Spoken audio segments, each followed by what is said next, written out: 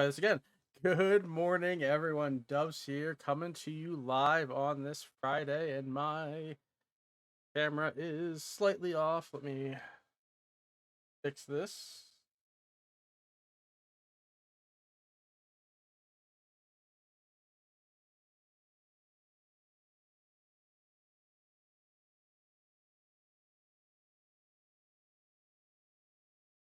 A little of that. Aha! Look at that. No more edges. It kind of zoomed in a little on my face as I'm waving in game. Not that you can see.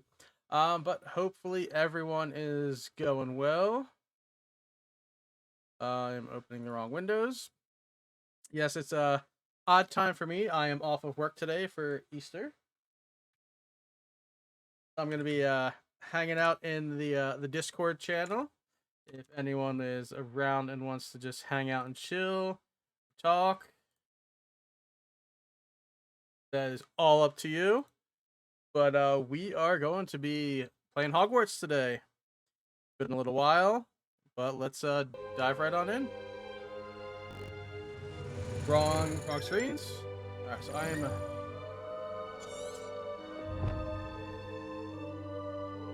What was I doing? That is a good question.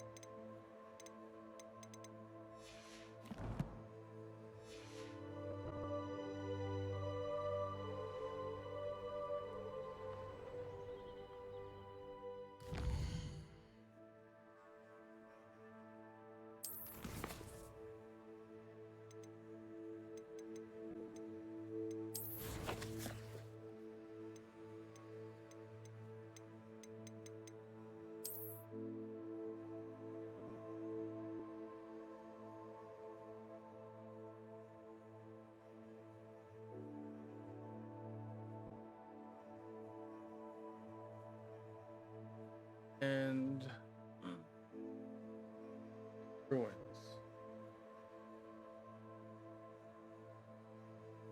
The West River.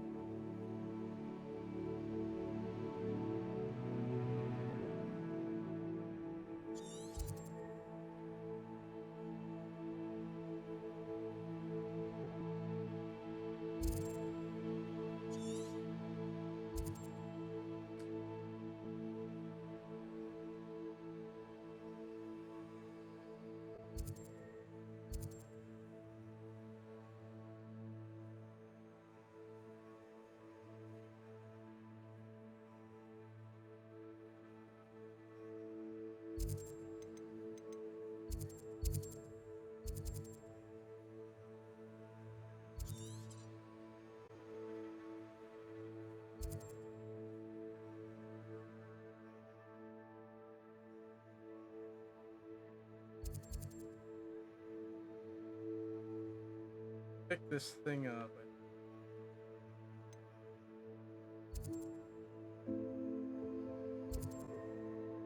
Grabbed it there, so I thought it should be like throwing straight across where I'm.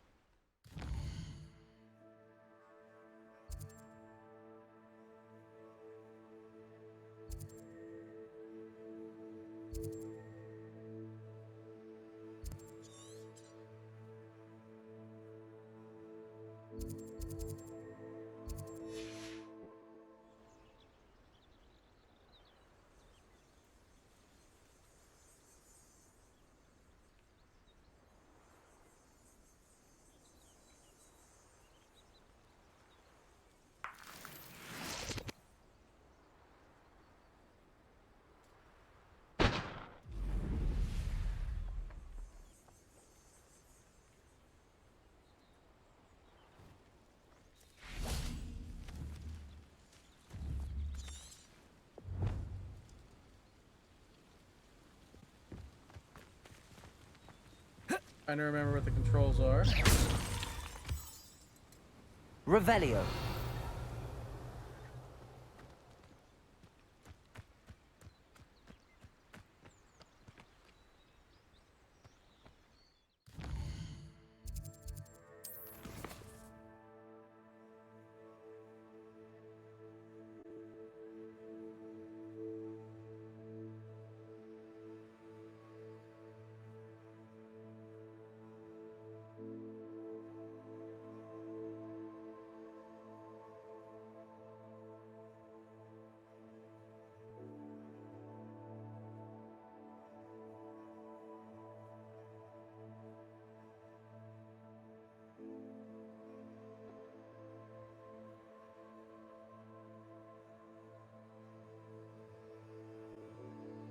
Oh, okay, so it.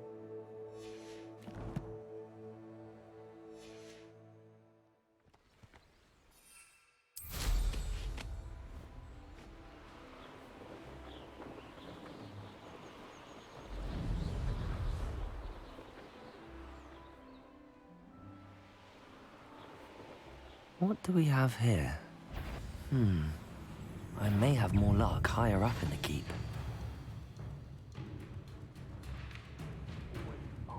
This is the spot on the map. I'd best have my wits about me. This castle's hiding... Missed me!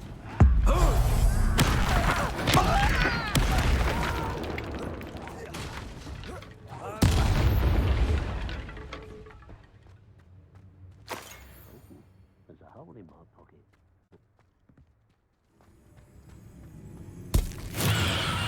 Revelio.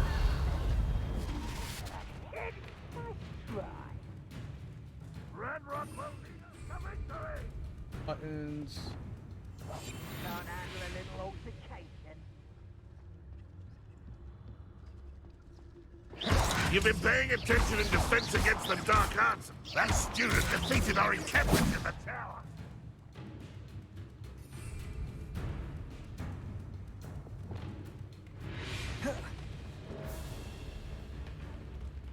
I just need to look at the controls quick, because I forget.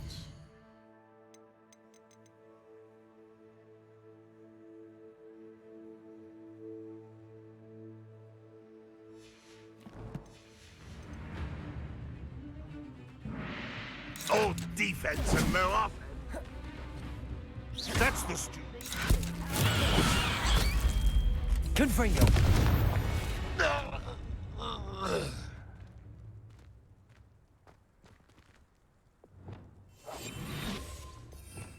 Revelio.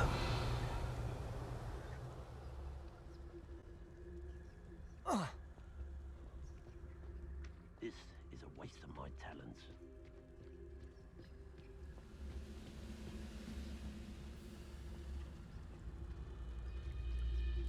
Petrificus totalis.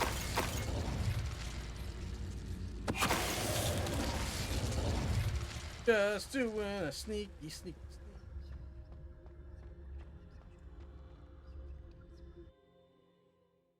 There we go.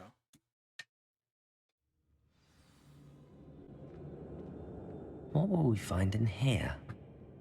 Revelio.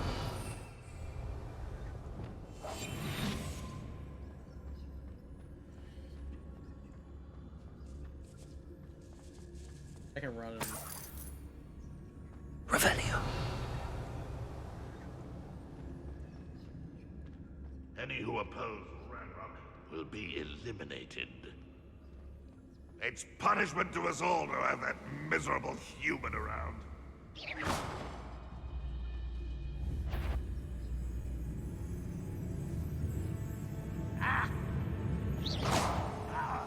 What was that?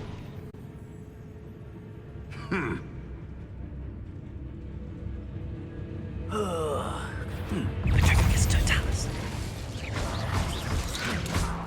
You think you're so stealthy?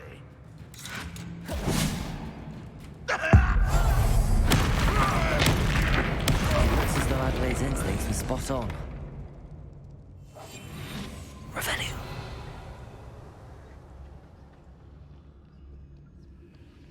Hello, Amora.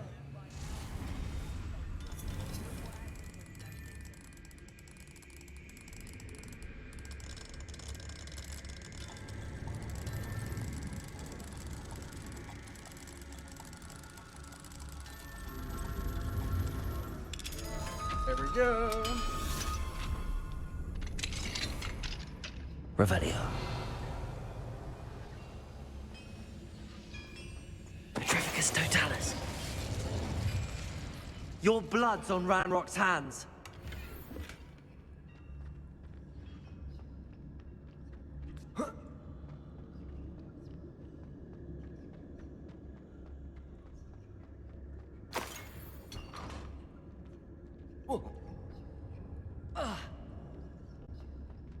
Revelio. Accio.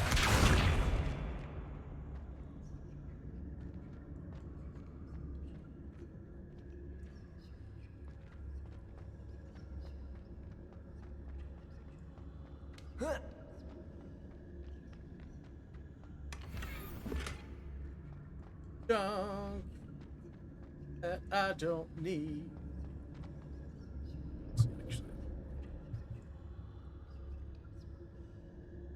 There we go.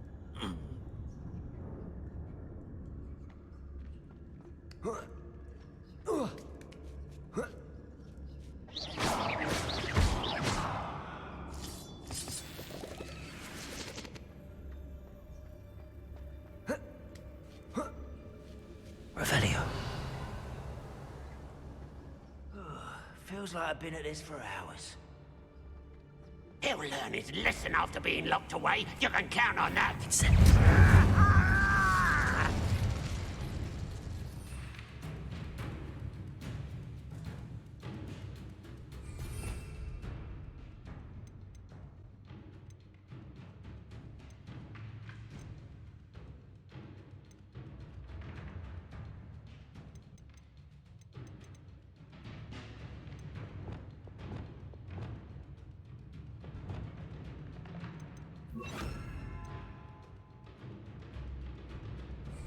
Blazing.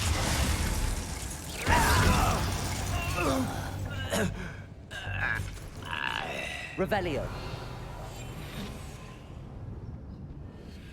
I'm so out of practice with comboing and stuff.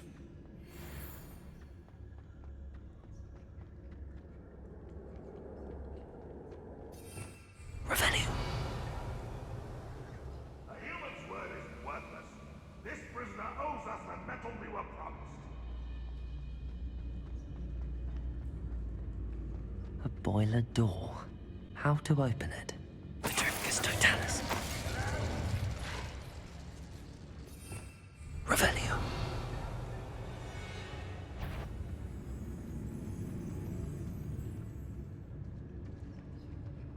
Petrificus Totalis.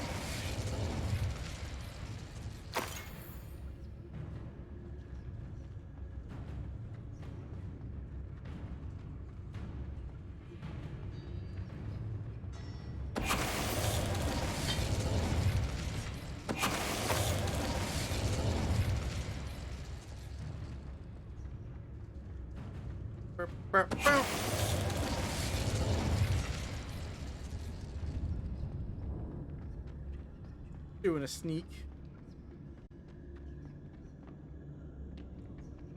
Old sneaky. Revelio.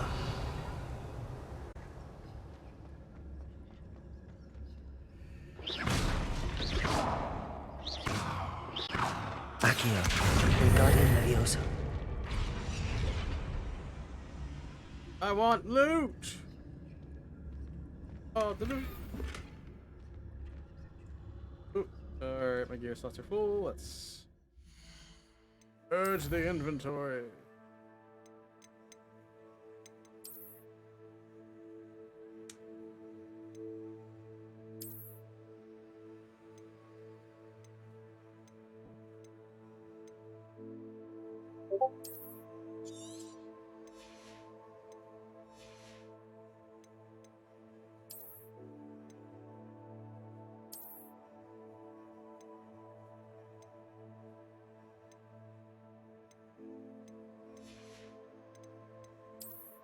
A bunch of junky headwear, probably. Hello there. Yo, Nordic. I'm doing well. How are you doing today?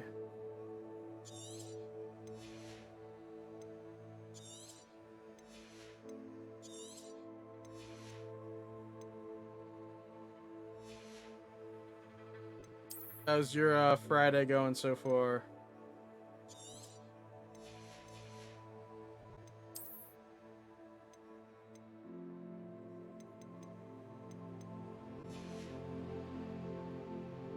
Nice. Yeah, I'm gonna be reacting to that and how it goes.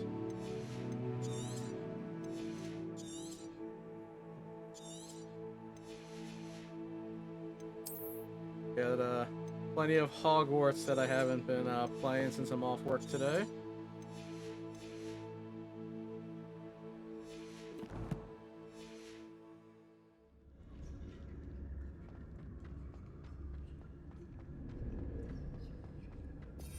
Revelio. Super out of practice in this game, and I'm just being horrible.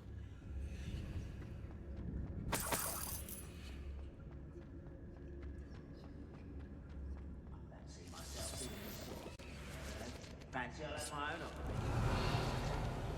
all working for me. I wonder if Adelaide's uncle could be down there. Petrificus totalis. Glacier.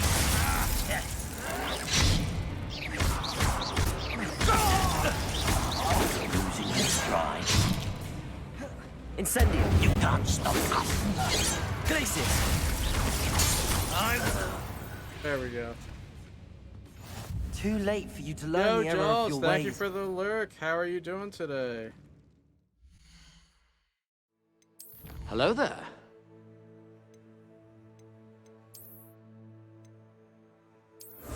You're drinking the wrong water. Gatorade. I'll have some lemonade. H2O. Thank you for the hydrate. Gatorade. H2O.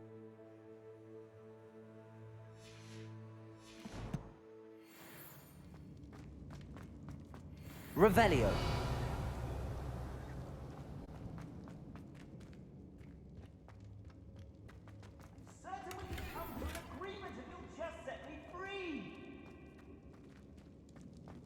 Hello? Mr. Oakes? Yes, I'm here. They've taken my wand. This cell has an enchanted lock. I have experience with these locks, but I need my wand if I have any chance of opening it. Look for a boiler door. I've heard them speak of it. Found it. I need to find Mr. Oakes' wand. Where could it be? Revelio. Back the way I came.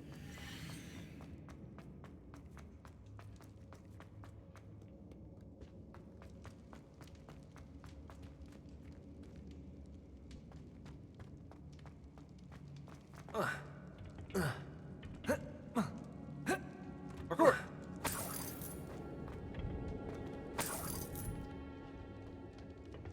Incendio.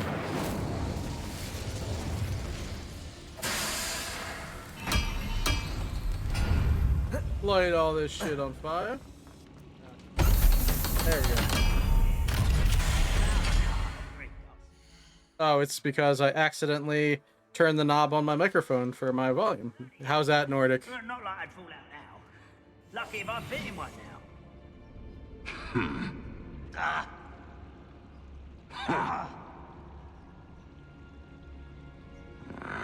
have a brother who works at Green Gut. Yeah, it's my HyperX. It has the knob on the bottom, and One way or another, we'll get one. apparently I slam a loyalist commander to the ground. So that'd be a Levioso into a depender. This might be the best meal I've had in years.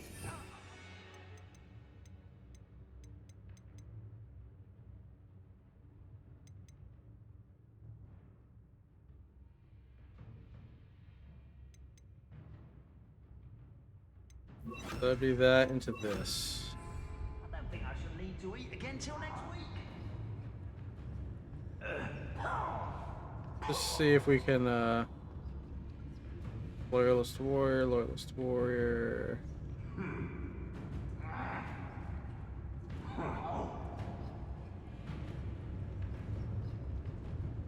Just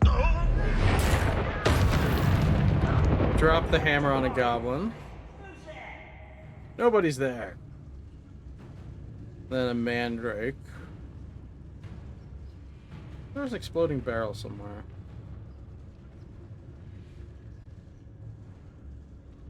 There is one.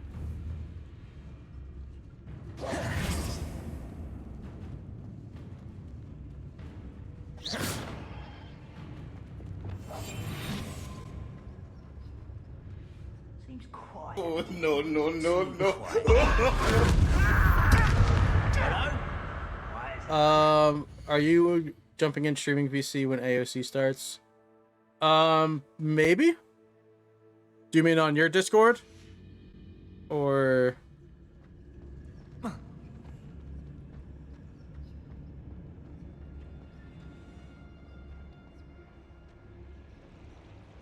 Yeah, I can, as long as we're... everyone's not there talking Swedish. Because then I have no idea what's going on.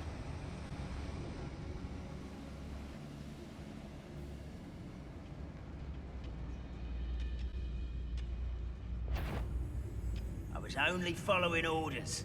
Leave your accusation. Wait a moment. Does Hogwarts teach you nothing about dueling? Accio. Oh, I was wrong. Protego. Alright, we'll just, Descendo.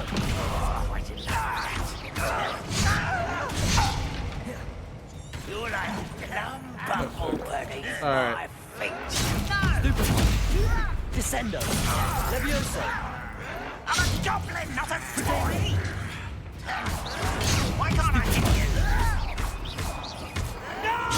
Get accustomed to that. Don't have time for this.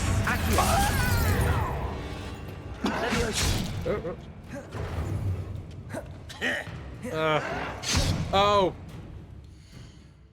Yeah, I forgot to completely change that.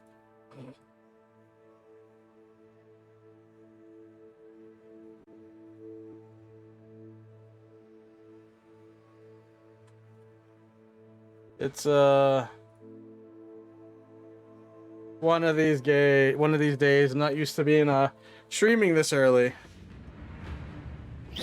Descendo. I won't rest until you. One less human to worry about. Levioso. Descendo. Damage. I will make you. I won't rest until. Levioso. Defendo. Confringo.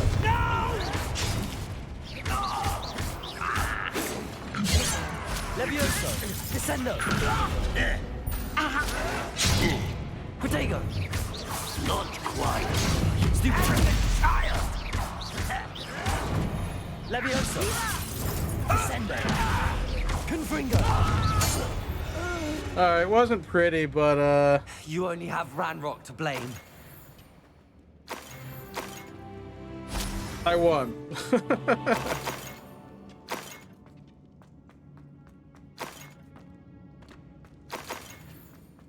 Alright, so I got talent point. Yeah, it's been a while since I played Hogwarts. Spells. That.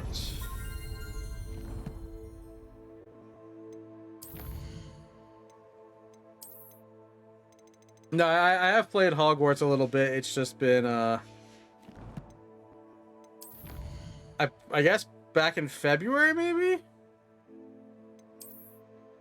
Since I last played.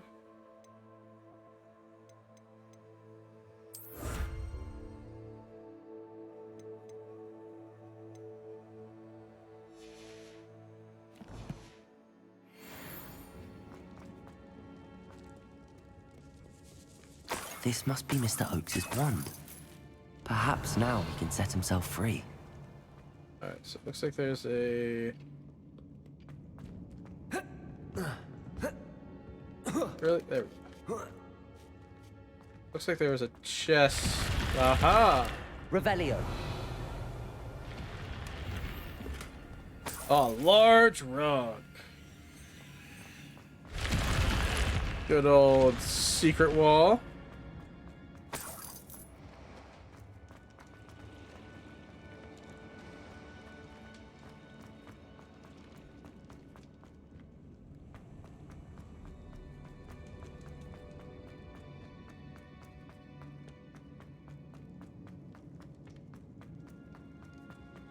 Oh, you found it! Pass it to me! Hurry! Before they come! I must get out! Hurry! I don't think there's anyone left alive.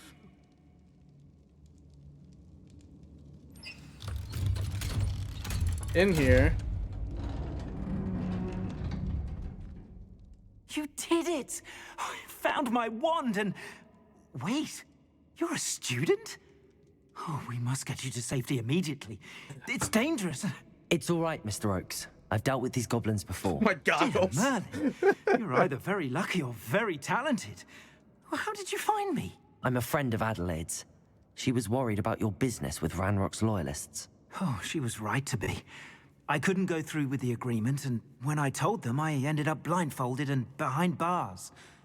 Been locked in that infernal cell for so long, they'd forgot I was even there. I overheard things. If only I could reward you for what you've done. Blasted goblins stole every knut on me. All I can say is thank you, truly. You mentioned you overheard things. Sad tale, really. I think I know where Ramrock's unfortunate vendetta against wizardkind began. Although dragon breeding was outlawed by the Warlocks Convention of 1709, Ranrock stumbled upon an illegal dragon camp. He was young, found the creatures fascinating. He'd visit the camp in secret whenever he could, never making his presence known. After weeks of sly surveillance, he finally summoned the courage to speak to the wizard in charge. Ranrock wanted to join them, and the creatures. The wizard happened to drop his wand. Ranrock saw an opportunity. He picked it up, went to hand it back as a means of introducing himself. The sight of a goblin with a wand sent the wizard into an instant rage. He beat Ranrock nearly to death. Ever since, Ranrock has despised wizardkind. I mean... Sees us all as cruel. Am I right that you speak gobbledygook? Unbeknownst to Ranrock's fiends, I do. I've always had an affinity for goblin culture. Knew I wanted to be a metal trader ever since I was a lad. It wasn't easy learning the language. It's complex, and my memory's as weak as my knees these days. But after decades working with fine goblin folk, I grew fairly proficient. At least, I'd like to think so. Cool. I'm grateful I was able to help you, Mr. Oakes. Adelaide thinks the world of you. Oh, and I her. She's become quite savvy to my trading habits, always analyzing my detailed owls. If only I hadn't resorted to trading with such fiends. A lesson I shan't soon forget. Having my wand back is like being reunited with an old friend. I must return home and inform Adelaide of my safety. Will you be all right? I'll be fine, Mr. Oakes. You get back to Adelaide. I assure you, her worries outweigh yours. Oh, I'm anxious to see my dear niece. And then I plan to travel far from here for my next round of trading. Thank you. May life reward you justly for your deeds. Be well, my friend. Mr. Yeah, Oakes was lucky. Ranrock's lot would never have freed him. So, Nordic, how's your Valorant been going?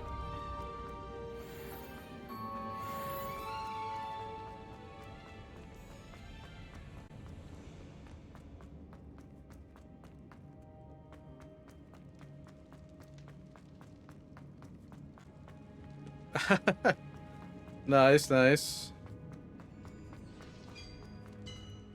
But I am this way. There we go.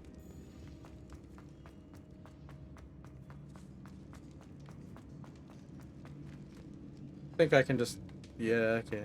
That's all you have to do. There we go. Oh, definitely. That's why occasionally I play League. Alright, well, thank you for the lurk, Nordic.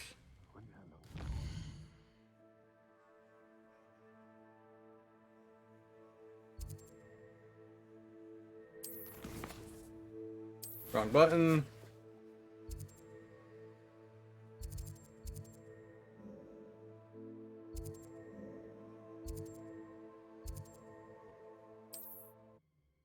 Gonna do some fast traveling. Oh, I did hit 30, so I might have new gear to put on. Might not. Let's just take a look. Nope, nope, nope. Nope. Nope.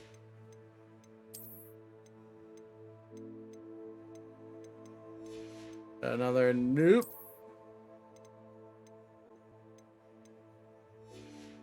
Something to identify.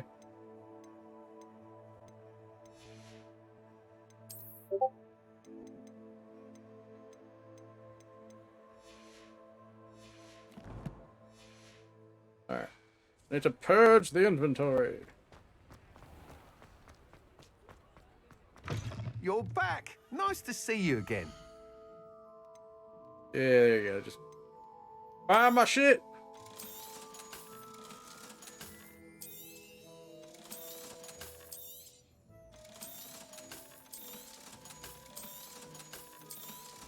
Wrap around.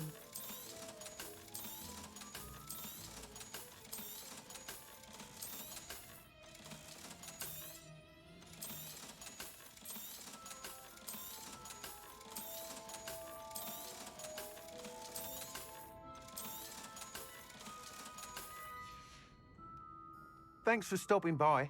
Hope to see you again.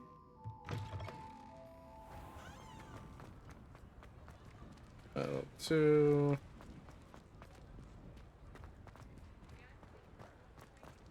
Let's see, is there anything left in here to buy? I was wondering when I'd see you again.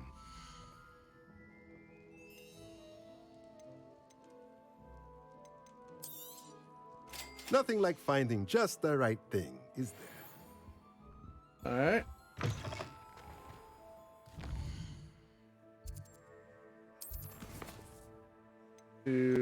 I can't do that.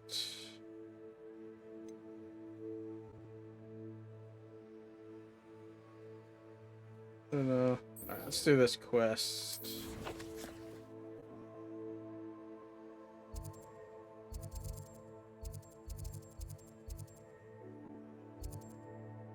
Guess we'll just hit here.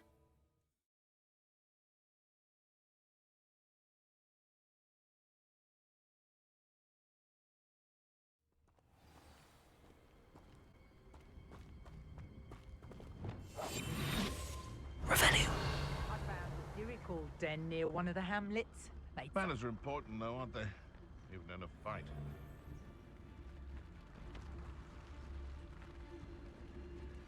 It's been ages since I've... Petrificus totalis.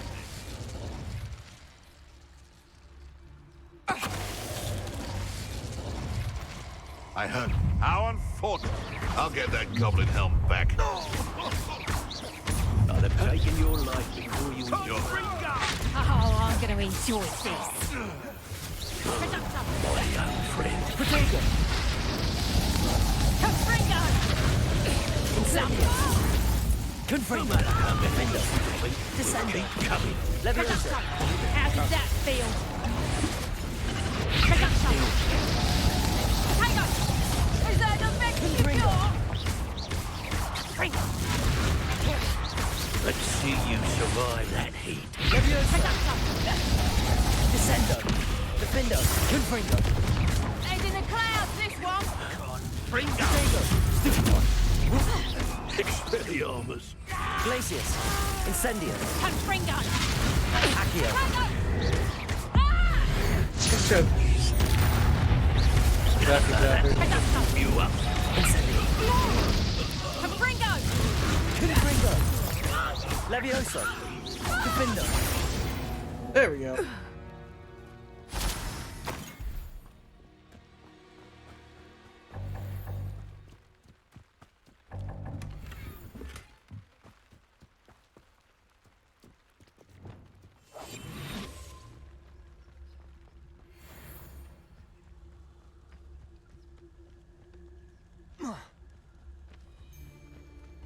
Petrificus totalis.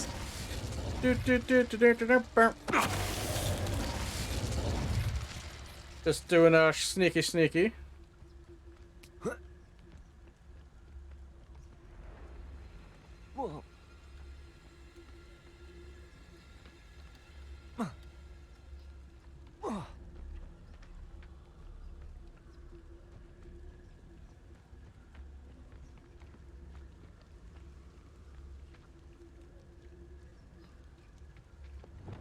Confringo.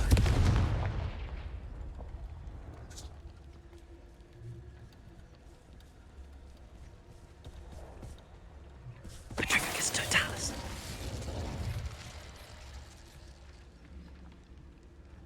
Confringo. Confringo. Oh! Oh. Don't know what that was.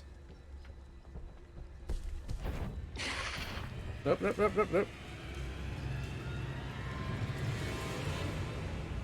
Nothing to see here, Spooter.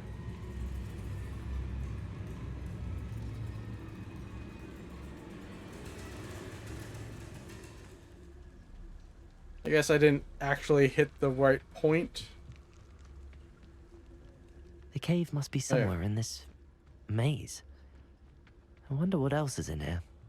Spiders.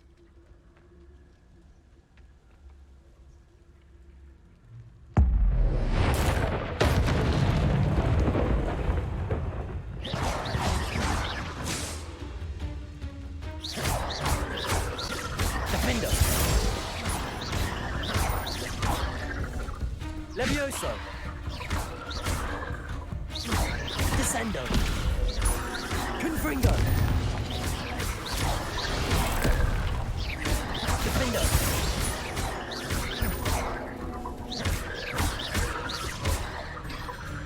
Descendo. Confringo. Levioso. I think if it's that attack.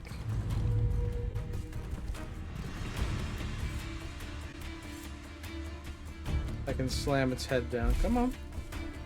Descendo. Blam! Potato. Stupid. Stupid. Confringo.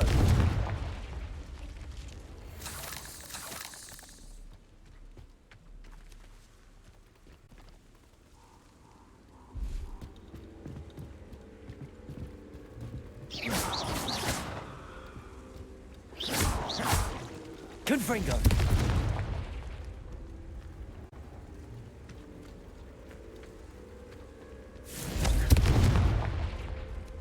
Popping the eggs.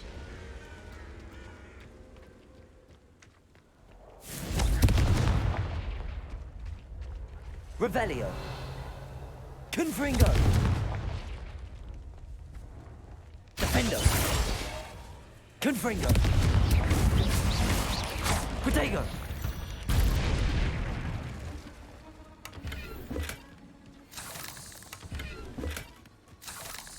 Just doing all the looting, getting all the stuff.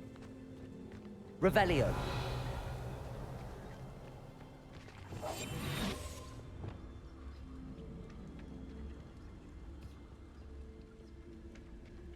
This could be the Acromantula cave Mr. Adley mentioned.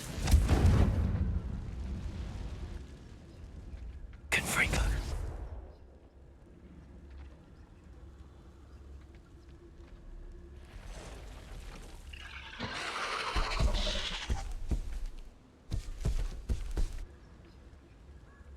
So this is the infamous absconder.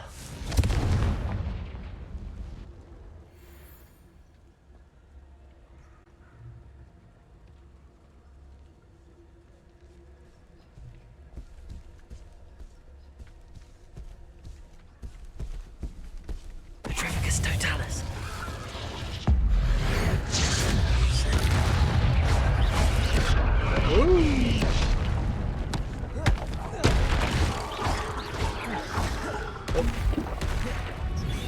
Descendo. Defendo.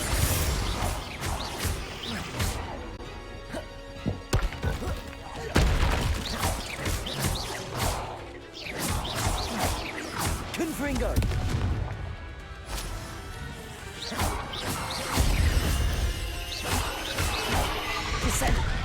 Ow. Confringo! Defendo! Levioso!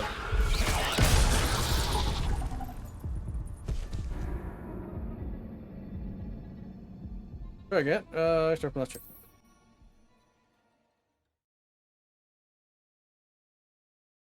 Big Spooter hurts. So this is the infamous absconder.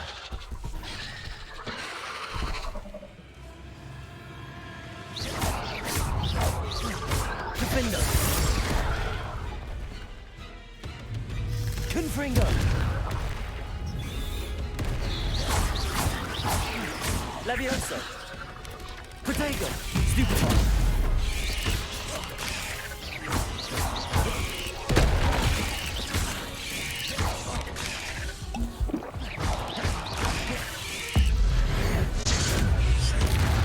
Confringo! Defendo!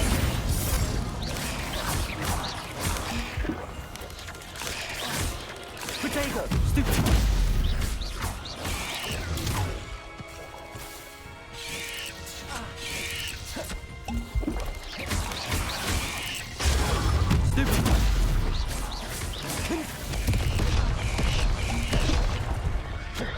Ow.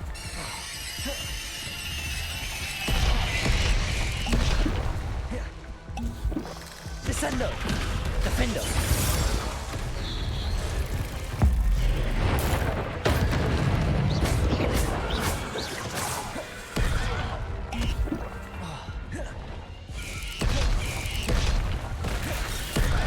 Oh, that's my face. Defendo! Confringo!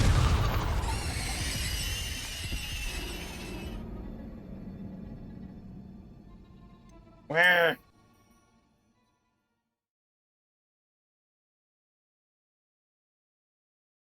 So this is the infamous absconder. Wonder if we can.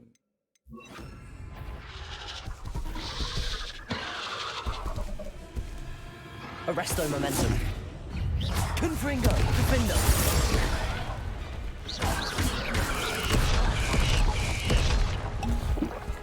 Descendo! Confringo!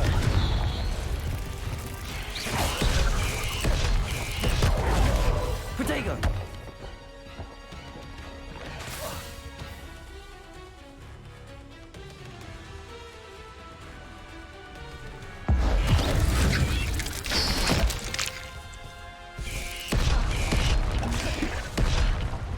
Arresto momentum.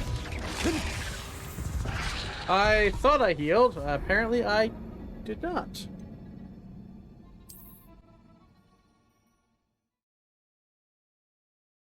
Maybe we'll get some. So this is the infamous absconder.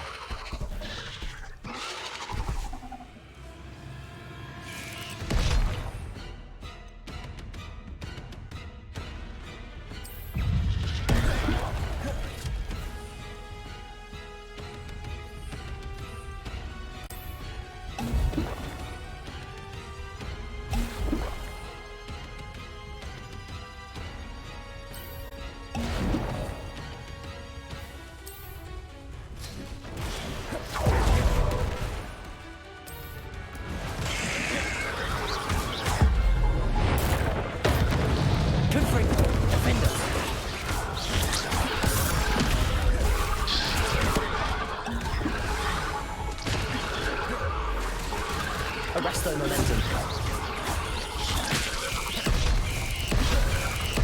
Descendo. Oh, I did get him right Well, there. That's taken care of. Whew. I need to find the heirloom for Milo's daughter. We'll just pop all the Revelio. potions.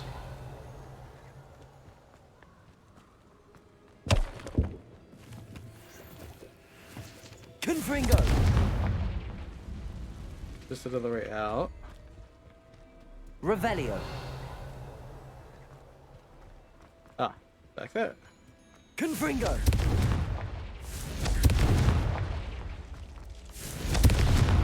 Alright, Spooter dead. I need to bring this heirloom back to Mr. Adley. Okay.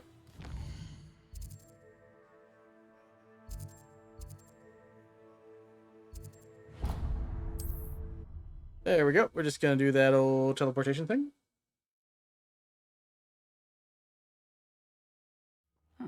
Seems a pleasant enough little place. Aloha Mora. Break it in.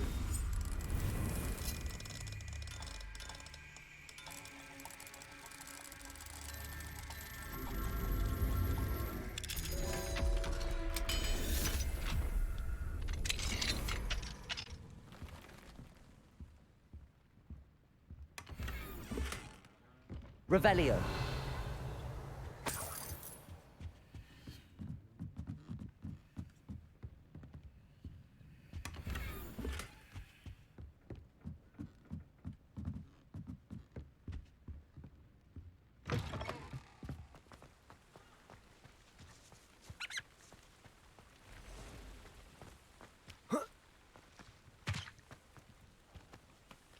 Aloha Mora.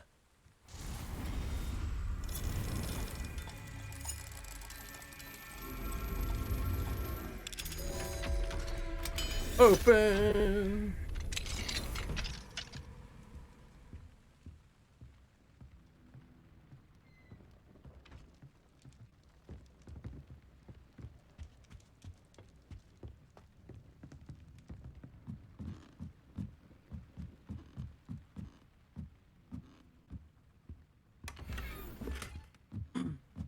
Just breaking and entering.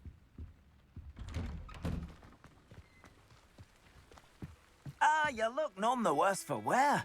Mr. Adley, I retrieved the heirloom pocket watch from Milo's body. Merlin's beard! How did you? I'm awesome. Actually, I don't want to know. I don't want to think about that acromantula ever again. Thank you. Thank you very much.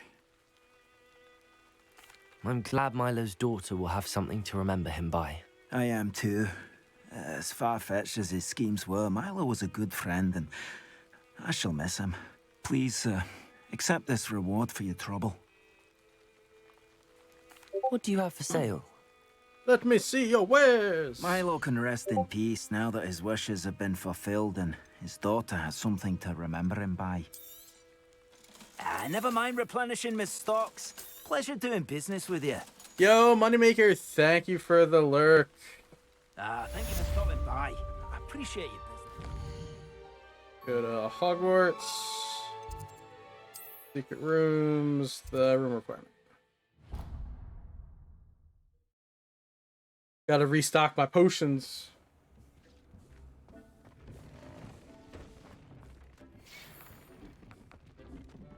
Check up all my animals too.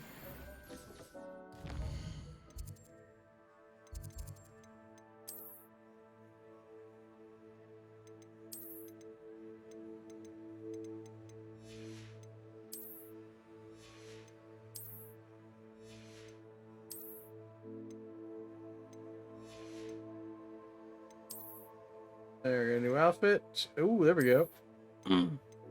Nice little upgrade. What about cloak? Yep. Neckwear.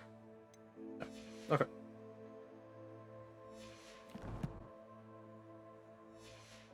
Alright, so we did that. Things you should be proud of.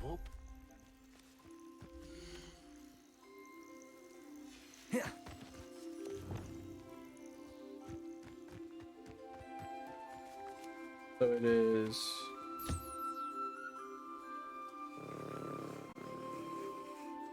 You're doing that.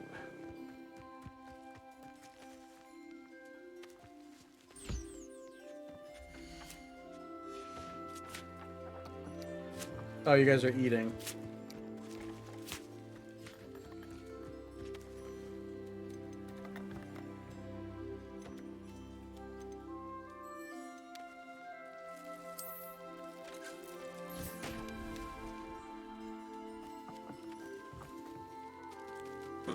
There you go. Where'd everyone else go? Oh, you guys playing with the ball?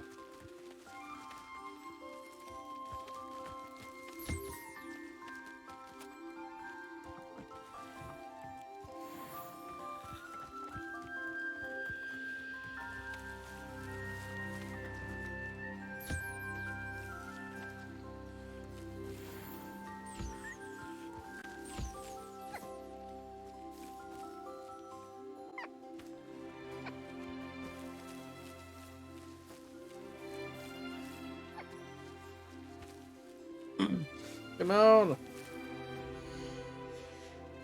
There we go. Think I can.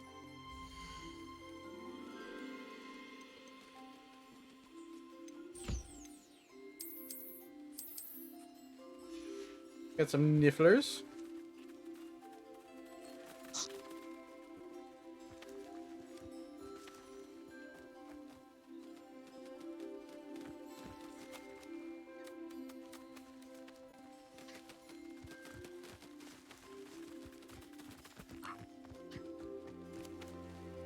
Lumos.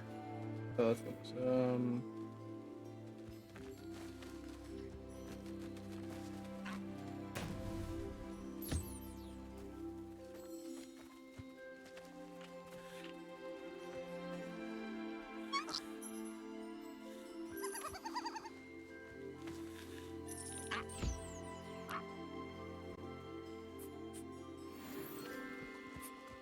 There you go.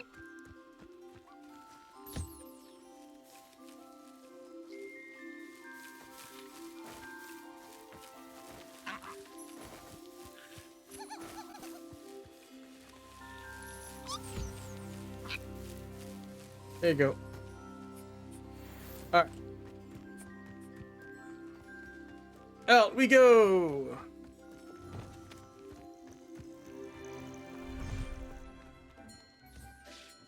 Dick thinks you should be proud of all the potions you've brewed.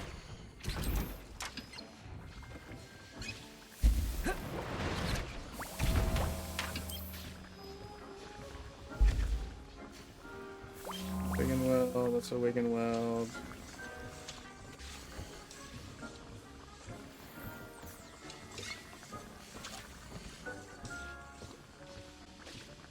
That's...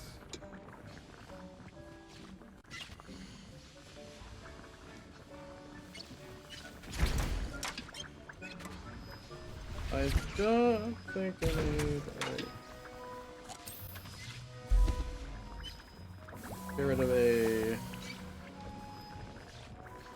Try that. The Maximus.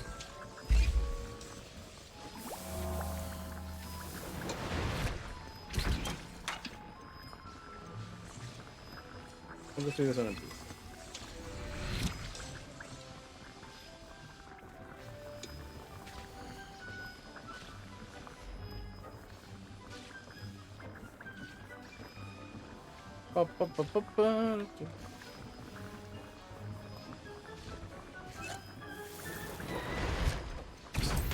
Stack another one there. Check all the random shit.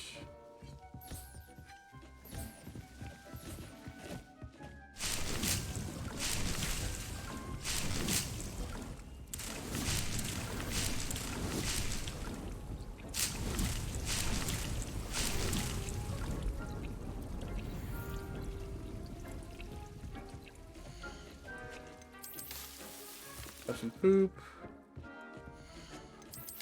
Everyone gets poop.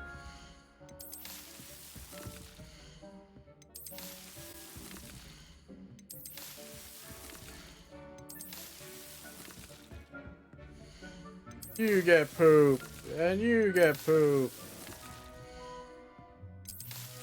Alright.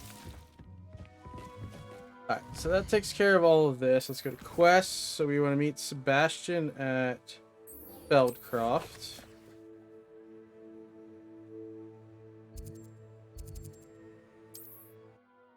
Whoop. Back to the main story.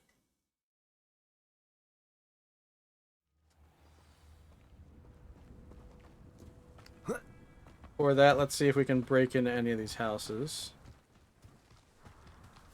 That is too strong of a lock. Revelio.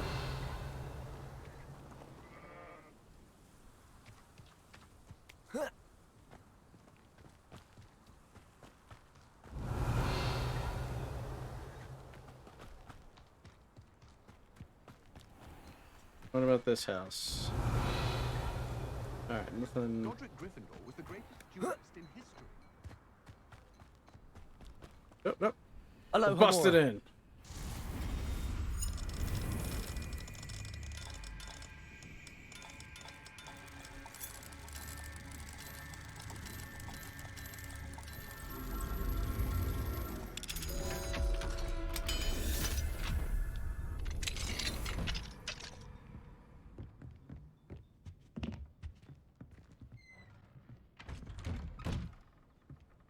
Okay, I guess I was already in here. Wamp wamp. Revelio. You made it. Yep, I made it. What's up? Enjoying the view. Keeping an eye on things. Feldcroft isn't what it used to be. No one has felt safe here since Ranrock's loyalists took a peculiar interest in that castle over there. Rookwood Castle. My uncle Solomon is a former Auror and refuses to look into it, even after Anne was cursed by one of them.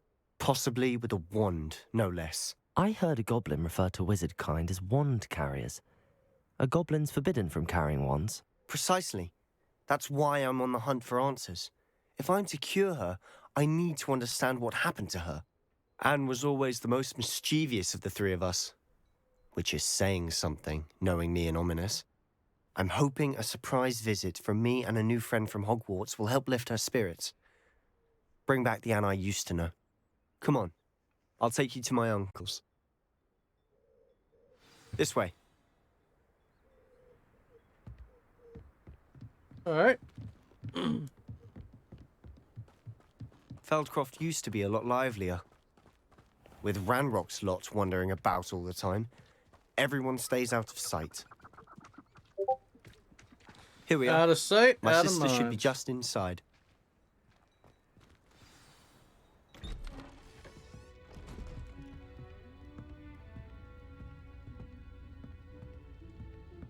Aha! Sebastian, where did you... Is that what I think it is? We've been over this, boy. Hey. Shrivelfigs cannot reverse a curse. Nothing can. The sooner you accept that reality, the better. But we haven't tried everything. There is no cure! When will you accept that? Never. I can never accept it. Now look what you've done. I'm sorry.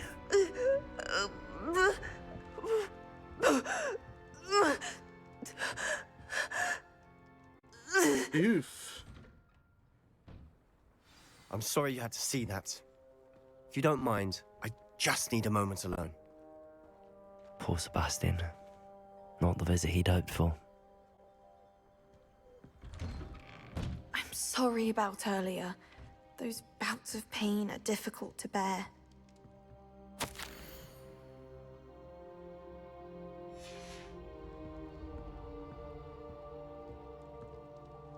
Are you all right, Anne? I didn't mean to intrude. You didn't, truly. And I'm all right. The pain from this curse comes in bouts, and often suddenly. It's not anyone's fault. It's nice to meet you, by the way. You must be the new 5th year Sebastian told me about. I am. Sebastian and I met during a rather lively duel in Defense Against the Dark Arts. Oh, dear Professor Hecat. She's a powerful witch. And she knows how to keep students like my brother, and me, in line. I do miss Hogwarts, but I wouldn't mind being in Feldcroft, really, if it wasn't so dreary now. Between the goblins at the castle and my uncle fighting with Sebastian whenever he's home, it's not the cozy retreat it once was. Sebastian mentioned something about your uncle being an ex-Auror, but refusing to go after Ranrock's loyalists. I must say, I wasn't prepared for him to be as angry as he was. Uncle Solomon is frustrated by what happened to me, and by Sebastian for thinking he can fix it. They both mean well, I know they do, but my uncle is right. This curse cannot be undone. I can feel it. Sebastian cannot take away my pain. Perhaps you can help him to understand that. I'll do my best. I can promise to speak with him about it. Thank you. His search for a cure is futile, I'm afraid. I'm getting tired. I should probably rest. Thank Except you for for I have stopping by. ancient magic. I wish you well.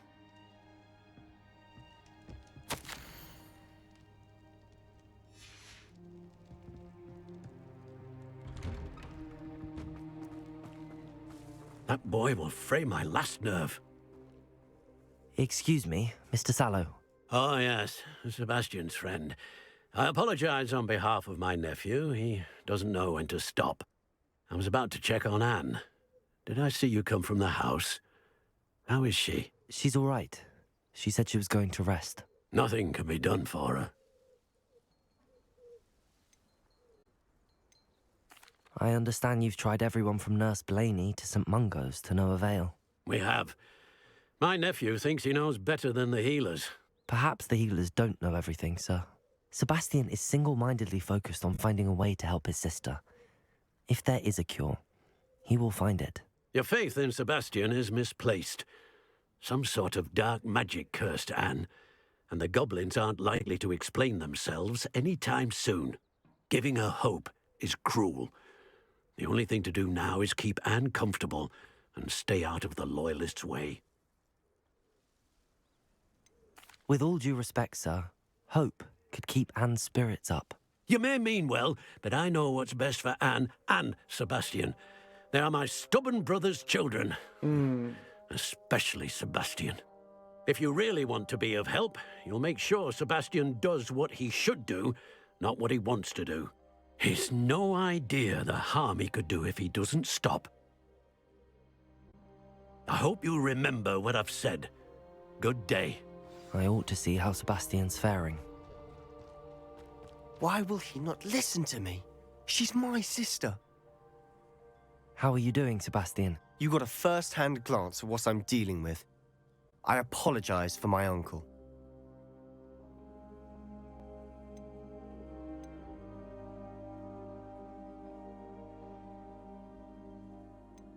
I know he's angry, but he's only trying to do what he thinks is best for Anne. He's always angry. He's been angry since my parents died. After Anne was hurt, he only grew worse.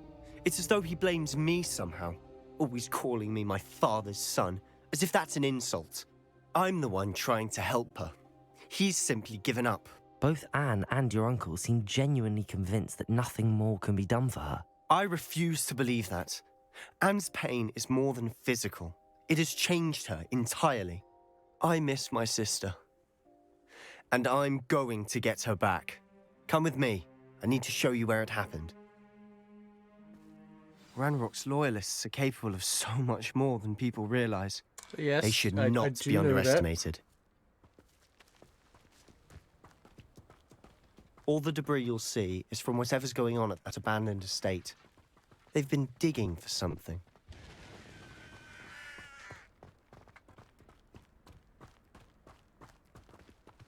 Up there, on that plateau, is where they cursed Anne. This way. Wonder if there's like residual of dark energy. How much longer are we expected to dig through this rubble? Ranrock knows what he's doing. It's an honor to be a part of it. Dead wizard in my book. Defender! Confringo! Descendo! Arresto momentum! Findo! Protego! Descendo! Alright, so I need to do it.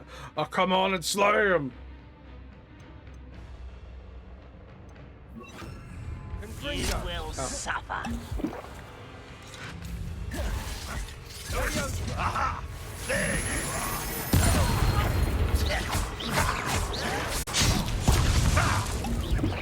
That was unimpressive. Confringo! No! Defendo! I will make you pay. Descendo!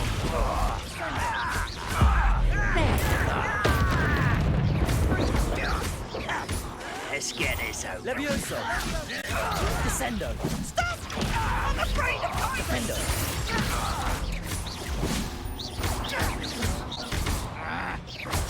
Levioso!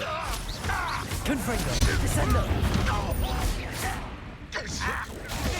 Box! Oh, let's pay attention.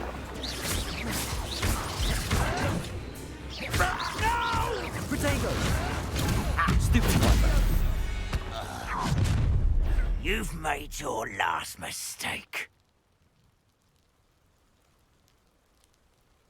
As if you will regret coming here.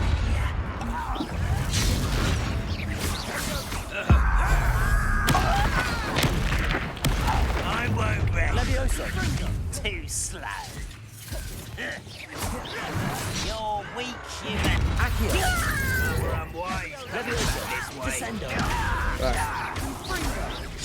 Confringo! Defendo! Stupid one. Lucky, that's all. Descendo! Such a white Confringo! Defendo! I won't rest. Levioso!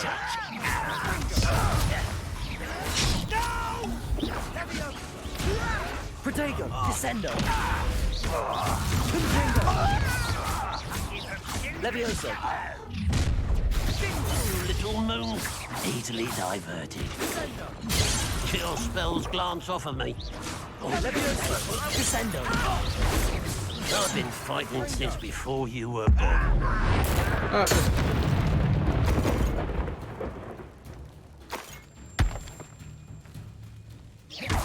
Protego! Stupid! Taken out. Levioso! Defendo! Descendo! I confess, that was a bit more than I bargained for. Revelio! Just a wee bit.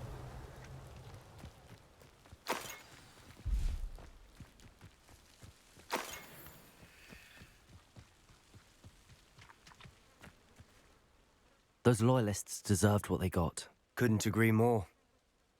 This is where it happened. We smelled smoke in the middle of the night. When we looked outside, flames were shooting from the estate. Before my uncle and I could stop her, Anne rushed out, racing towards the fire, worried someone had been hurt.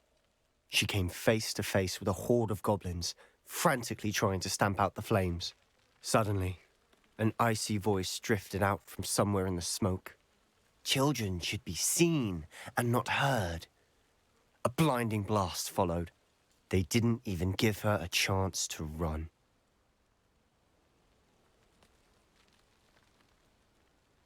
It seems an awfully violent response to a child wandering by. What were they trying to hide? My thoughts exactly. It may be grasping at Billywigs, but I keep thinking that there might be something here that could lead me to whoever cursed Anne. Might be the only way to learn what type of magic harmed her, which could help me find a cure. Perhaps you're right.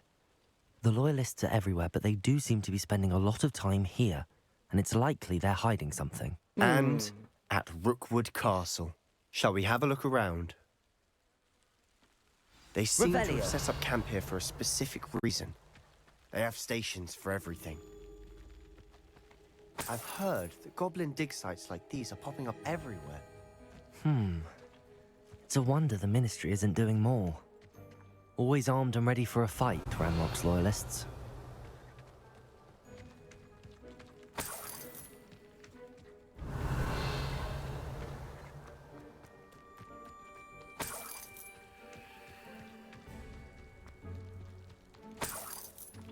Free loot. Revelio.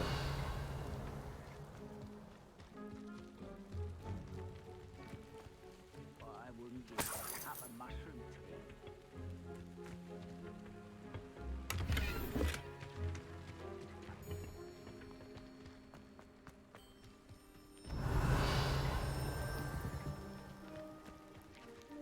Whose home was this? Been abandoned long since I've lived here. Rumour was a Hogwarts professor lived here once, centuries ago. But that's all I ever heard. It might be worth taking a closer look at the house itself.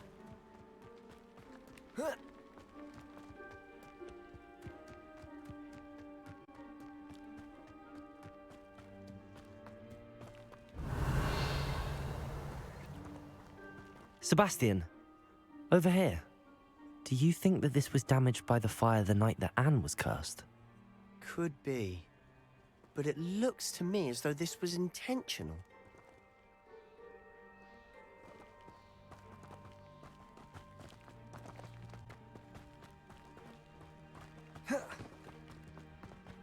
Revelio. Excuse me, Sebastian.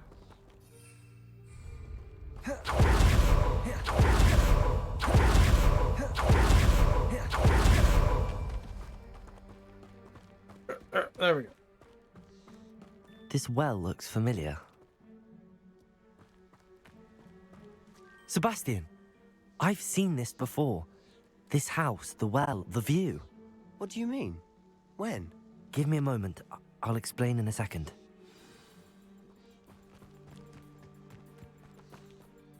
Sebastian, this house did belong to a Hogwarts professor hundreds of years ago. Who?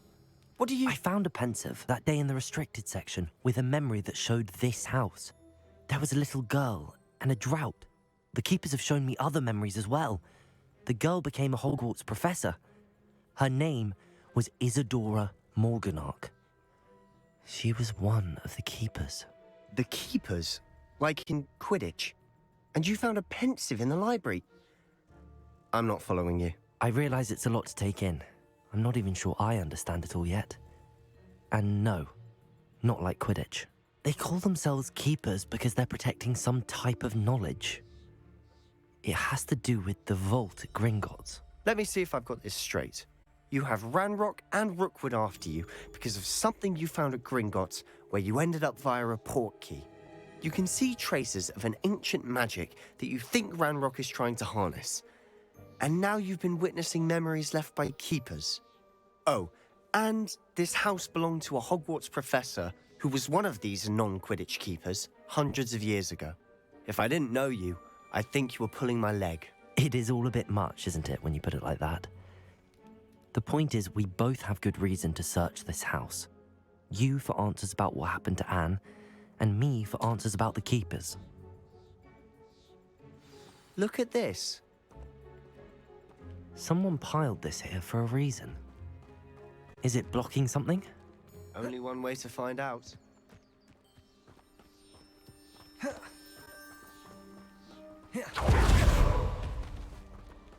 Come on, get out of my way, or get in.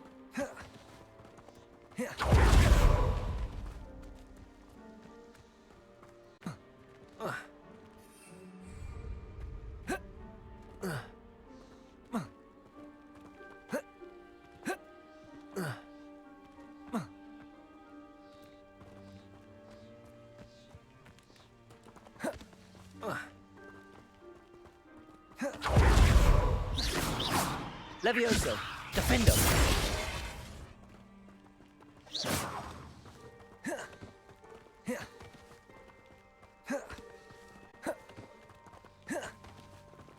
Oh, he's almost out of the way. Come on.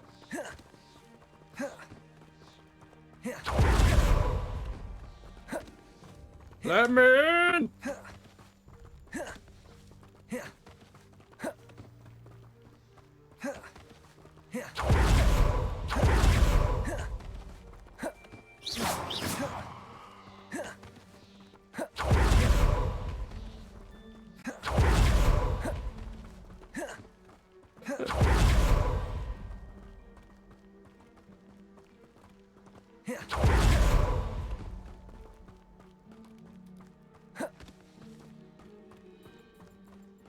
Dang it! Go this way.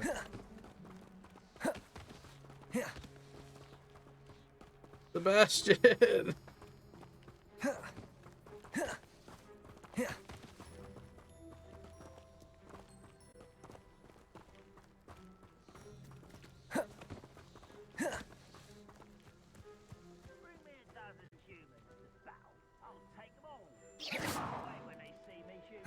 Descendo. Levioso.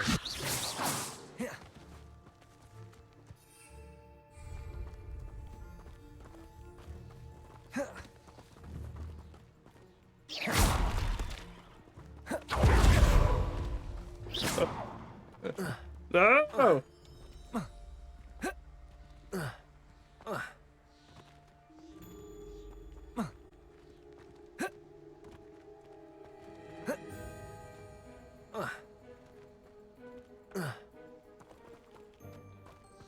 Dang, healed parkour!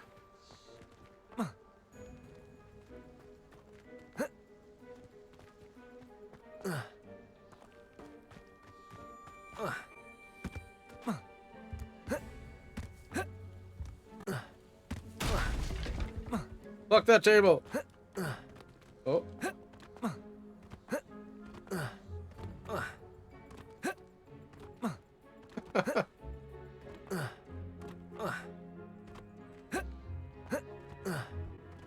Come on! Damn you, invisible wall!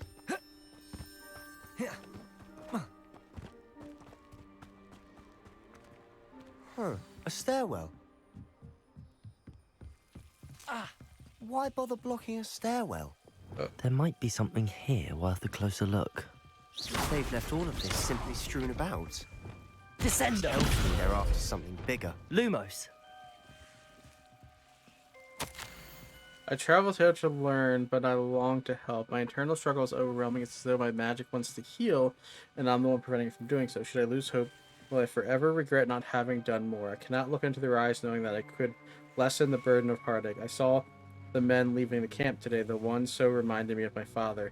Surely it wouldn't hurt to help him. I could further my research, of course, but that would be fortuitous consequence of doing something good with this ability. Seems these journal entries are from Isadora's travels.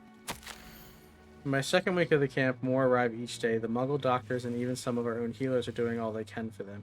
The grief is palpable. The ones who have survived the plague are forever damaged by their loss. The fever may pass, the skin may mend and scar, but the devastating sorrow remains. I saw a man much like my father who had lost a child. I couldn't bear it. I long to give him some shred of relief. I'm beginning to think the others are wrong. I have the power to help these souls. It seems as arbitrary not to help them as it would be to rid them of their torment. Journal entry of Isadora's. You're not going to believe this. I can see the Undercroft. What? A daydream? Because that happens to me too.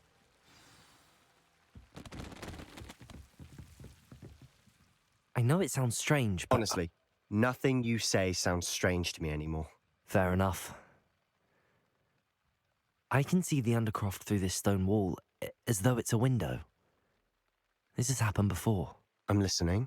I think it's to do with my ability to see traces of ancient magic. But you said you didn't really understand it, and that you couldn't wield it. That's true, and I'm still not sure what it all means. What I do know is that my ability allows me to travel through these windows I see. Wait. We can get straight to the Undercroft from here. Ominous will be floored. We can. But perhaps best not to tell anyone else about this for now. Even Ominous. Understood. Well then, invisible, secret, ancient magic passageway? Here we come. I'm tempted to hold my breath. In we go!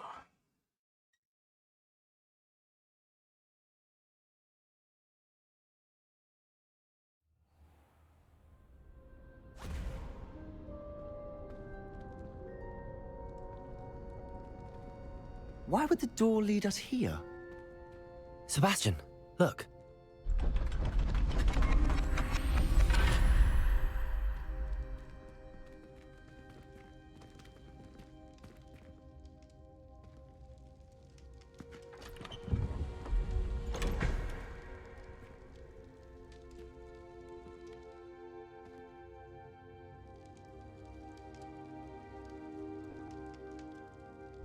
Why hide a triptych here?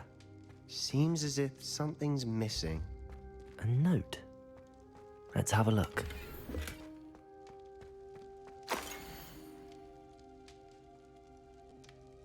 Anything helpful in the note? A rune symbol. I've seen similar symbols used by the Keepers. I've been thinking. A Keeper lived in that house centuries ago, and Ranrock and his lot have been searching there. You said that goblins may be wielding some form of this ancient magic. Do you think Anne was cursed by ancient magic? I can't be sure, of course, but I don't think so. I didn't see any traces of it around your sister. Very well. But that doesn't mean it's not ancient magic. There's still so much we don't know about it. True. Perhaps this triptych will lead us to answers. Then we'll have to unravel what this all means. But now I need to see Ominous. Don't worry, I won't tell him anything. Did I mention that, apparently, Salazar Slytherin had a secret scriptorium here, in Hogwarts? You did not? Sounds worth looking into. Any idea where in the castle? No idea. Ominous just learned of it. I'll let you know what I find out. I had no idea our visit to Cian would unfold into all of this. My head's an utter mess. But I'm glad you told me everything you did. I'll be in touch. Till then. Revelio!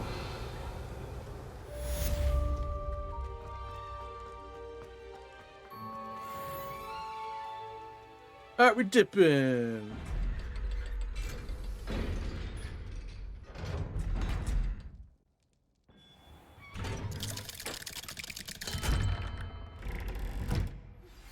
Meet me near the ruins of Falbarton Castle. After dark. Do not tell anyone.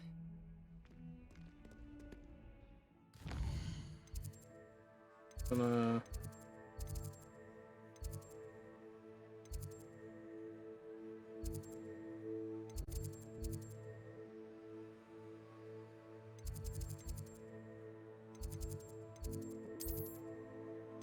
do have a quest. Let's go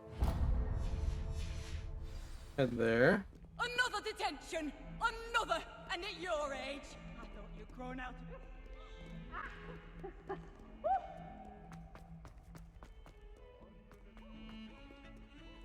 Revelio.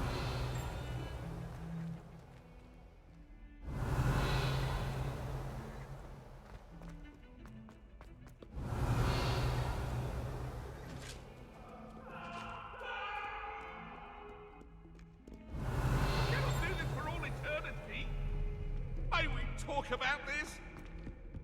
Get away from me! I'm sorry, I'm sorry!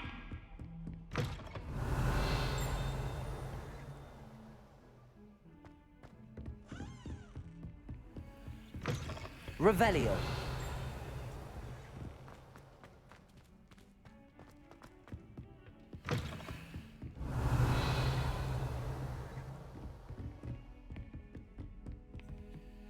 Alohomora.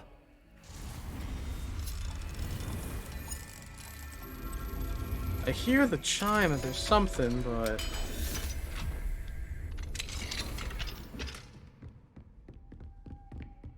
Revelio.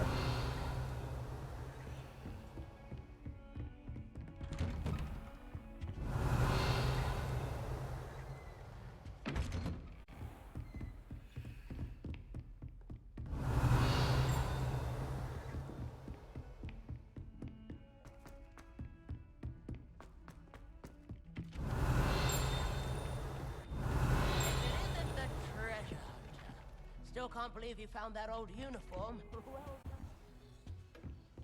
Revelio.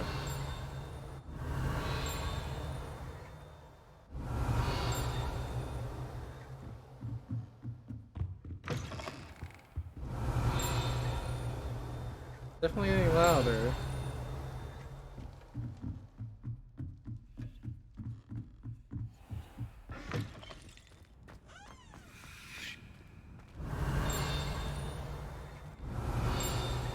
Oh, it's in there. Ah.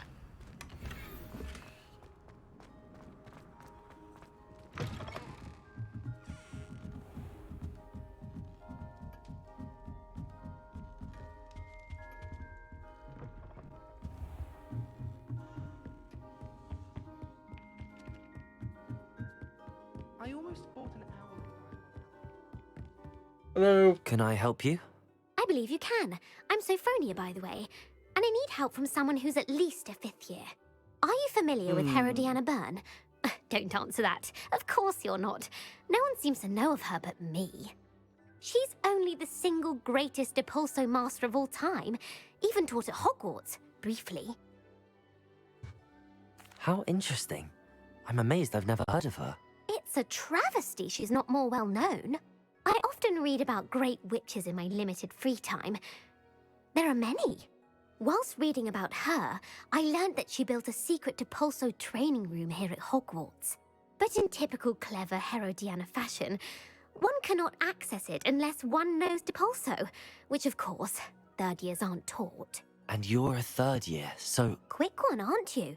According to what I've read, her signature outfit may still be there. I would love to see it. Would you get Herodiana's signature outfit and show it to me? If you tell me where to go, I'll see what I can do about it. Simply go to the Hall of Herodiana. It's at the base of the Defense Against the Dark Arts Tower. There, you'll find a series of Depulso puzzles concealing pieces of Herodiana's ensemble. Very well. I shall let you know if I find anything. I can't wait to see Herodiana's famous ensemble. Perhaps I'll make it up. Suppose I should look for that secret hall Sophronia told me about. It does sound interesting.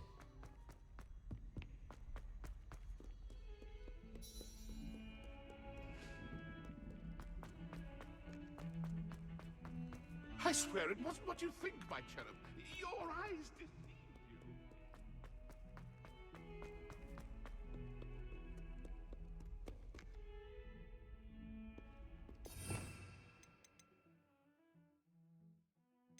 you. Depulso!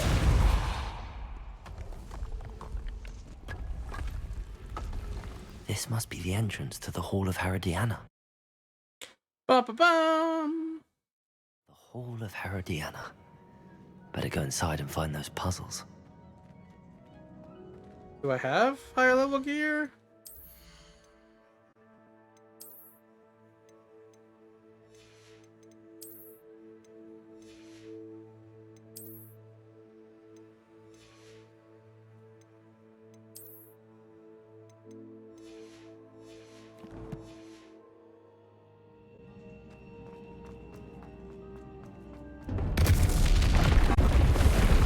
See if Herodiana Byrne was as good as Sophronia said she was.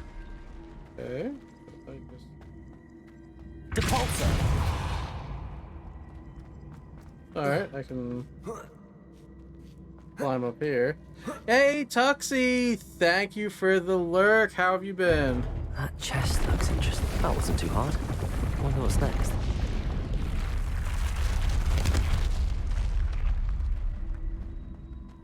Okay.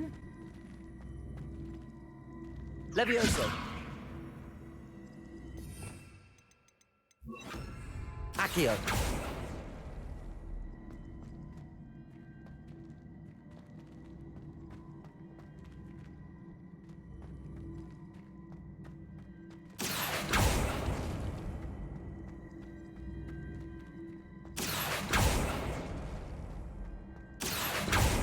Ow!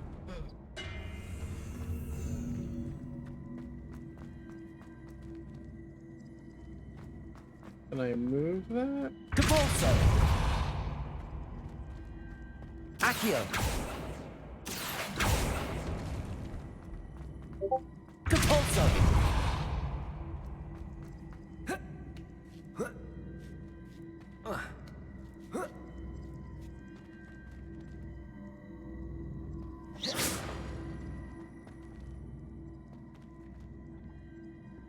Accio!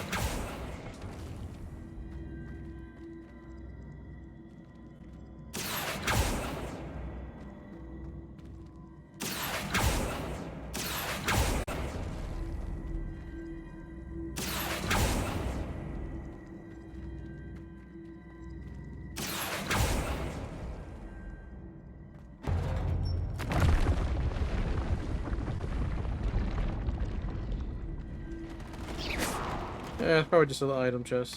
I think I'm getting the hang of this now. Just one left. Oh, okay.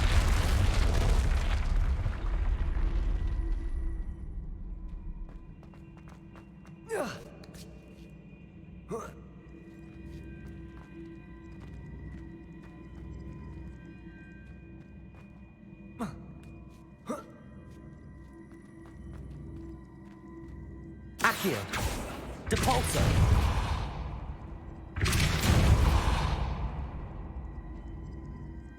Go.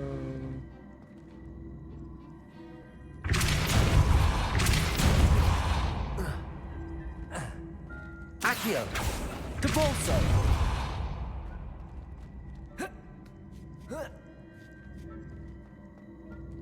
Accio!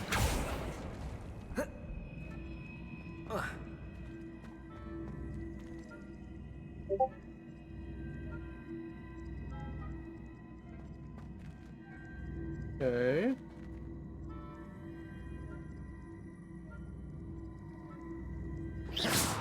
Depulso! Accio! Depulso! Accio! Doesn't do anything, does it? Levioso!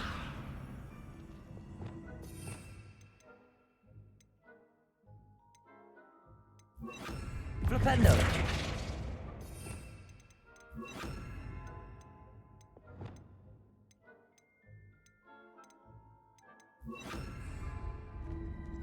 So I can get here, but there's nothing.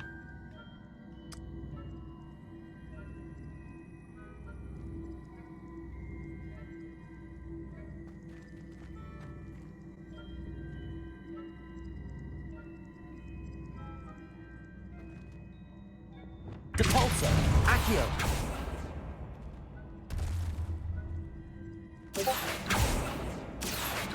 Depulso!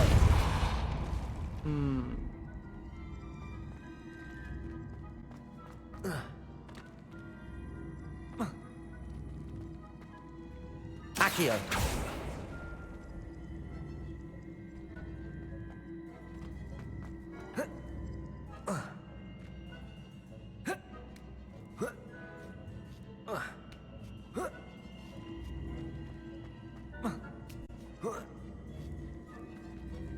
Depulso! Accio!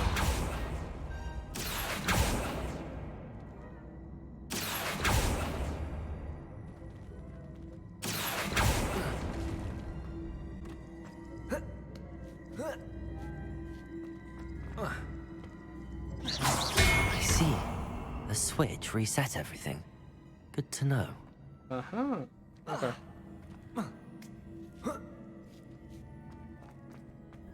That's what that does.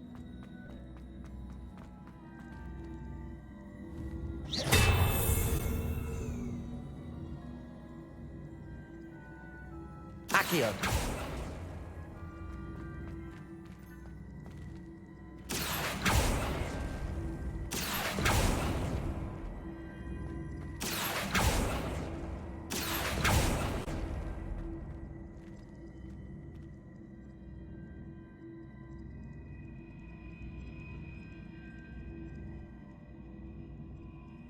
Depulso!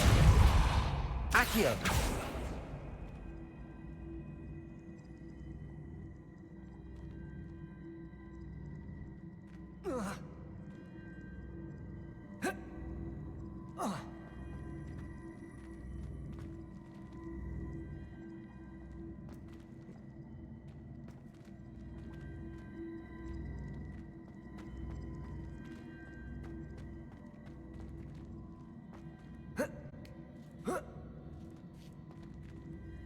Accio!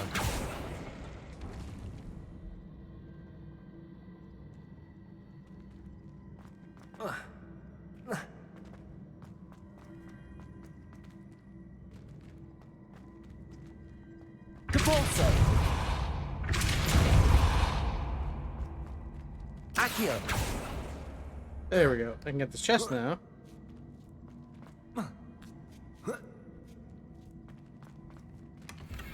Wasn't worth the time.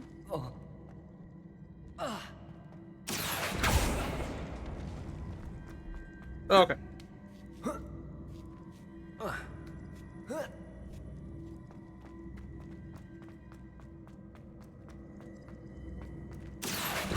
Depulso!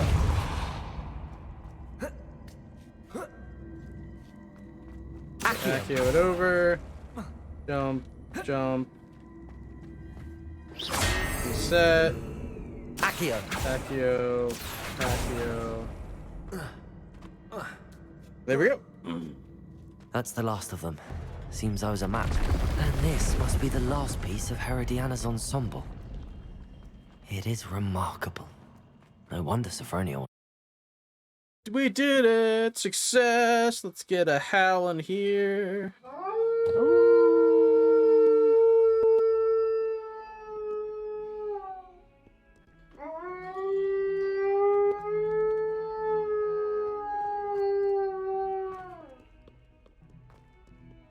Revelio.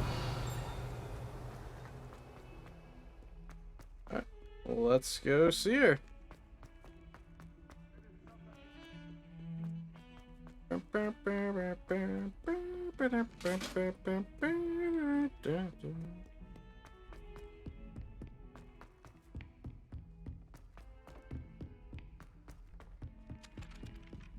Duncan owes his reputation to you. Sophronia, I solved all the puzzles in the Hall of Herodiana. I did it! Incredible! Then you found Herodiana's outfit. May I see it? Yeah. Of course. Behold. Not a dick. Oh, how grand! You'll look as majestic as Herodiana herself, the greatest Depulso master of all time. You're my second favorite. Yeah, we did it. Alright, astronomy wing. Alright, nothing there. Bell tower. Do have one. Oh, summer score. Alright, we're just gonna teleport out there. Even though I probably should have ran just to see anything I'm missing. I need to find those more of those what's it called things.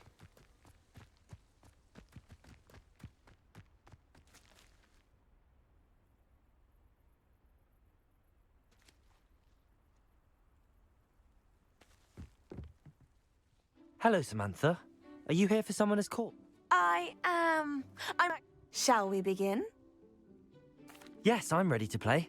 Then let's get summoning.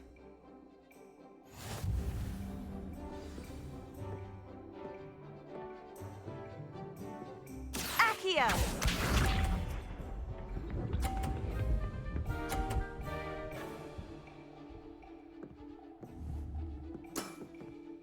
Yes!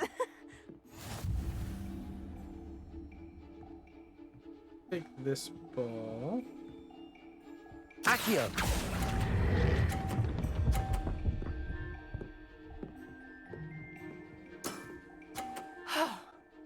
How am I to top that? I got Accio! 30. I'll bump him.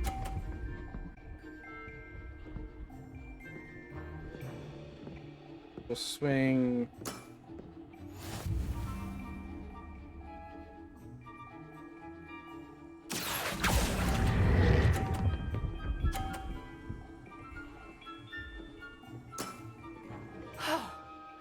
How am I to top that? Accio!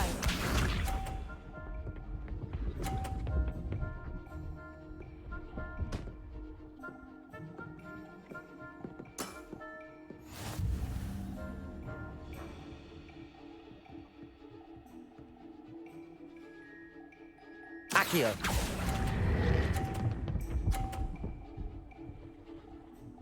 There we go. A win! How am I to top that? That You don't. settles it, then. I win. Yeah. After your poor show against Natty in class, I thought I could beat you. Appears I overestimated myself.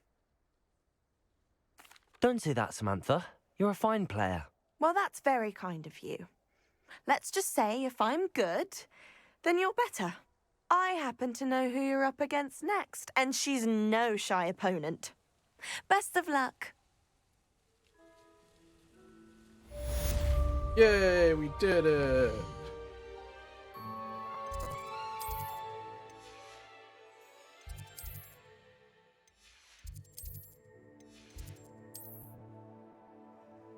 A symbol.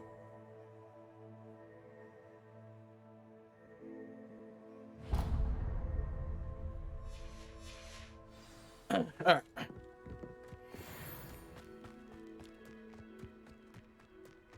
I don't know why you...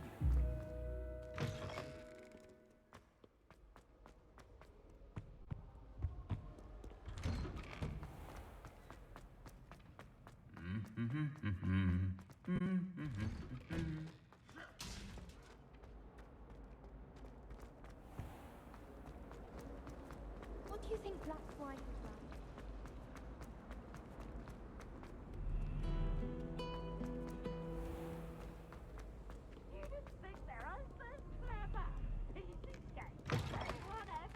Revelio.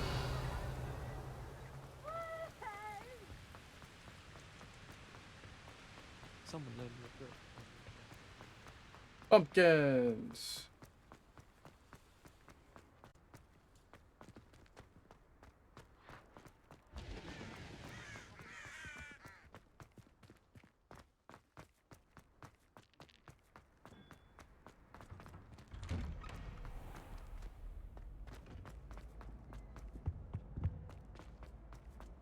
Let's see what's going on.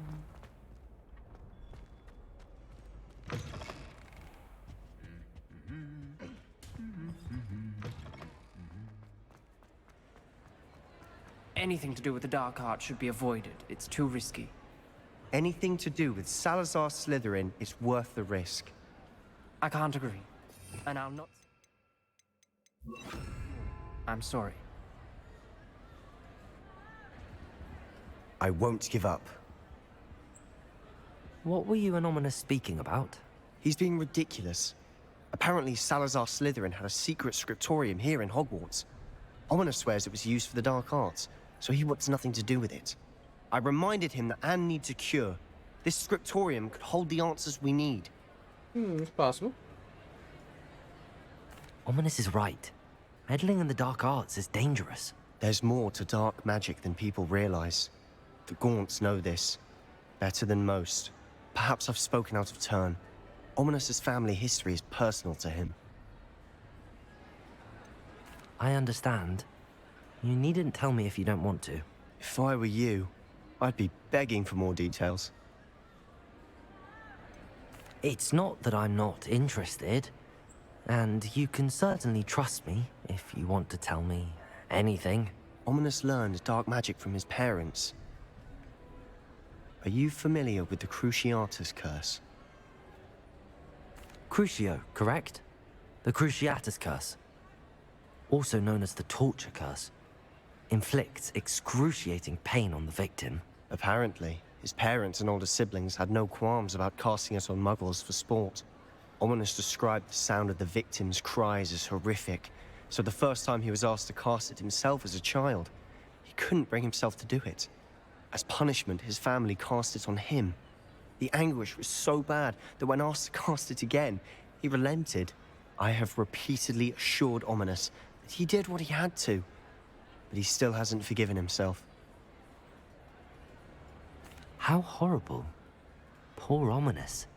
He was only a child. He shouldn't blame himself. After that incident, the rift between Ominous and his family only grew. That is until I came along. Every moment he isn't at Hogwarts, he's with us in Feldcroft. Ominous trusts me. And more often than not, he winds up listening to me. I'll remind him of that when I follow up about the scriptorium. Watch for my owl. I'll have news soon enough. I'll make Ominous understand. He'll change his mind. I'll be right back. I'm gonna start the oven for pizza.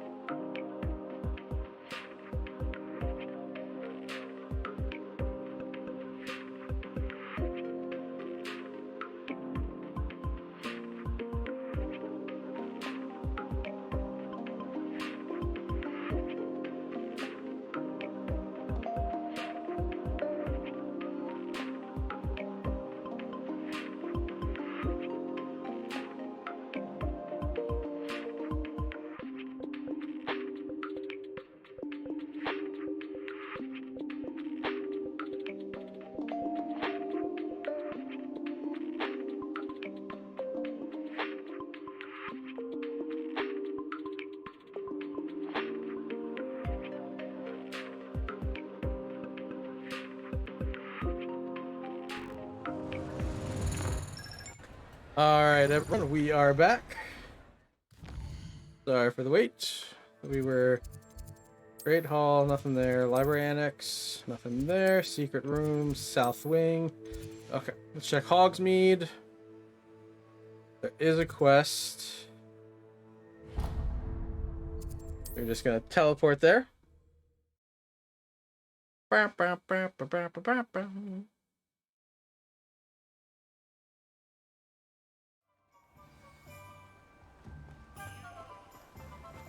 will I do without her? Hello? Is something the matter? Most decidedly, yes. My precious moon calf, Biscuit, was abducted by poachers up north. Oh, the vicious brutes. I tried to fight back, but I was no match for them. I'm sorry about your moon calf, Mr. Garnuff. Just Garnuff. I'm only one goblin. Not a particularly brave one at that. I have no chance against a pack of bloodthirsty poachers. Oh, my poor Biscuit. I can only hope she's able to escape. I'll keep an eye out for your moon calf, Garniff. How kind. If only all of Wizardkind was as gracious to goblins. If you do see her and can bring her safely home to me, I promise to reward you for your efforts. Sure thing. Do keep an eye out for her. So there's no other quests, it looks like.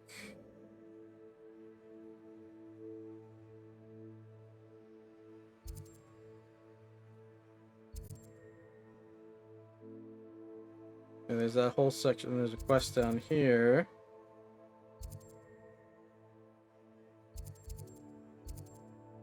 Okay. You're drinking the wrong water. Gatorade. Thank you for the hydrant order. Gatorade. H2O. H2O.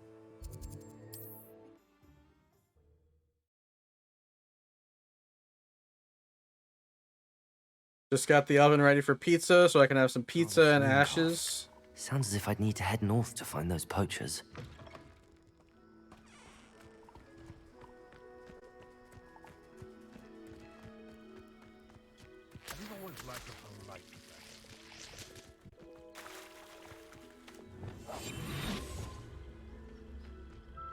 Poachers? Garniff was right then. I'd better be careful.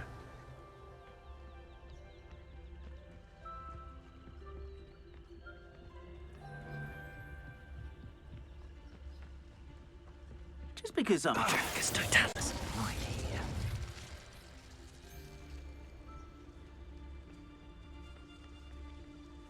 Snap this Magus down.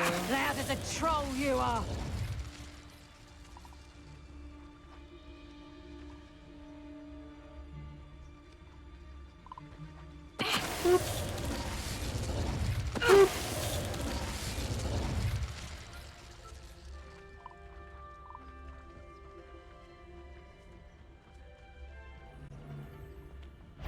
Patricus totalis.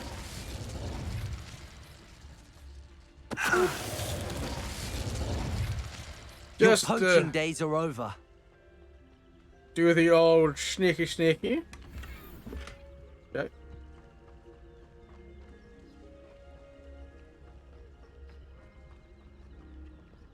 Aloha Mora.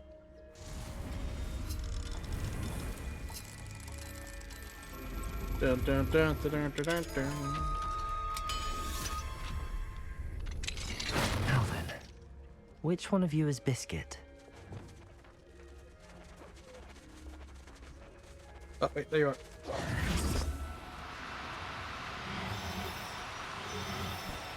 Biscuit, you son of a bitch! I'm only trying to help.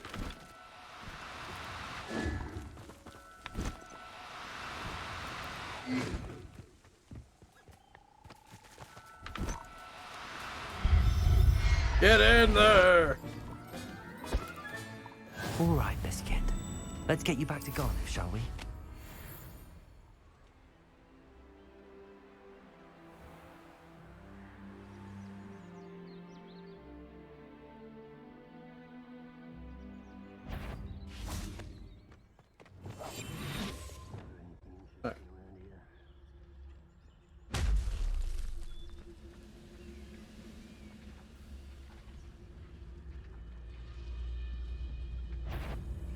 Tempus Totalis.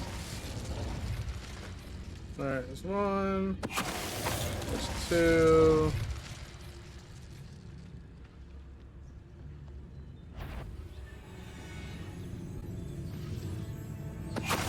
Three.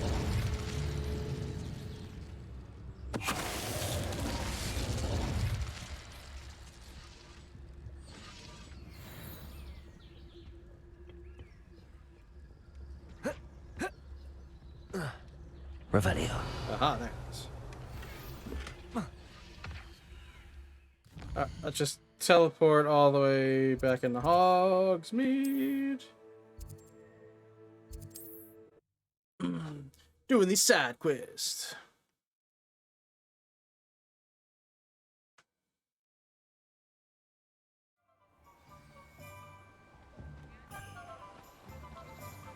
Don't you fret, Biscuit. Garneth, I've rescued Biscuit. You have? Oh, is she Yep, hurt? yep. Nope, she's Is she alright. frightened? Are you all right? Biscuit is fine, as am I. I was able to rescue her without much incident. Oh, mercy. Where poachers are concerned, I tend to expect the worst. I cannot wait to get her home. I so miss seeing her dance in the evenings. Such joy. I'm glad she's safe now. I'm sure she'll be happy to go home. Oh, that is a great weight off my mind. Oh, my sweet little Biscuit, my wise, noble moon calf. And here is your reward, of course. Well deserved. As I said before, you have restored my faith in wizard kind. You've restored at least a modicum of my faith in...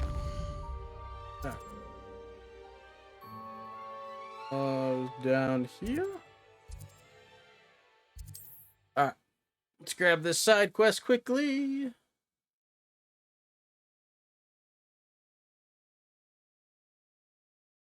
You can't imagine how inconvenient travel was before I invented flu powder. Alright, what do you need done? Must have snuck in after her, Phyllis. Pardon me, sir. Come to stare at the fool, have you? There's poor Egg Haggerty, robbed by his own sister. She's robbed almost everyone now. So, who's the fool? I'm not sure I know what you're talking about. Then you're the only one who doesn't know about Catherine running off with that thief, Victor Rookwood and his lot. Good riddance, I said. Never thought she'd return to steal from me. Us. But I just know it was her. I want her caught and sent to Azkaban for stealing a prize family heirloom. Sister or no. What exactly was the family heirloom that the thief stole? A necklace. Belonged to the first of the Haggerty women. Hundreds of years old. So much history. She'll likely pawn it. Okay. I could keep an eye out for the thief, sir. You? Ugh. Nothing to be done by the likes of us. This is a job for the fine officer Singer, or some such authority. Oh, I mean, if you don't want my help. Besides, the thief, my sister, only strikes at night. Coward. Long past your bedtime. I should be going now. Actually, Thank you. I'll keep an eye on your belongings. Mr. Haggerty, can you remind... I told you about my thieving... What do you have for sale? What can I help you with today? Oh, you have some, check out this, have this, this, and this, and this, and this, that, and this. Glad you were able to stop right. by. And it is... Now that it's night, I ought to look into this thievery business for Mr. Haggerty.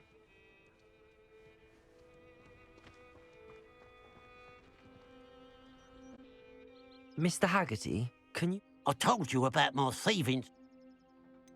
I should be going now. Revelio.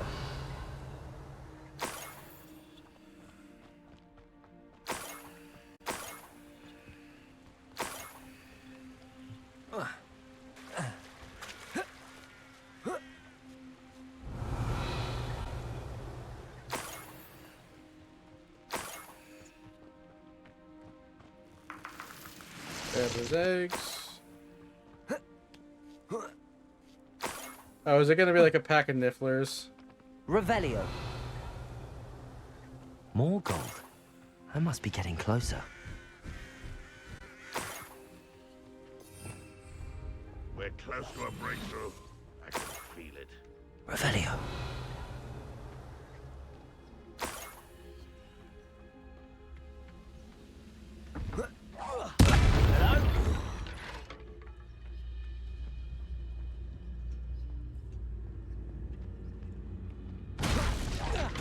I know I heard something that time. Ah! They were just here. There you where did they go? Let's get this over with. Protego! Stop it! Stupid one! Confringo! Depulso! Revelio!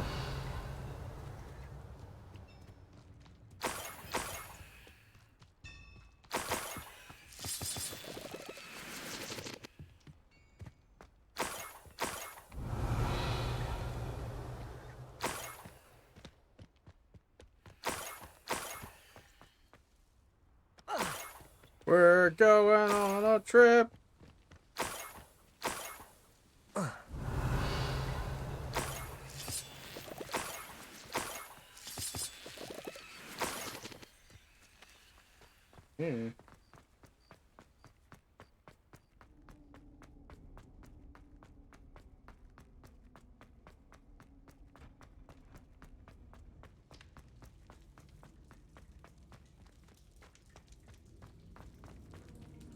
Depulso!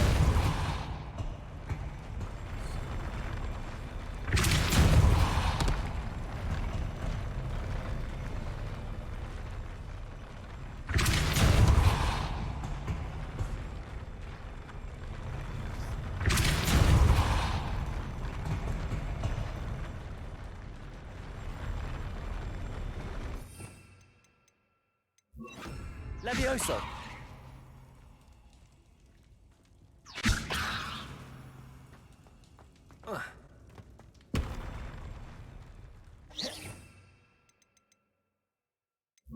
Accio! Wingardium Leviosa!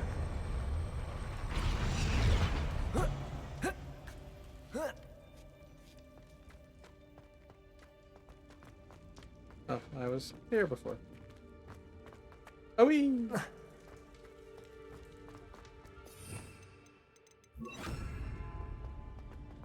Alright.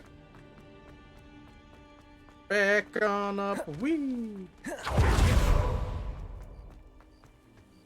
Revelio.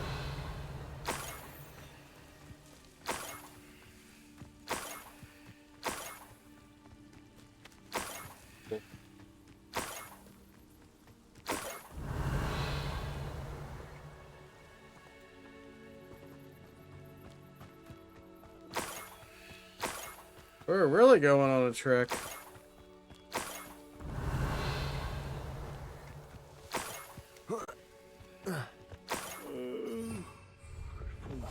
Up for a bit of dying, are we? Revelio.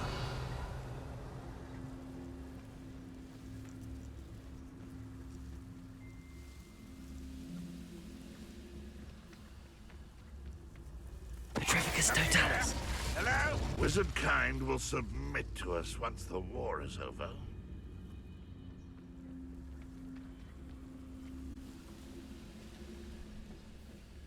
Revelio.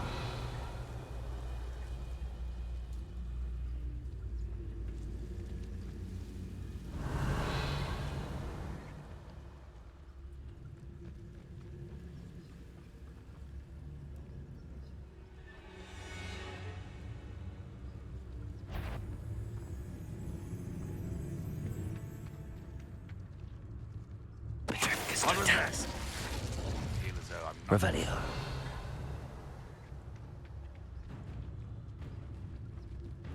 Petrificus Totalis. Who's there?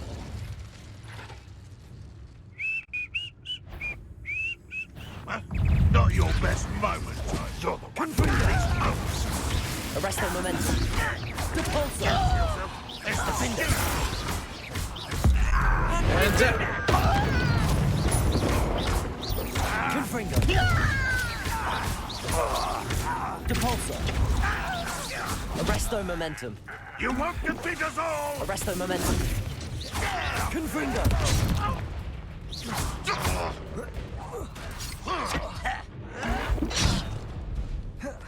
Depulsor. Defender.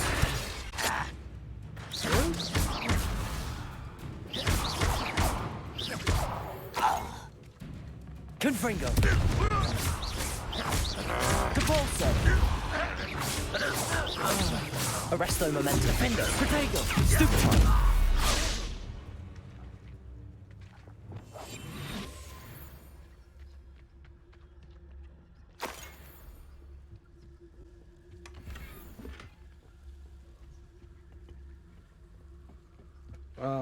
Revelio.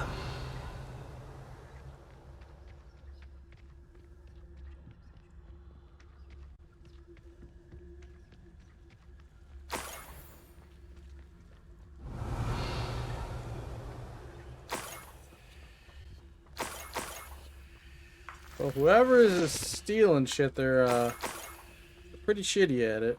But I think it's probably Nifflers because they've been dropping a whole bunch of stuff.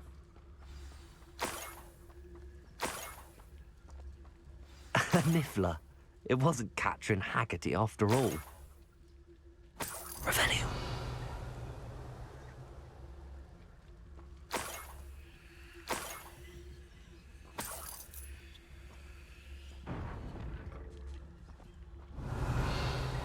Well, actually, I have 2 Nifflers, unless this is like a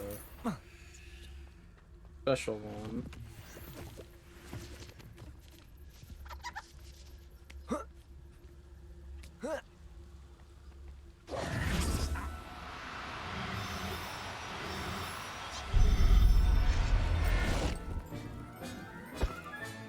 I have the Niffler. That must be the Haggerty family heirloom.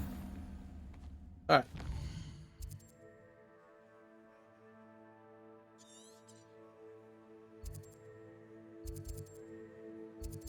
Alright, let's do this stuff quickly while... Oh, actually, I gotta put my pizza in. I'm back.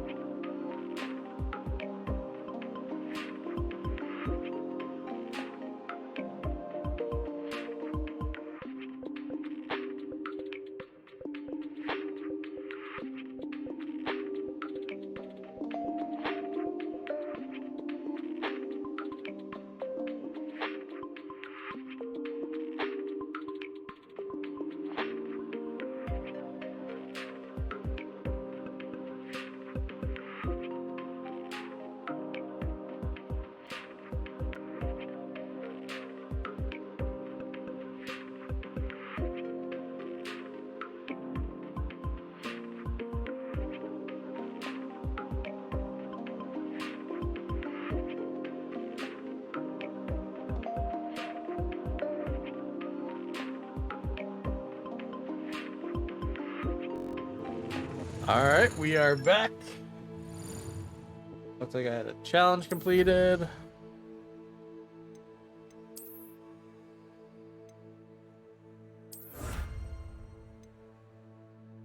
Okay.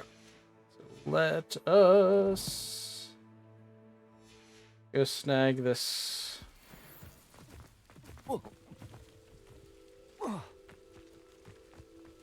This. Aloha Mora. It's a locked mooncalf.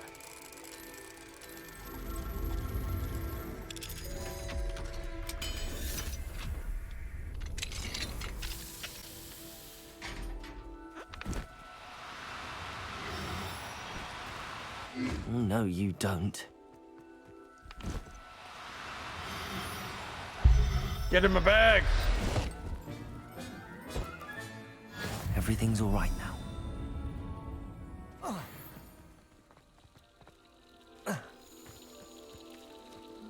All right, butterflies, lead me to your treasure.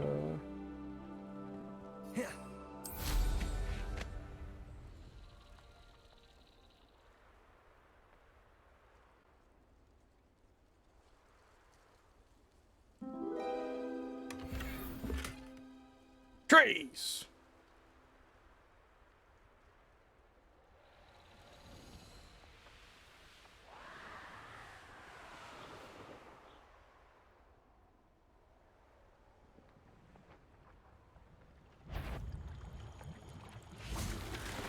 All right, let's check this out quick.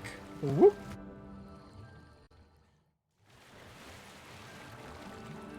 What are you? Revelio.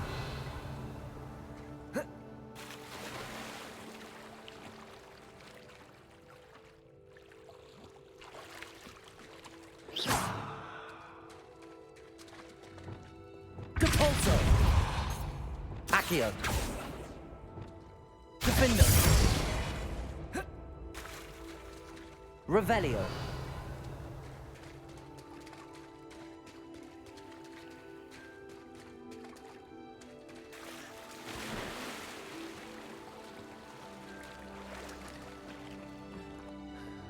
Accio. Revelio. There we go.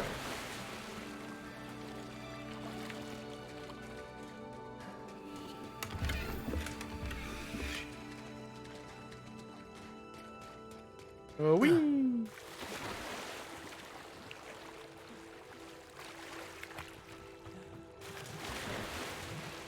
And away we go. Could do with a nice mushroom stew about now.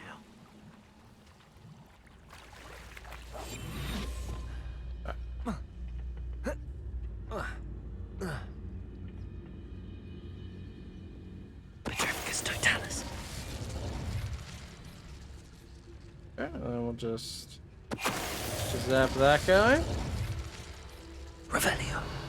Looks like we've got 2 left. We got 1 there, 1 coming around here. Petrificus totalis. Loop around. Zap that guy. Revelio. Quick little Revelio. Looks like we're gonna head inside here. You have to learn to share. Do it this way.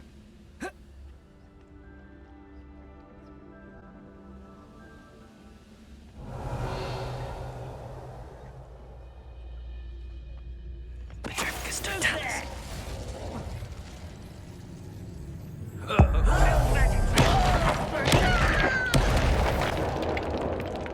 Wait a moment.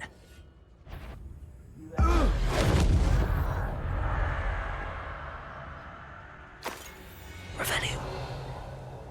Okay, there's a field guide of cinnamon bark.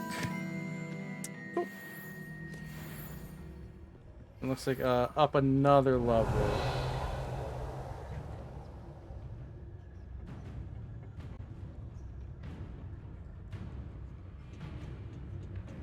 Petrificus totalis.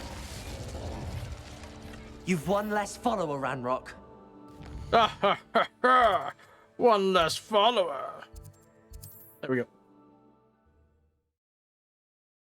Bum, ba, bum, bum, bum, bum, bum.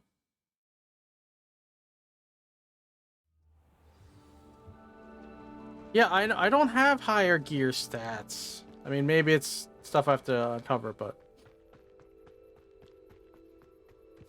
Mother's rolling in her grave, she is. I have some good news, Mr. Haggerty. I unmasked your thief. Nothing to unmask, was there? We all know that the thief was my sister, Catherine. Actually, sir, the thief was a niffler. What? You know, small, furry, pilfering. I followed it to its lair. Catelyn was the only one who knew how to get into our homes, where to find our treasures. But, I suppose, mangy little blighter. Well, if you found the niffler's lair, as you say, you must have found my heirloom. As a matter of fact, I did. Thank you. You don't know how much this means to me. Catherine's a disappointment for certain, but I never wanted to believe she was behind this. Now, thanks to you, I won't have to. What a strange world we live in. Suppose they can't send... Alright, let's go to Hogwarts. We go to the room of requirement. No, where's gonna teleport?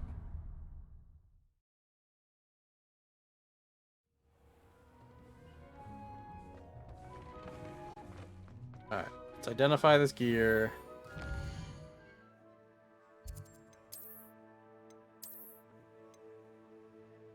Alright, nope. Nope.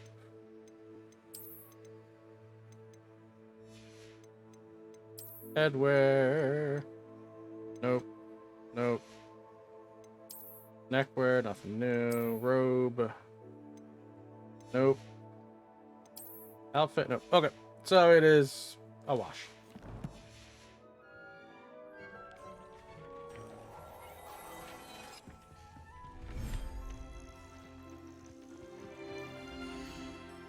So let's get this nibbler and then we'll get rid of this one. I'll look after you. So we have, oh, they're both the same. But you're Biscuit, I think. No, you're not. You're just a bit regular. Okay, so I'm not worried about you. Let me do...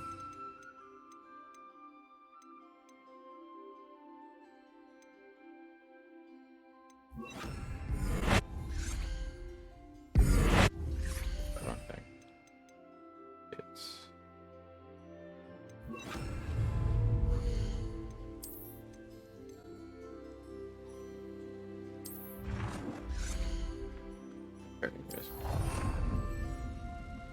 There.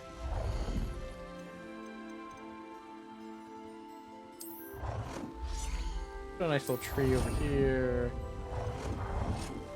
Another tree over there.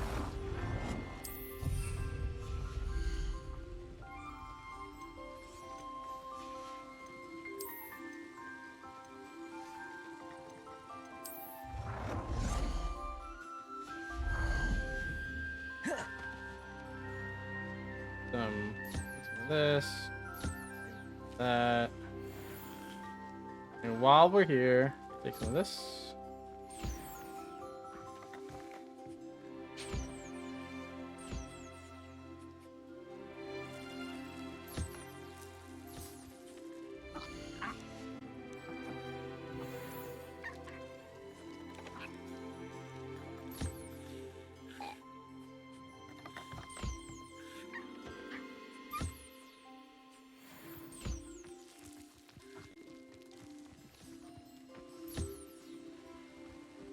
There we go.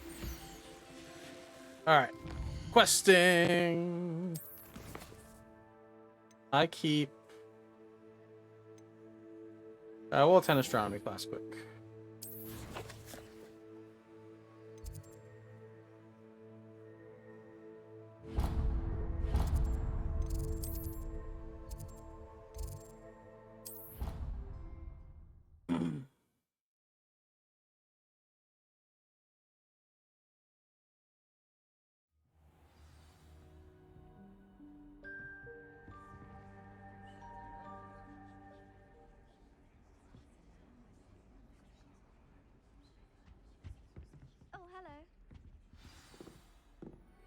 To astronomy class. And your reading is the dragon. That's exciting, I suppose. Perhaps you're due for an adventure.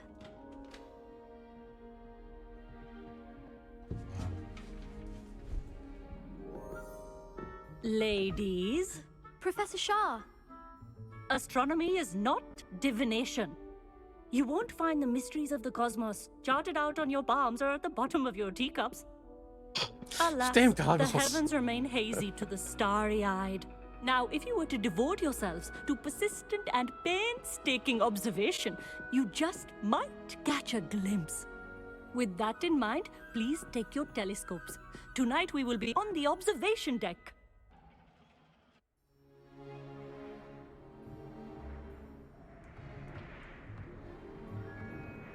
Still don't have your own? You can't be the new student forever, you know. You can share with Mr. Takar.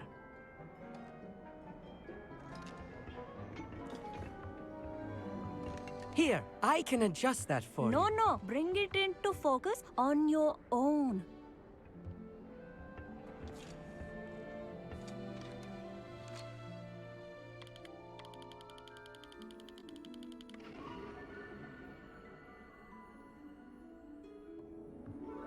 Now, I expect all of you to put in your stargazing hours outside of class. Is that clear? But, Professor, it's freezing out. Mere cold didn't stop the great stargazers of the past. Look only to the astronomy tables they erected throughout the highlands from which they gazed millennia ago on the very self-same stars above us. Is that clear?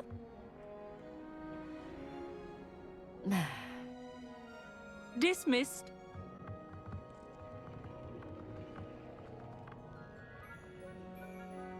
Oh, hello.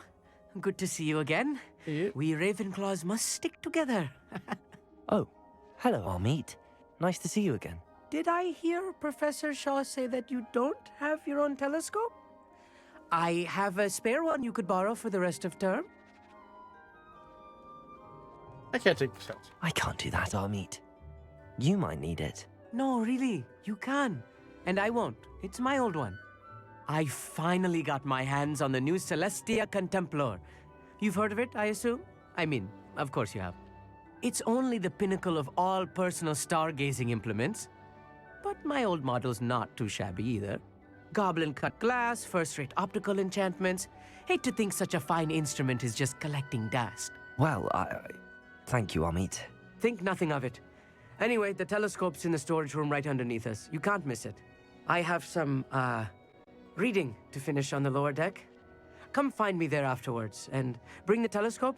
Okay. There's something I want to talk to you about. All right.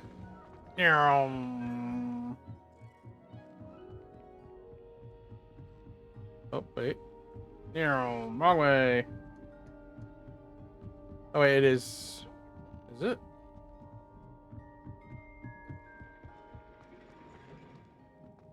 Ah, it's down this way. This was his old telescope. Looks practically brand new. Thank you.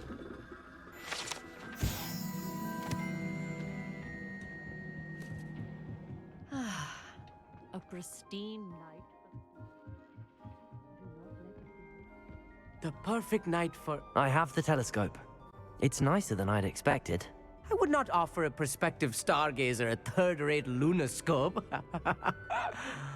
But there is, something else. Yes, what is it? You remember those astronomy tables Shaw was going on about? It just so happens I've been reading up on them a little myself. Okay. And it seems there may be one right here at Hogwarts. I believe we could use it to find hidden constellations. And you need someone to help find it. I do. Are you in? No one from the Gobstones Club will go with me. Said they'd rather get spit at by a stone than...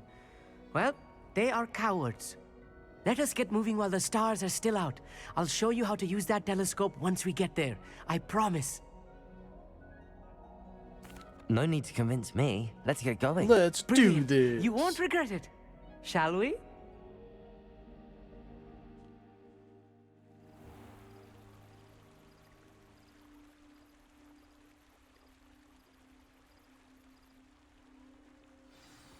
The table is on a castle wall ahead. Look for a stone platform, something that doesn't quite belong. We'll know it when we see it. Onwards we go. Revelio. Say the locations of the table.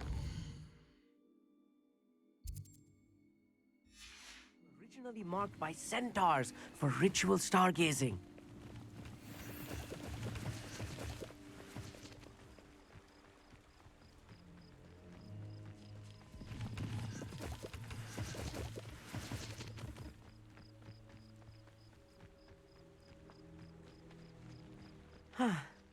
It is nice having a fellow stargazer to explore with. Happy to be here. It is good to leave the classroom now and then. Yep. It's not that creepy out here at night, is it? The Gobstones Club are cowards. Here I am, charging ahead. Why don't you lead the way? If you're sure. A few cobwebs and some dust. Nothing to be concerned about. Oh, of course. It's just not as I expected.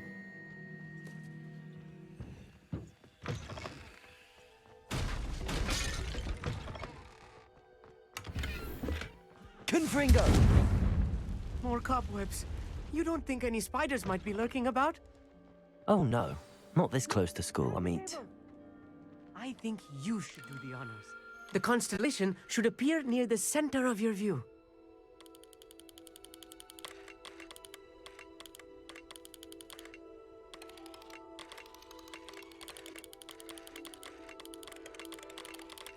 As soon as you've lined up the telescope, we will be able to fill out our star chart. Boop. Lyra. I was right about the tables. They really are gateways to the far stars, just as the book said. And your contribution was invaluable. Rest assured, you shall be credited in my memoirs one day. Thank you, Amit. I look forward to reading them. Yes, I have my pizza that's just going to be done Nordic. So once that's done, I'm going to switch This is over. only the beginning. You will find more tables And I like just this finished one this quest, so throughout that's the like grounds and forest, perfect all timing. beckoning to be discovered by a worthy astronomer. And if I have ever seen one, it's you.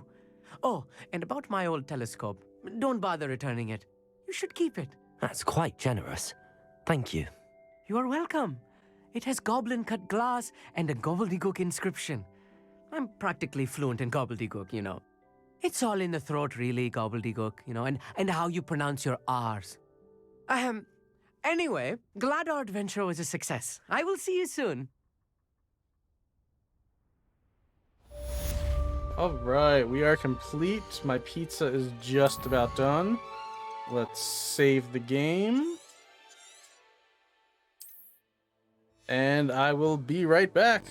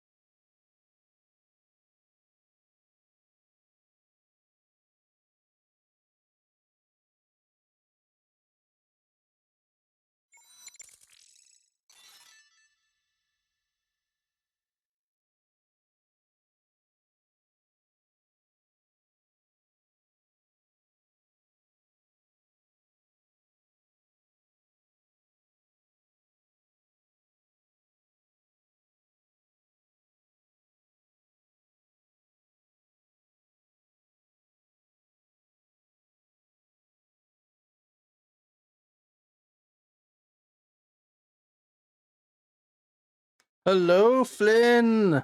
Are you home? Thank you for the sub. Or are you at work?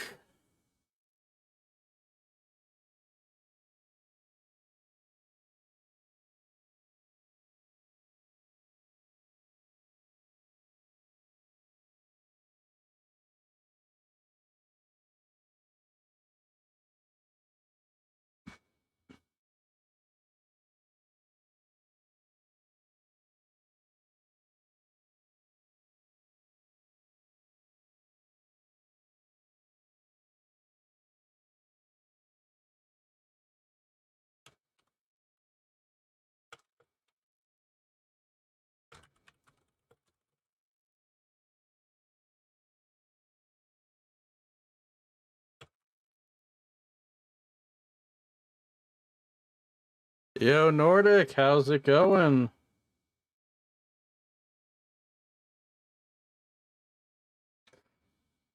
Nice.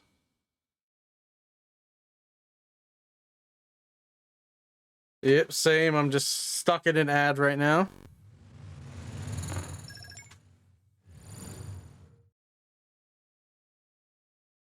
Ashes of Creation stream.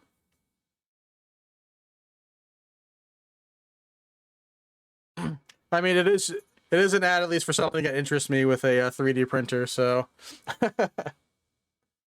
oh, that is loud. Let me see how loud it's coming through on.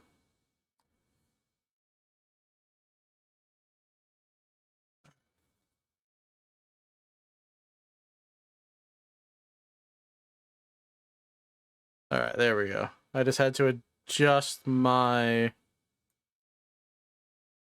volume. Oh, yeah, I'm lurking in your stream from, I guess you got a Goldie raid? Yeah, I did.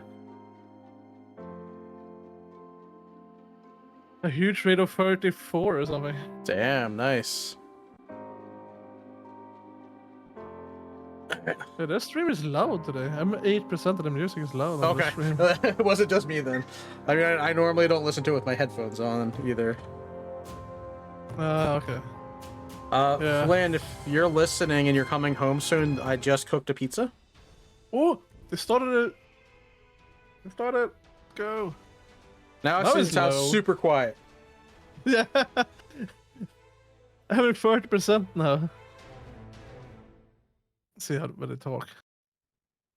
Hello, everyone, and welcome to a bonus stream in April. Okay. We have a really cool show today. You know, for those of you who've been a part of the community for a while now, you know that on a yearly basis, we kind of interact with different content creators who have been with the Ashes of Creation community for a while now. And I am joined by three of our very amazing content creators, and they also you know, manage their own communities who are very excited for Ashes of Creation. And they've compiled a really cool list of questions that I'm excited to answer with them today. I have not previewed these questions, to have it below here today, so I heard that some of them might be fun. Some of them might be the cover the a little spicy. We'll see. But I would love to go around with each of you and have you guys introduce yourselves and your channels and your community, and just kind of give a little introduction. Why don't we start with you, Simurg? Oh yeah, so my name's Simorg, and I am the host of the Ashes Pathfinders podcast and run the community site asheshq.com. So that's pretty much where you can find us doing our thing pretty regularly. We're pretty stoked about Ashes. Yeah, I jump on and I listen to your guys' podcasts every now and then that you have with some of the guests, and also when you do the reviews of the live streams and stuff. You have a very active community, and I love to see the questions and the banter and the kind of go back and forth and whatnot. Hello, Flynn. We also have with us Mr. Richie SH. How you doing, buddy? I'm doing good. How are you? Very good. Tell us a little bit about yourself and your channel. My channel is Richie SH over on YouTube. I cover all sorts of Ashes of Creation news. What if you got lucky to went into the Q&A here? Discord chat, all sorts of things to get. I gotta adjust your volume. Every You're bit super of quiet for me. information we possibly can. Every little piece of morsel possible. And then we also have a regular. Steven's still sick. Our amazing, our one and only Chibi. Turn your volume up, hopefully. I'm doing pretty well. Thank you Is it so better now? much. I hope you're doing well also. Yeah, it's a little quiet, but I can I adjust you a was little more getting if I need to. sick last week during the live stream. I got wish sick it was that us Thursday. here in the Q&A. And I am almost out We the did other side. This Didn't one we was apply for the content thing for Ashes? It Yeah, I applied definitely, for it. it was definitely a rough one, but Yeah, me I'm too. feeling much better today, and I'm excited to be Could here. have with you. been Tell us us. a little bit about your channel and what you do with Ashes. So I am a co-host of The Golden Feather, which is a Golden community-based kind of interview and opinion podcast, where we usually get to know our guest and also get to know the community's opinions on topics that the community is generally talking about. So I have some of my questions are kind of in having that ad break. Very cool. Well, No, I break. love Flynn the says hi opportunity in to my kind of chat. sit down with members of the community, especially you guys who have been following Ashes Yeah, I have a new for bot that such a they actually long have time. locally that You know, says obviously, there are then there's different an ad tiers in of the content chat. creators who kind of Oh, follow cool. Ashes on and off, kind of bring A streamer updates to their bot. communities. But you guys have been following for a But it's- very long it's an time. You're very advanced one. core central members of the community, and you represent, Can do a lot I of think, actions a and cross stuff with it. section of followers and fans who have been relatively up to date with what the game is intending to be, the philosophy of our designs, and been here Oh, a from cute the dog very behind beginning.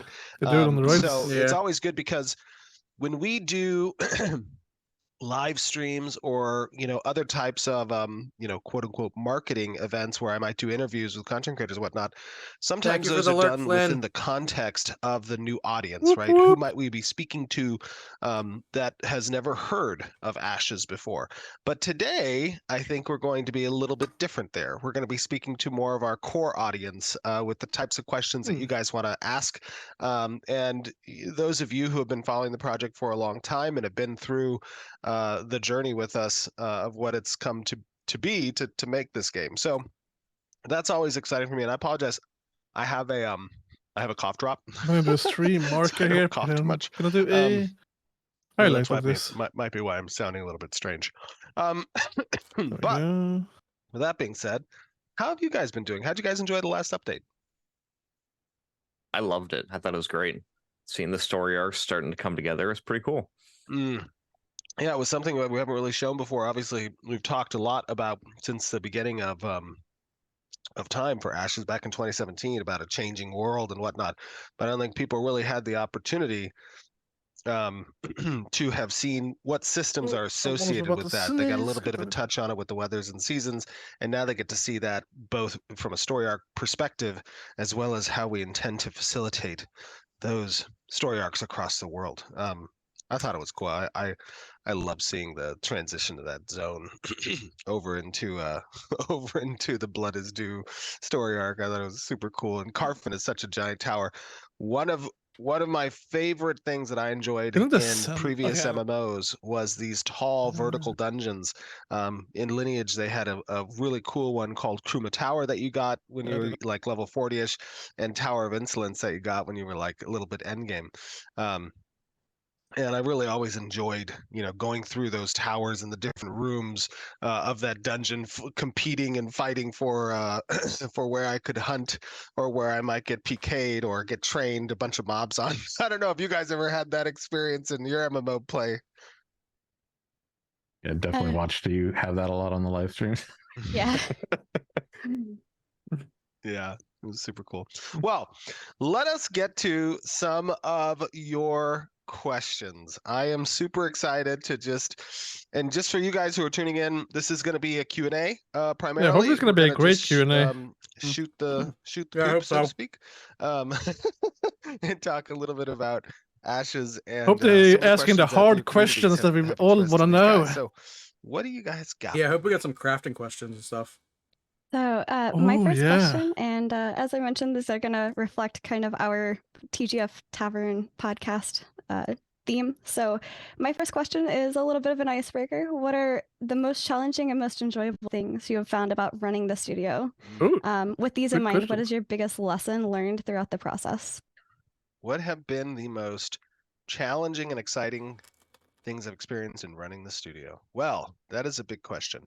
For those of you who don't know my history, I started Intrepid with my husband John back in Put the volume up a 2016. little bit Really, more. it was when we fired our first, Lower my music. our first, Yeah. our first employees. I think was John Arellano and Keith Kovac. It was December of 2015, actually. Sorry, December of 2015, and it really came from a point of me as a player. I was kind of kind of upset with the state of MMOs, and I've been a huge MMO fan for a very long time. I've played a lot of MMOs, and we had an opportunity with some of the talent here in San Diego from formerly Sony Online Entertainment and some great MMO franchises that were built to attract an audience of developers who were going to be interested in building the next best MMO possible. Hell yeah. And I didn't know much about development at the time. I knew a lot about designs and systems because I had run my own campaigns in D&D and Pathfinder, and that's what Ashes of Creation is predicated on, what it's built off of is off of that campaign in Pathfinder. And so I had a very kind of understanding design-wise of these systems that I've experienced and were inspired from in other MMOs that I have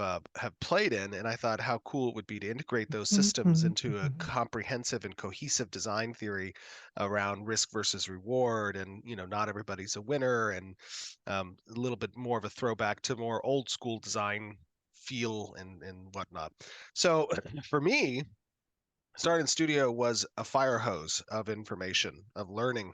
The first couple of years, just sitting very closely with each of my lead developers and digesting as much as possible from their experiences in previous companies and previous projects, and that was a very difficult task, to learn as much as I did in such a short period of time, and still to continue learning that. What I would say the most fun aspect of having led an MMO studio now for the last over 6 years has been to watch the team grow and change. It's a very different feeling when you're a group of half dozen to a dozen people growing to a couple dozen people, growing to dozens of people, growing to 150 plus people. Like, that I'm just doing experience, an Instagram these thing right now. different thresholds of studio size,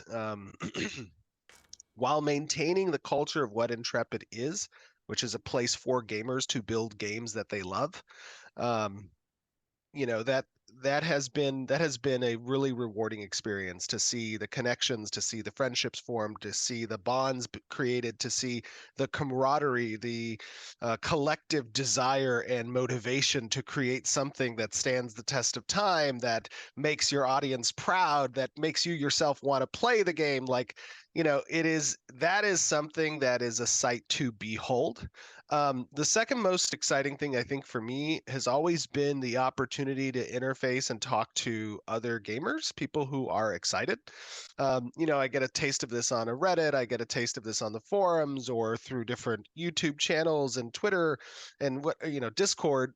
A large portion of my initial environment and how I talk to players was through Discord. But I think that the pinnacle of that experience was going to PAXs and having an opportunity to sit down and hear directly from the player what's so what's inspirational about Ashes. What is the core philosophy that speaks to you as a gamer? And it's each person's different. What speaks to them, right? Because we're all eclectic and have our own backgrounds, and pasts, and experiences that we want to relive, and the nostalgia that we want to experience again. So. Just kind of finding what that common ground is between us as gamers. That was fun. Having a good philosophy, and though. See people, yeah, definitely, with just literal excitement and You're a standard gamer from start. play Magic with them, cool. play board games, and hang out after the events. That was a super fun thing for me. What has been the most challenging? obviously the most challenging thing for me was learning everything I needed to learn in a very short period of time, and then continuing to learn and evolve from there. If I were to give another answer on the challenging aspect People from a release development when? perspective, Question mark now, it's please. integrating, I feel, Yeah, I this want to hear more transparent like process with about the combat too, and creative and hopefully development side of a project. Yeah, toning Typically, down that what flashiness. people don't see But what I think it that was takes a to build these setting, types of right? games. You could like tone It's down the ugly, flashiness it's for yourself. hard, it's iterative. Maybe, but it's something it that is, I'd like to see because like just it watching the takes live streams, so like much I've imagination to lost look at what you're seeing like in a of what's functional going on with setting all the and flashiness from like the imagine melee it in strikes and a stuff. testable Oh, and then yeah. eventually polished and shippable setting. But I right? think it was. That I think is it's a logical leap set up before, of like you can actually creativity turn that it it takes down to get from this has no VFX, yourself this has no in sound design, this has settings. no polished animation, this has nothing. Oh yeah, he And should I'm not probably talking try about it what you guys himself see to show because it. we take Yeah. that up to I want to close see all the to settings actually. a That would be cool. shippable What you can Because change. I know quality. at least from reading like But comments and stuff, when like you combat see is it one in of a the very big things bare people bone are setting, leery about. it can be with how flashy it is. it can be difficult. It can be People challenging to people still imagine feel it like in it's its a little next bit step too of stiff iteration and work. Mm-hmm. and like stilty. And then have to make like on decisions stilts based still. off of that. But it's still an alpha though. Is very Yeah. is a challenge a challenging thing to do, but very rewarding as well. Sorry, that was a long-winded answer to your question. All right. My first question is, which zones can we expect to see in Alpha 2, and how many of them are in a comparable state to the Riverlands, and how far along in development good they question. Ooh, this one's a good one. Oh yeah, that's a good big question. We have a lot of zones that are planned for I Alpha just saw 2. the dog's Not butthole. all Yeah. of them will be online by the time Alpha 2 launches, but they will be continuously integrated and launched as part of Alpha 2 continuing forward. That makes sense. You know, the big As we just areas gotta obviously continue are the roll out as stuff gets Riverlands, developed. the Badlands, Oh yeah. the Sandsquall Because Desert, Alpha 2 was kind of the open, right? They're gonna tropics, continue with it until the like the forest beta or something. areas, Oh, it's gonna continue till some launch. of the tabletop mountains and Oh, okay. tundra So the Alpha and 2 ice server is going to be areas, running from when it starts to launch, and then we becomes the wanna PTR realm. obviously have And I rules think the around our betas naval are going to be more of spot / zones, network partly testing. represented. I apologize for coughing. That's guys. not live the whole time. Or as some called our last week's preview, Alright. the Tower of Coffin. That was good. But yeah, so you know, there's a lot of areas that are planned. When we talk about like level of completion, what goes into really making a particular zone? Obviously there's the terrain, there's the foliage, Everything? there's setting up small points of interest, medium points of interest, large points of interest. There's connecting the quest hubs into those points of interest. There's setting up the nodes within those localities. There's the That's what I overland want to see a bunch of population, is node the stuff spawner too. work that needs to be kind of set up, narrative and storylines and how they connect I outside. know you of that had like the particular videos zone. from a couple of years ago There's with the the node stuff. resource but- tables, we haven't seen anything and recent. materials. You know, Yeah. there's a lot that really kind of goes into that. So as we kind of accomplish setting up each of these zones incrementally, you know, different parts of the team come and touch the zones at There's at so different many points of mechanics in the game. in the pipeline. So first, cool. environment kind of gets Like, in there, and they set up the That's on terrain, the law, and like kind of the block out for the all last of the one, level like all design the across star that particular signs zone, and like in conjunction with the level design team, weather. who's Yeah, Ben it's and crazy. Jason and Jeremy, kind of, you know, Seasons. work with them Especially on with that the front. kind of like And then random once those elements kind of too. areas are set up and Yeah. the POIs get blocked out, that's when The you know, raid narrative things that you teams can like start phone in assigning as a mob quest raiding a locations, quest town. markers, That's kind of cool and stuff. setting those up, while nodes is kind And of a setting monster up coin, or the what's it base called? node, The Yeah. monster node areas as well. Yeah, that's going to be a So, cool you know, dynamic to see. It depends on the zone, where it's Yeah. at from a level of completion standpoint, and who's kind of touched it. You know, it would be a long list Ships, to kind of run down and boats, go through each of those. horses, But I would trade say routes. generally when we talk about Insane. in preparation for Alpha 2, we bring the zones that are intended to launch with somewhere between like a 60 to 70% completion perspective before it's ready for an Alpha 2. Oh, And okay. then that's where you would expect players to kind of participate That's in kind of those zones low, during Alpha though. 2.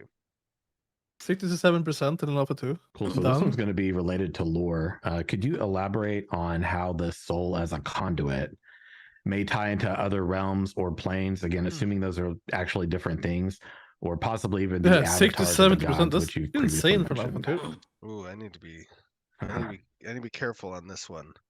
I didn't hear what you said, but I've gone into this in the past, and how much is revealing maybe too much right now. But okay, so so to understand what the mortal coil is, what we call the mortal coil, there is some base metaphysical understanding that's required of kind of the universe of ashes of creation, or quote unquote universes, I suppose. And at the crux of each is this concept of the flow of essence, the river of essence, we might call it, right? And essence is really all that can come to be comes from, in some way, shape, or form, the essence. And in the original kind of Ashes of Creation Pathfinder campaign that I had built long ago, I'll just kind of talk a little bit to that and let you guys discover what may have changed in Ashes of Creation. But in that sense, there was very much this concept of planar locations, or different planes that existed within the universe. Some things existed on the material plane, some things existed on the ethereal plane, on the celestial plane. There are a number of planes that kind of exist. And interesting.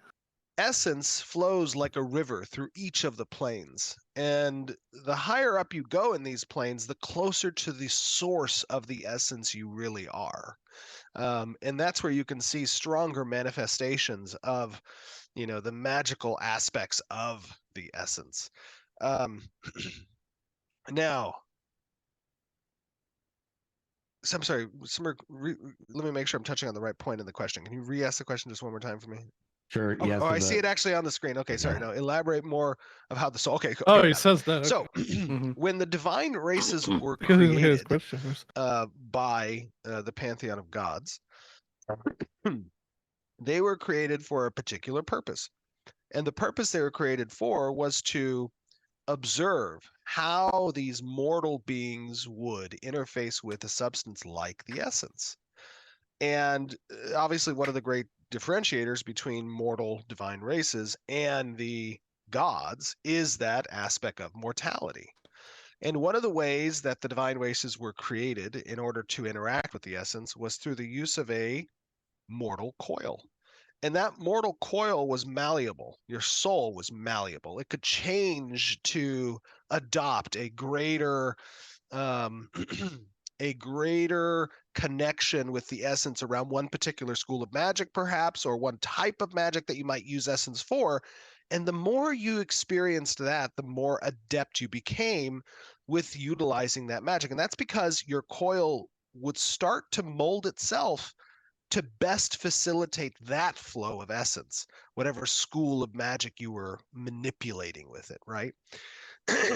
And so, in that sense, when you have the story of the original ancients, the predecessor race to the divine races, their coil began to warp and change to best facilitate essence through the use of corruption and corrupt magic, because it was in their story, in their history, that they learned the most powerful use, or at least what they believed was the most powerful use of essence, was through corrupt magic, and that's what allured them towards it. So to give you better context about why that conduit is so important is, as your base character, as your core archetype all the lore continually learns and manifests things in the world of Vera through the use of the essence, it will continue to shape and change its conduit towards that purpose. Now, how does the soul act as a conduit to the other races, to the other realms? Remember, that essence is like a river that flows through the plains.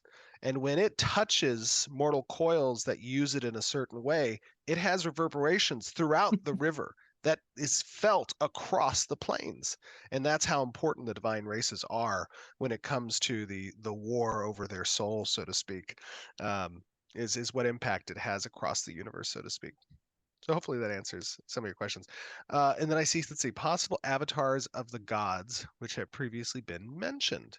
We've talked a little bit about them. I don't want to give them away too much because they are core characters within some of the storylines. But obviously, the Phoenix is an avatar. Okay. And so that kind of gives you Sounds like a an World of Warcraft example plot. of the types of kind of. mythos and mythological It is creatures inspired by World of that we Warcraft lean into and to kind of represent some other games. the avatars of the gods. Because Steven was a World of Warcraft player and it was another player. My next question is, will the Alpha 2 map include any portion of the Eastern continent? That's eventually it will. Yes. At launch, it might not. It depends. Depends on how much progress we make towards that end. It is not required for us to begin testing. Let's just say that.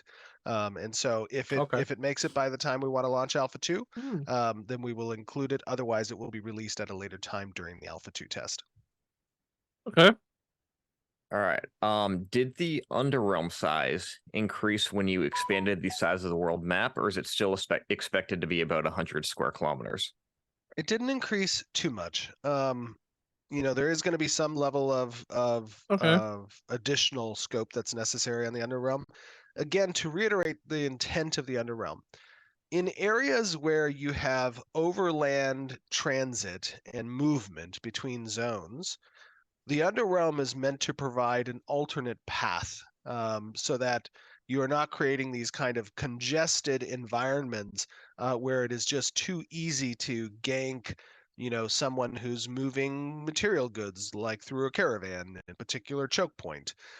It's kind of offering alternative paths that can exist for players to utilize as necessary. And so in that sense, even though the size of the map grew, those choke points remained relatively similar, right? They're designed for a particular player count as a conjunction between different zones.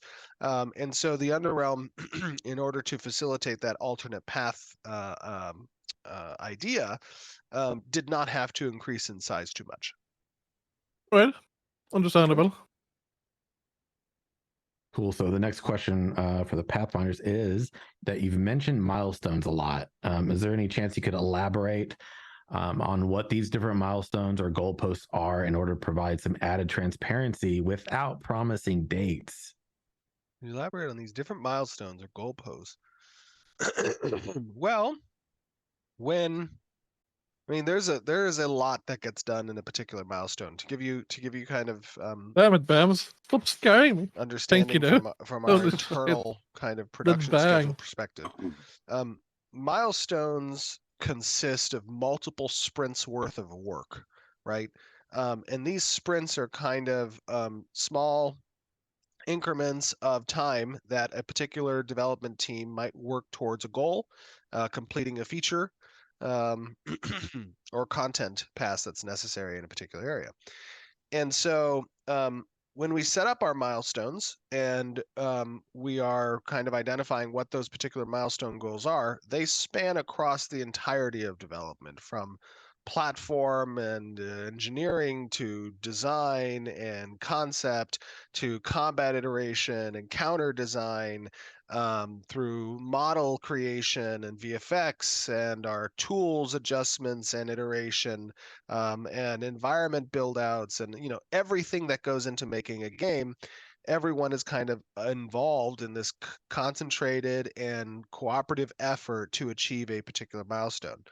Now, we talk about these milestones every month that we do a live stream. You see the fruit of these milestones, whether it be in the assets that get created that we talk about, or a particular feature that we want to show off, its development, as it's been kind of fleshed out further.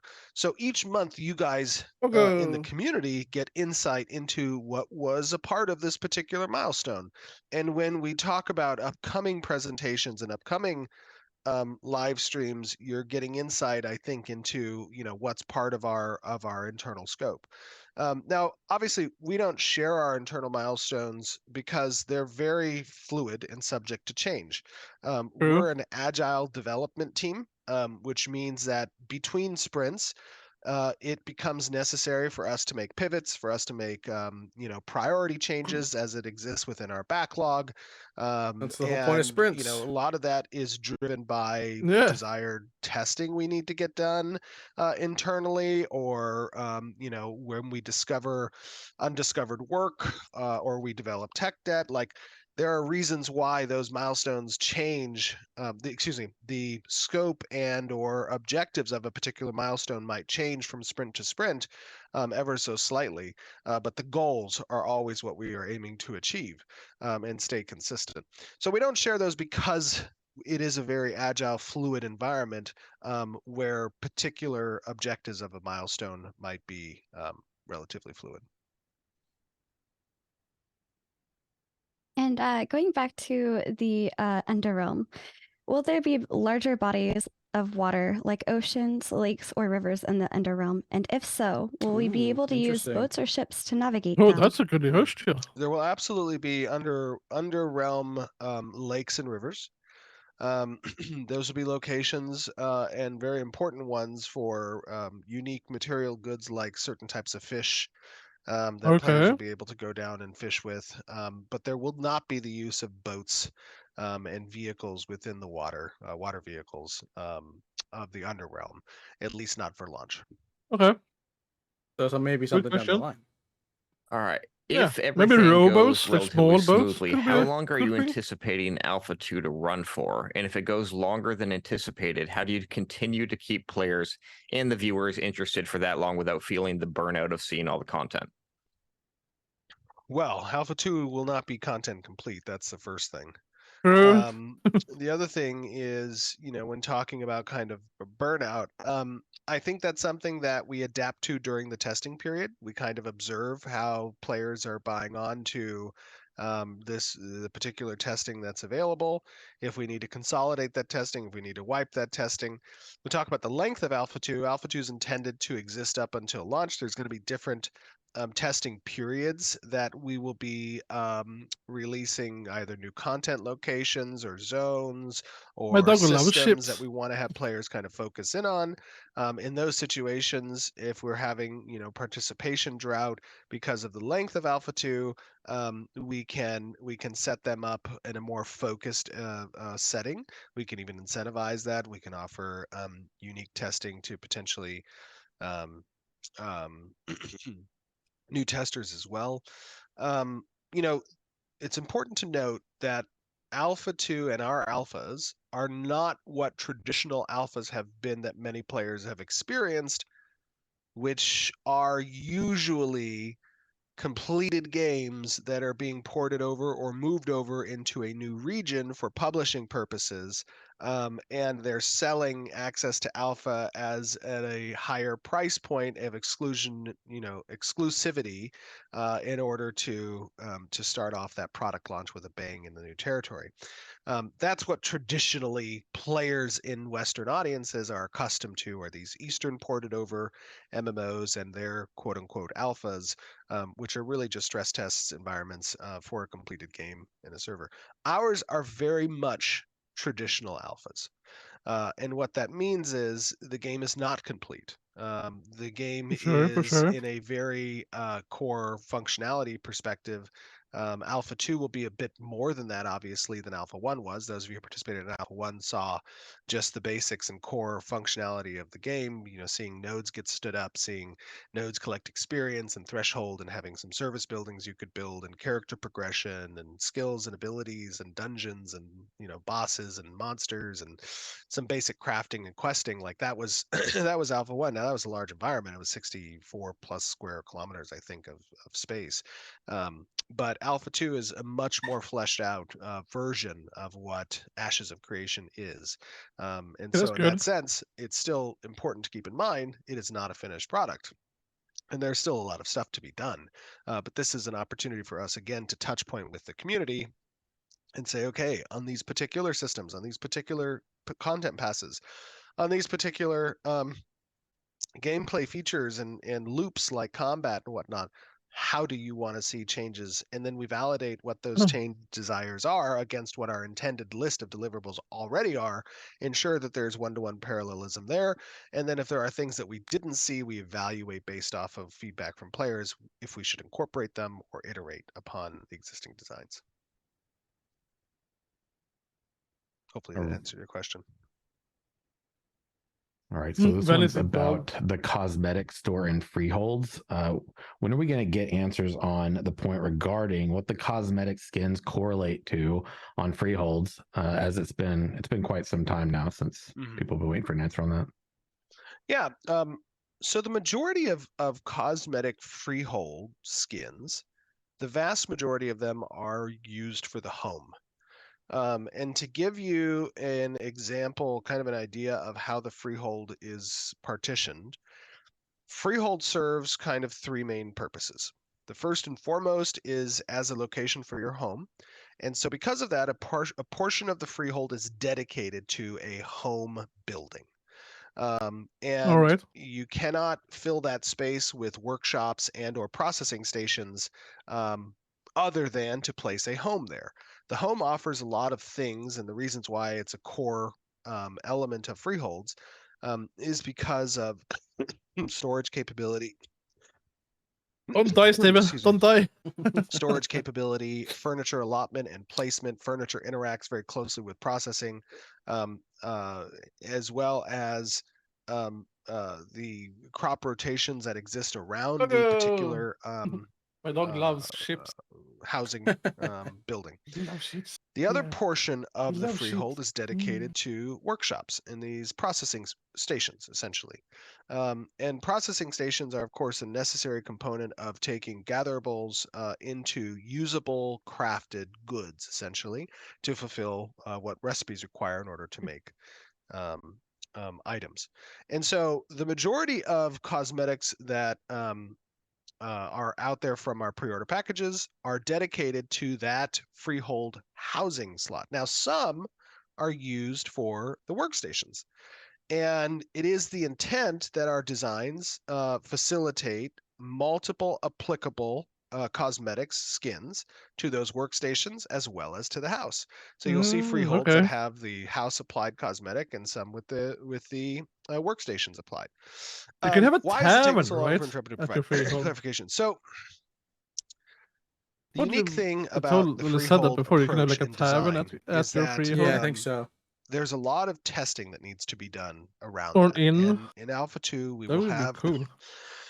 Hosting an we will inn have our for people freehold to sleep and available pay to test. some money to sleep in your bed. And while we have the designs in place for how processing interacts, for gathering, and That'd be how interesting. processing feeds the crafting stations, the cool some of role that stuff play might aspect of it change. would The be allotment insane. of buildings that can be placed on the definitely. freehold, the way that the buildings get Especially placed if on like the a freehold, reputation whether or gets not we out of even a scrap the idea tavern. of dedicating a portion of the freehold towards the house.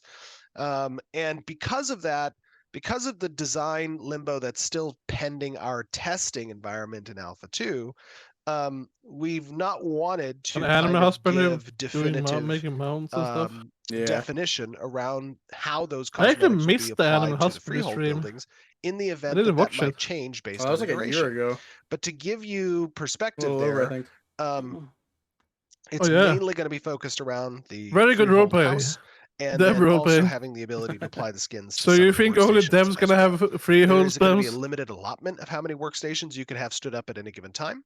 There's a limited allotment of I licenses think that's gonna that can change be around a applied lot. to a freehold in order to make some of those stations reach level 2, tier 2 and tier 3. What those particularly are, we have some designs for It's them gonna now, but depend that on if most likely will not survive testing the and will role-playing need to be developers. changed and adapted and iterated upon based off what the testing results provide. One other thing is that we don't really market our pre-order packages. We don't market our cosmetics. We don't spend any marketing dollars towards that end. Not yet. And Or I Alpha want to 1 reiterate was. something that I've always said in the past and will continue to say going forward. It is not necessary to pre-order Ashes of Creation. Yeah, it isn't. We do non-NDA But I might actually do it anyways. testing periods. This is an opportunity where You did all it, of the right? community gets to see what some of the testers are experiencing in Alpha You did 1 and pre-order in dubs, Alpha right? 2. And to be perfectly honest, our testing environments are not catered or made for the enjoyment of players. It is not a game that you are purchasing when you make a pre-order. So I'm probably going to do it just to try Alpha 2. Because Alpha 2 is going to be actually committing yourself to towards dedicating a launch portion anyway, of so that's your going to be nice. time in testing specific loops that might not be fun in order to accurately provide us, the team, with information from a player invested perspective. And so in that sense, it is perfectly acceptable and desired that players who are cautious or questioning whether or not this is the game for them, some of the designs might speak to them or not, sit back and wait. You have an opportunity to watch development, to continue to opine and give your thoughts and feelings on something.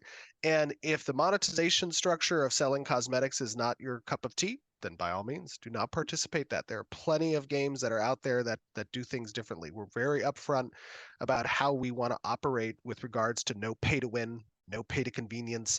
Our That's cosmetics are available if players want to participate. They like collecting those things, that's fine. And they are part of building the world, right? These cosmetics get used as part of NPCs, they get used as part of unique buildings around different points of interest. They're already in line of production in order to build the world of Ashes. They're just also available as part of the cosmetic pre-order purchases as well. So hopefully that answers your question. I'm going to actually go ahead and elaborate on the freehold. What happens if you have a freehold and a world event happens in the area? We know that some events can affect buildings. Can it also affect your freehold? No. So the way that events work is there's a certain number of world conditions that can serve as predicates for whether or not an event, the event manager and the event system, which Clayton has done a great amount of work on whether or not these predicates satisfy the requirements in order to initiate an event. And those events have objectives. Some of those objectives might be centralized at points of interest. Some of the objectives might be centralized at a particular node. Some of those events might be predicated on a particular objective that's just randomly spawns out in the world in order to kind of create player activity and engagement and soft friction between players, right? The events do not target personal belongings. Which means that your freehold is essentially a personal belonging, right? It is a certificate, a deed in which you own, in which you have constructed the necessary requirements in order to stand up any particular building on that freehold. So in that sense, we don't want to create an event that targets you. We want we want to create events that target, engage, and incentivize your community. And there are a lot of different communities. That's a good explanation, in the aspect yes. of Ashes of Creation. Remember, we're a non-faction based game, which means we have to create a lot of micro so it's not something you have to worry about with your freehold getting quote like unquote pseudo wiped out or losing stuff we because those the volcano erupted factions, that's nearby. and they're opt-in. Like I choose which node I'm a the part only of. I choose event which per se is when a town or a city I gets choose raided which dungeon I choose to go and it gets overtaken. To XP at. The then your reason freehold why might we allow disappear. that amount of player but agency then everything is saved anyways. is because we create saves like a complementary blueprint. systems that incentivize so if you soft get a new freehold between those place, communities, right? And events is so one if you of get those a new systems freehold place, that helps you to just facilitate plucked on the your soft blueprint. friction between communities. It's So we like, don't want to focus them on an it's saved individual that player. way. We want to focus them on the I hope my micro-communities future or the kids have moved pseudo-factions out by the player time has this game chosen to be part of. releases. I think of the range of 3 years. Designing It will some be of the out. more old school systems such Around as XP debt, 2-3 minimal years, fast travel, maybe. and open world Alpha raiding 2 that have really gone away for the this most year part in modern or MMOs. into next year. And how do you design them to be accepted again by a new generation of gamers? And Because Alpha 2 is going to be 70% what made you decide of to the bring these game. back for Ashes to begin with? Beta and Beta 2 will be such quick. Like Beta 1 and Beta 2 is probably going to be kind of quick into Alpha. Question 2. with a deeper root system than it appears to have. Meaning that there's a And then lot that release goes into after that that. question. How do you design some of the more old school I systems? think you usually diverge generation and years. When looking at the a generation is only behind why some of 16 those old years systems or something, existed. A lot of it was centralized around the idea of risk versus reward. I mean, let's take a look at the 3 that you name. XP debt, minimal fast travel, and open world rating. Experience debt is a cost of failure. Experience debt is the bite of not achieving success. If I die to a monster because my strategy was bad, because my performance was bad, because my planning was bad, because all I of lagged. that means that debt is the cost I pay for the bad how do you go about choice, designing some of the more old right? And if you, I think, minimum fast travel and open world rating. well, let me just go through the other 2. Minimum fast travel. My location matters, and the time it travels there is the cost I pay, right? Open world rating. I'm not the only person interested in completing this objective. I have competition. That competition represents pressure. That pressure represents a desire to succeed and perform, right? All of those are touch points on player emotional connectivity. There is a reason why I want to succeed. Part of that reason can be incentivization through reward. Part of that reason can be incentivization through failure. That's one way to so say that's, it. I think, one of the core fundamental philosophies as to how you design some of the more old school systems. To answer the second part of the question, we have moved away from that modern MMOs. Modern MMOs have had a difficult time. That is true. Modern MMOs have had a difficult time because of really 3 main probably issues. The first and foremost is that the existing primary franchises of MMOs today, the big ones out there, the WoWs and the Final Fantasies and the Guild Wars and the WoWs? Is that they've an had MMO? a lot of time to create a social Getting married well, is like joining World of Warcraft. which means that MMOs are very social environments. That's what MMOs do best. From a business perspective, that's why MMOs have long lifetime value for customers, because of the retention ability for that particular MMO to keep a customer returning.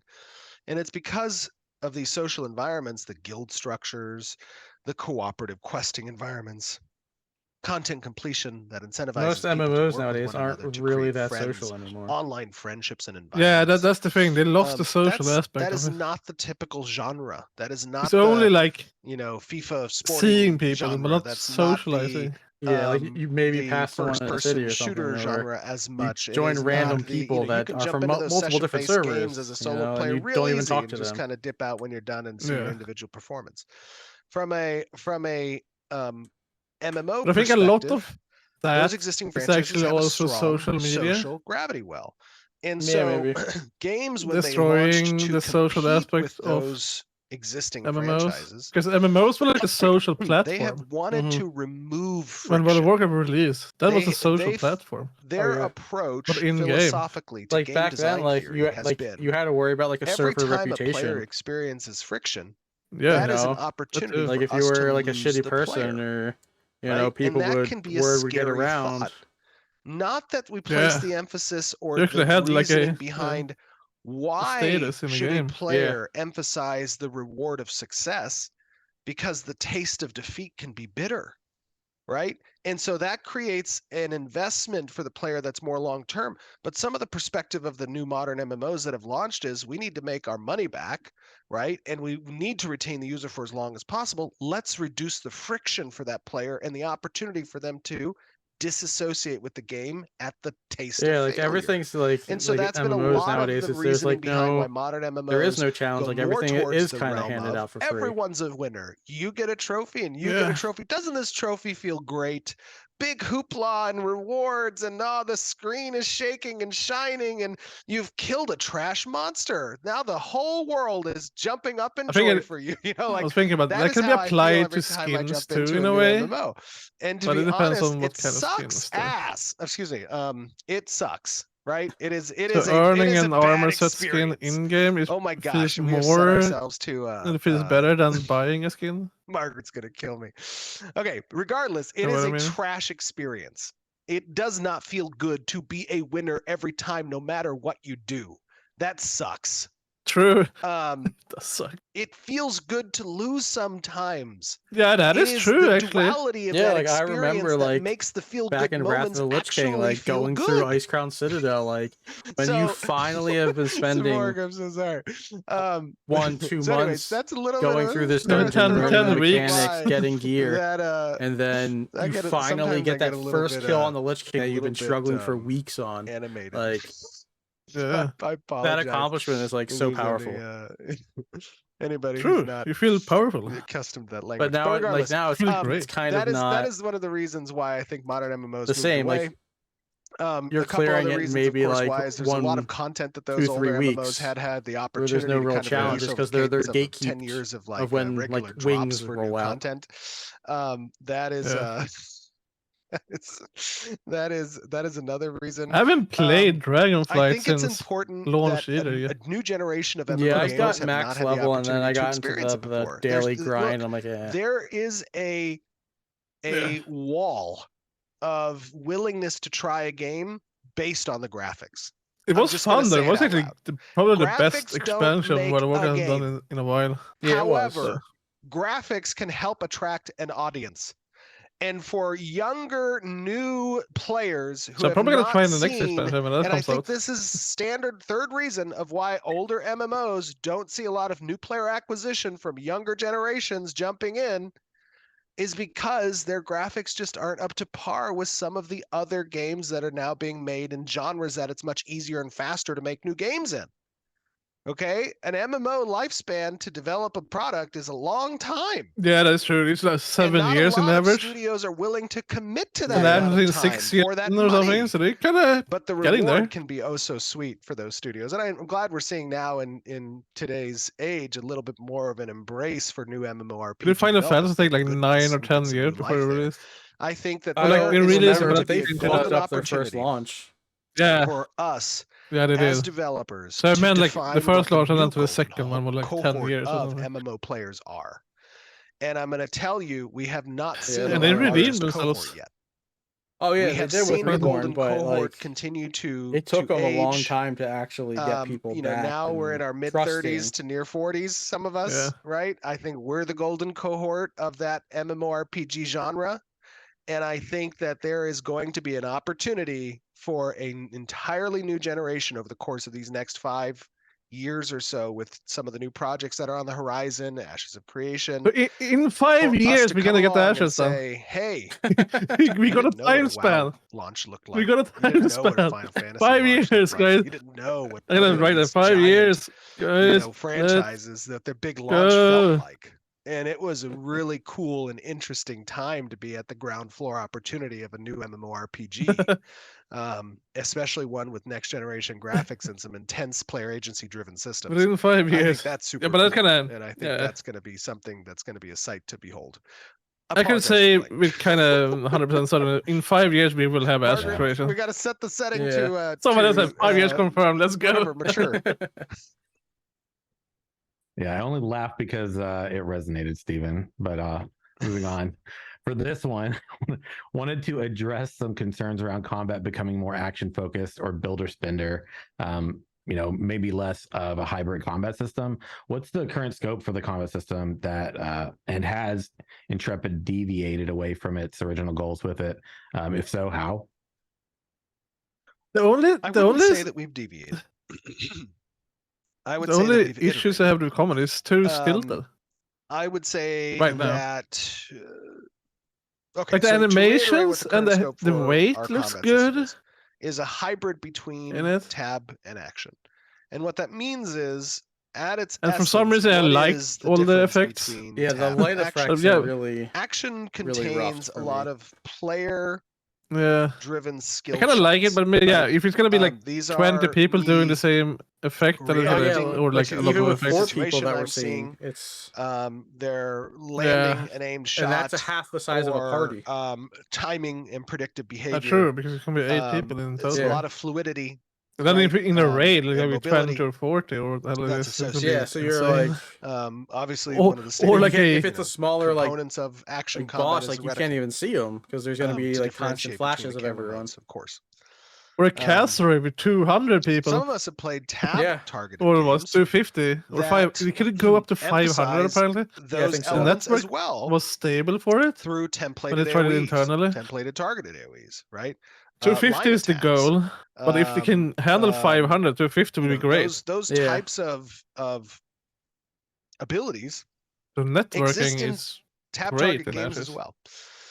What we're trying to do with Ashes of Creation is create a system that blends the two worlds together to But if you can change and offers the players the effects in opportunity to settings, spec I'm into totally more fine with it. heavily So you can set it out skill-oriented as you want it to be. Yeah. Or tab targeted, have that duality. That's And I think they actually said that I hope they'll a show year or it two with ago. the, We've changed a little bit about how we Yeah. approach that over the course of the last several Yeah, it years. would be nice if based off of Steven player show like feedback. like We did lowest some APOC setting on testing around, and then like, highest really setting and see the difference. core action You should have like a combat. setting stream. And we did all the some, settings. testing I mean, they went over options a little around, bit, but not Alpha 1. We did some like that. Just has such a And a big lot of- in-game impact. We saw Yeah. A lot of people are player complaining feedback about the there, nameplates, with but regards actually the to nameplates promotion you can attacks and change, whatnot. right? Yeah, that's So, an easy you know, fix. right It's just now we it's have a placeholder really that they don't want to talented, dedicate the strike resources team to, on the combat because for side, testing Yeah, but- purposes, and on it gets the point encounter across side. what it is. that are Yeah, making and I think it was a significant setting too. You progress, can I change the think, in nameplates moving yourself. forward the combat designs Yeah, I'm sure around that Ashes stuff will of be Creation. all. You've They're seen having a very little bit of this in the customizable tab UI. demonstration. And Yeah, I think while it was it's not quite customizable there for you. yet, even. I think they it said that. is getting closer to there. But a lot of and people this is probably want Steven to one change of the nameplate just to most see subtle you can do driven it. components of development is Just get combat that issue, because it's the that most worry tactile, out of the because it's the most the interfaced people. with, I think. because it is something you're constantly That's experiencing. a very minor thing in my opinion. And it's also something that Yeah. a lot of different people have a lot of different thoughts on, because there's a lot of different games But a lot out of there that do a combat lot of people like differently. big numbers, Okay, nice and that's normal. nameplates. And let's take the Yeah. best Apparently. parts of those and incorporate them into Most of what these we questions want are coming to from make Asmongold, though, Ashes' but combat identified around. I'm watching The all simple Asmongold's truth of the matter reacts is to this, and what Ashes people should Creation. walk away Yeah, from I've been too. this question thing. And Narc. Narc is.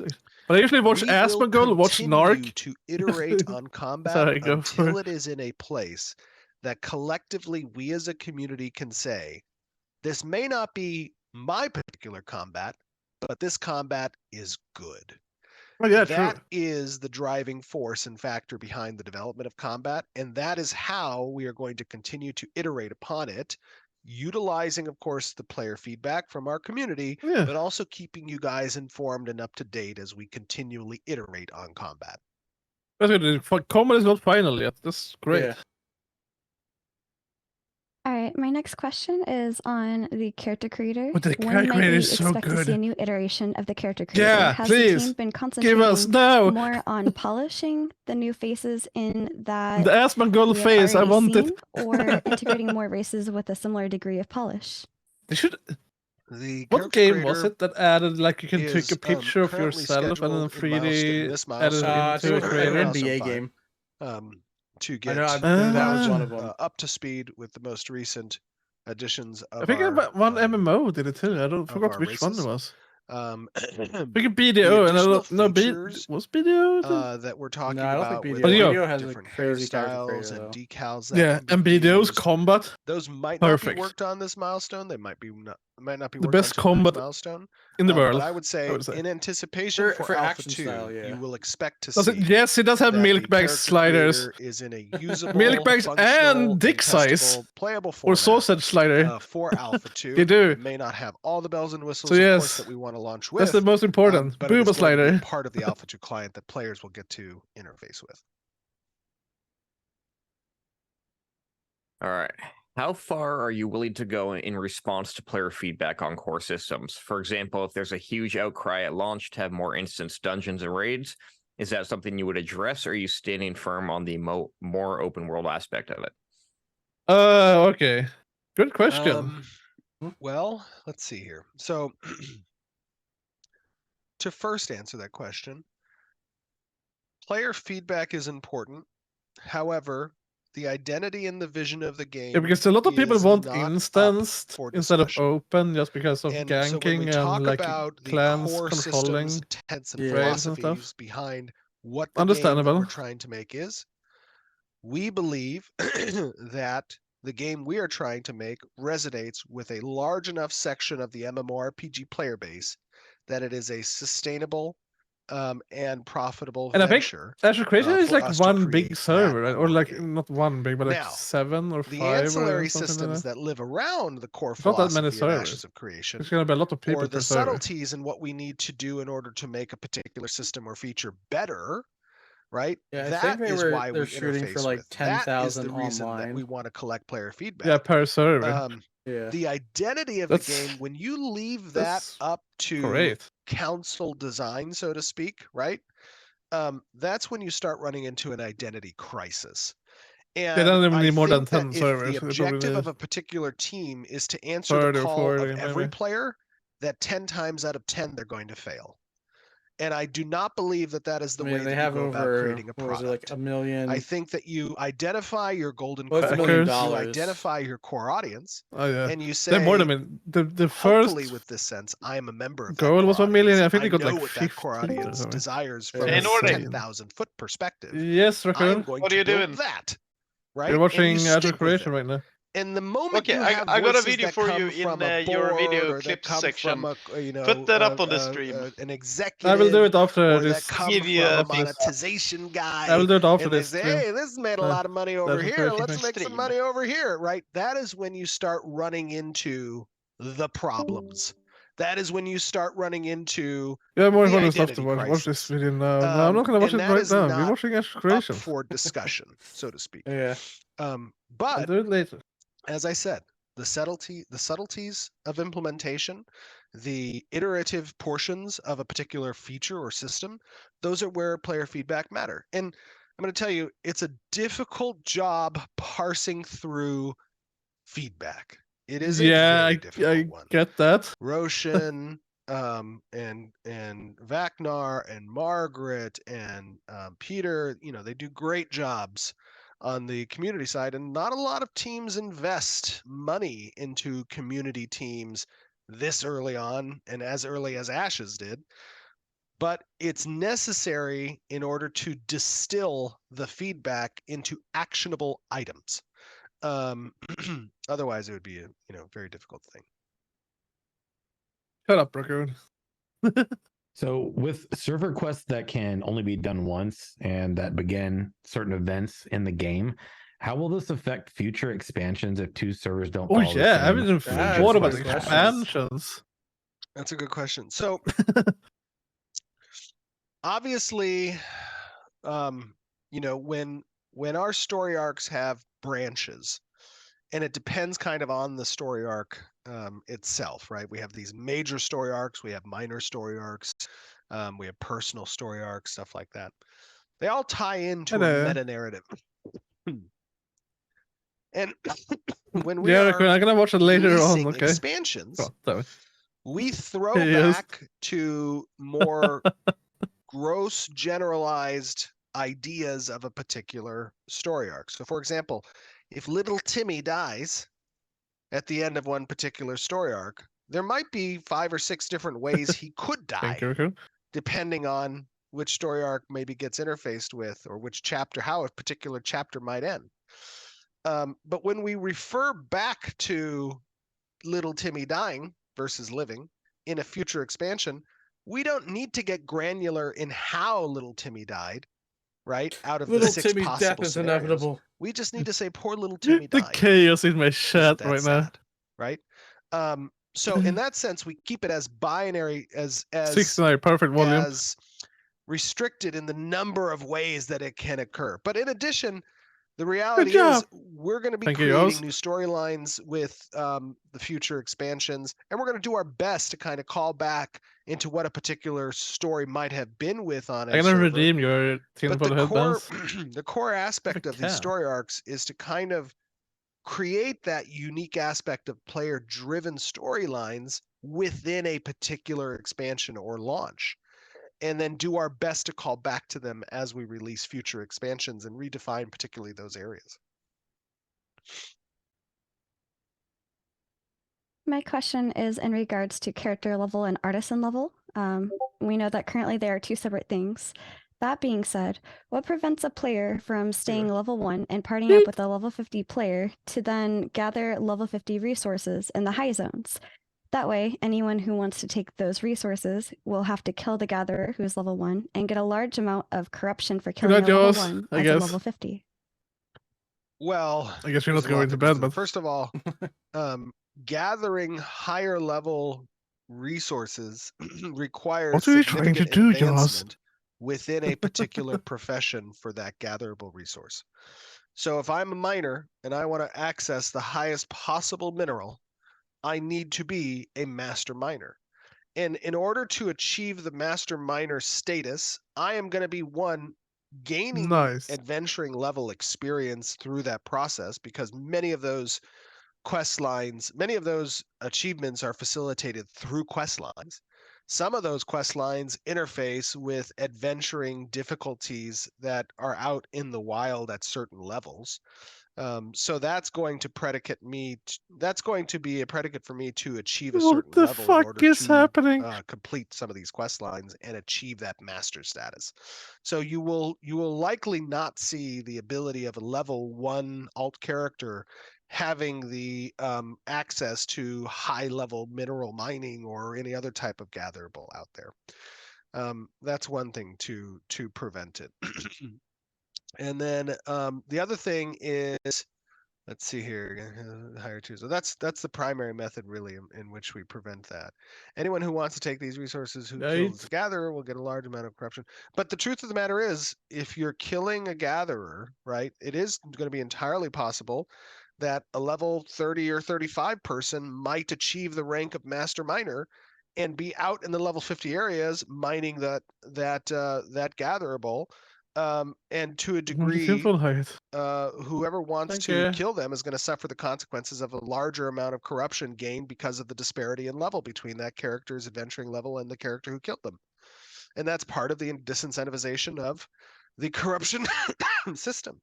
And that's part of the novelty of player agency within a particular system like the artisanship one, where maybe my first focus as a player is to level up my master mining profession as quickly as possible, and that exceeds what would naturally have been my character level or adventuring level advancing alongside it. That's, I think, unique. That's, I think, interesting. That is, I think, what players want to have the choice to be able to do if they want to. I didn't even hear the question because there's so much spam in my chat and right yes, now. You guys can't hear this, but we just heard a very lovely Margaret talking to us. So we were like awkwardly silent there for a second. Margaret was talking to us. It's noon, but I'm fine with continuing kind of this questions if you guys want to keep going a little bit. Yeah, so because we're at the hour mark. Yeah, I'm down. I'm enjoying it. All right. Will there be any perks to leveling an alt once you have a character at max level to make the experience more convenient, such as account-wide rep, mounts, leveling gear, or will each character start from absolute scratch when you start a new one? Each character will start from scratch. However, with that being said, there are certain account-based considerations that we're making, such as the ability to, share warehouse space between alternate characters on the same account, right? The ability to utilize housing and furniture that might be in the housing, or workstations that might be on a freehold across characters on a particular account. So in that sense, there is a bit of a leg up for players who have achieved things on their primary character. However, at the same time, there should not be like experience boosters and things that kind of hasten the development of that particular.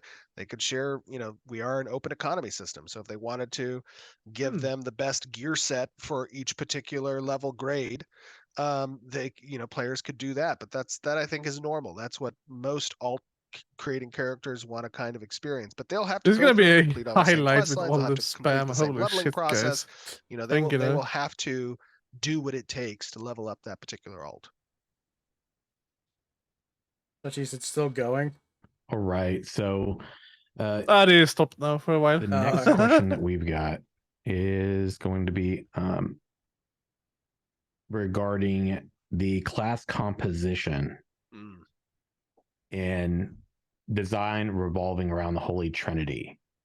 Okay. Yeah, if that is the case, where does a non-healing support fall into that concept of design, and how will players who choose that path remain non-healing relevant throughout support the isn't a gameplay tank? loops? Well, like bard. Bard, yeah. This is a bit of a throwback again design. This is a more old school idea of the Holy Trinity and where non-healing support classes fall into that mix.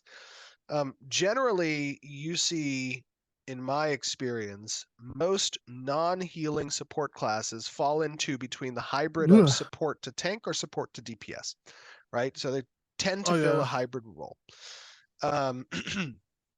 The Bard has an opportunity And Raccoon, I will to watch fill that that video space after this. and is a very integral Be component patient. to Patience is maximizing key. a particular group or archetype's ability to perform through the use of their supportive and buff-oriented abilities. As we've talked in the past, many of these are support based on proximity.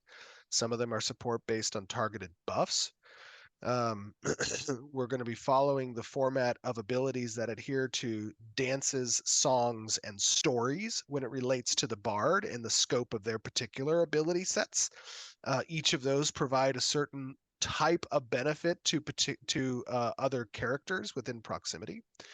The idea here, again, pointing back to a more old school Trinity design, is that no party is complete without the non-healing support class, which is the Bard in Ashes of Creation. Raccoon has left the shed. You know, I guess that is, I think, yeah. a role that a lot of players out there enjoy. And you'll be able to perform as that class in either a DPS or tank oriented, and perhaps even depending on your archetype selection, healing oriented as well. Obviously, not to the degree that a primary archetype cleric would, but I don't know what character do you want to play in Ashes Creation? I want to see Summoner. My next question goes back into the Alpha You want to 2. play or see? Do you plan on I want to introducing see it how it's all going to work in out, and then a we'll steadily go from compounding there. way, only Okay. adding new features Yeah, or content? I Or am in probably gonna do cyclical manner, witch, so wizard, or certain some systems are magic turned on and off to test, character. while others are iterated upon Probably. and alternately cycled That's out. kind of my, or maybe Hunter. Probably Hunter a would be little cool of too. both. But I would say it's going to depend on the particular but system. that's not there's like 64 classes in the game. It's kind of so a lot of shoes. You'll see lot of shoes. drops where we update Alpha a 2 lot of choices. and want a lot of I can't focus around choose one anyone. particular system. And in order to make sure that we are seeing that level of interaction, we might disable certain systems or take them down to be iterated upon. The benefit of being in a production environment is that we make releases, and that cadence of our release candidate is predicated on an amount of work done within some number of sprints, gets tested internally QA wise, and then gets promoted out to a production environment. Those will tend to be larger drops for Alpha 2. Okay. And so you may see whole systems come online at some different points throughout the Alpha 2 testing, entirely new different areas, entirely new packages of narrative content and POIs. That is going to adhere to kind of what our development schedule and release cadence will look like. All right. Will dialogue choices have any impact on the quests in regards to how NPCs respond to you, or is the overall outcome of will they have any impact on the quest or regards to how they respond to you, or the overall outcome of that quest, or is it more of just a role-playing perspective without any major impact? No, the dialogue choices are intended to provide an impact, both with the response of the NPC. It might also serve as predicates for other systems if there are certain paths chosen within the dialogue tree. It might unlock, different side arcs and storylines. that other players may not experience. The dialogue trees are not meaningless. They're meant to provide. Oh, if you guys want to use a referral code to get Astral Creation, use this code. So, or maybe the link in the last is this live instead. stream, you Use had this mentioned link. blood magic is an illegal magic. My which has referral us link is Astral curious. Creation. So we've seen elemental and arcane forms of magic, once but will I think players Alpha be 2 actually able to launches, I'm wield going to blood set that up magic? as a timer. What are the different schools of magic you are considering for the game? I was thinking, There's as a pre-order, do you get so extra first, when we say codes that blood magic is illegal, No. right? for the game? We're talking about in the context probably of if you get a into the normal content creator everyday program, you player will. who's a citizen of Vera, having Yeah, come yeah, from yeah, Sanctus. true. You are. I'm trying to get you into are it, but I adhering haven't to got. the I local haven't checked my laws email from my and, streamer email in a while though, guidance so I maybe don't I have think an they've email in there. done anything with it governments yet. and or node governments. Yeah, because right? this to last be a stream they good, just upstanding talk about the citizen content creation of thing again, so Vera, you adhere to these laws. I don't think I have done anything with it yet. Yes. The ability to wield blood magic might be seen in some blood storylines. We'll see. Okay, interesting. That is left to the players to experience and discover. Those types of choices might have ramifications on your character, and or ramifications within storylines. There are a lot of different schools of magic. In fact, we haven't released our style guide for like VFX and whatnot. Oh, you need to buy the most when we expensive talk one to about, get the Alpha 2 how access? do we Oh, create a shit. blood corruption setting? Well, what is the associated colors? What's the shape of blood magic? It's only the 371 this one. flowing river. Oh, yeah, you maybe the saw some of 250. them I in the didn't check that one. VFX. Yeah, I think the 251 does. In Carfin, you saw the mist in the deep You just don't red, get like the saturation. Some each of skins the you don't get from environments, The freehold and the stuff. magics, and the what we create has an associated style guide that includes And the, color wheels and caravan. palettes across different influences, whether it be trans. And that you get less like in-game currency transformation, and summoning game time. magic, arcane magic, elemental magic, blood corruption, regular corruption, and 9 months of game chaos. Yeah. So that's electricity. There's a whole bunch of influences that exist mean, across that's half the price. player abilities. Yeah, but yeah, also I did the across math of it, and like the stuff you environments get and the in game, POIs, like pays and for the unique to majority each of the it. cultures that require Of defined style even a guides 250 one associated gives with like 6 months of games, so $90. that's kind of we have a They're lot like of half the different price schools of almost from magic. Yeah, and then you that get we a good have bit in of this like game. embers. Yeah, $100 And, in embers. Whether Yeah, so you're already whether at, players will be like, able the to wield 250 magic No pay or to not win. is kind of up to the different storylines you all explore. That's good. The embers you only. Going back to Alpha 2, IP do grabber? you plan on introducing No, that's all just the primary if archetypes you before adding use the that secondary archetype systems link into the and test? is it making an account or is it Additionally, making once a the secondary buy? archetype system It's is making an added, account, will right? you want to test It's a it buy, with okay. only a few classes at a time, or Yeah, release it's a all referral classes link. available at the point in development? Yeah. So we may release some limited scope of the secondary archetype selection and the augmentation system without having all of the base archetypes released in order to test some things. In addition, it's more than likely that we'll be releasing so if you haven't bought it secondary yet, selections. you can use my referral link. One at a time. But I don't want to use yours. I want to use mine. Wait, can you use your own? That would be kind of cool. No, I don't think you can use your own to refer yourself. So that we can collect appropriate. But if we do this, if I refer you and then you refer Dubs and Dubs refer me, then we actually got a circle. Possible. But I already went, so. Oh yeah, Do you true. have any concerns on players Yes, you eventually can. discovering They call a it meta alts. server build with Oh, nodes yeah. due to Yeah, players true, you heading can make to an specific alt. nodes and regions because they find that content more enjoyable? And Very if true. so, how would you go about getting players to shift around the world to break up the meta? Yeah, I'm not too concerned about that, to be honest, because Meta server builds with the nodes. way that we Oh, okay, that's a good question. facilitate the world kind of But the taking world is into gonna be account player activity to like manifest different story arcs ever and/or, changing world though. world states is based off I don't know. of population, And that's the thing start that you actually need location, to actually like mapping of player look movement after. and activity.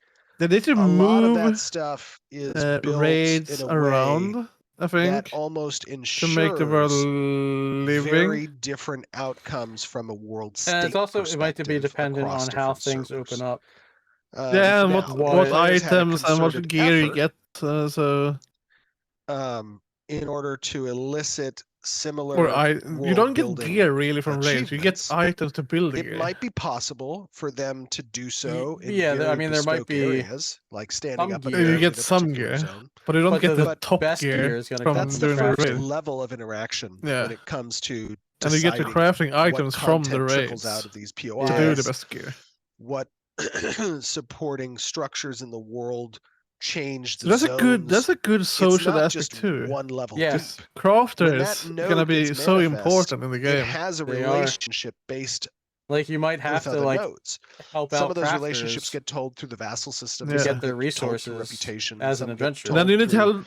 Then you need to help out with particular, caravans and get the training initiatives resources that a to node might craft. undertake. Yep. So it's all And interconnected. not everything that happens Great. in the world is predicated on a node reaching a certain level. So that's actually one good. predicate system. Getting the best There's a in whole and the best bunch of is not you predicates probably that are can get, sprinkled but not the throughout best gear. different layers of content. It depends on how and that mechanics need to and be items work. achieved in order to Like best in elicit slot might a not be a response crafted from the item, but it server might be or a from drop. the You don't server know. world manager.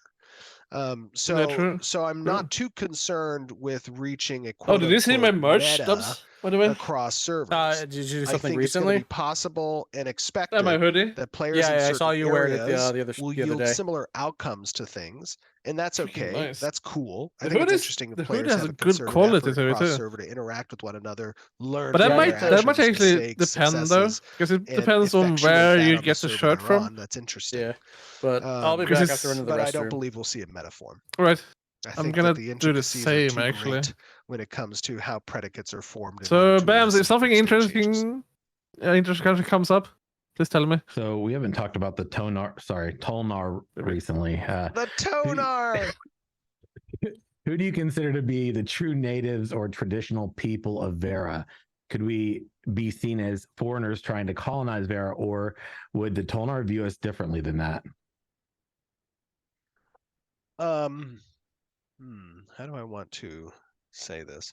So I think when we talk about the Tolnar, and we're talking about how will the Tolnar perceive their ancestors, the children's children of their ancestors returning back to Vera, I think majority of the disposition is going to be these are the descendants of those responsible for the tragedy that befell our world.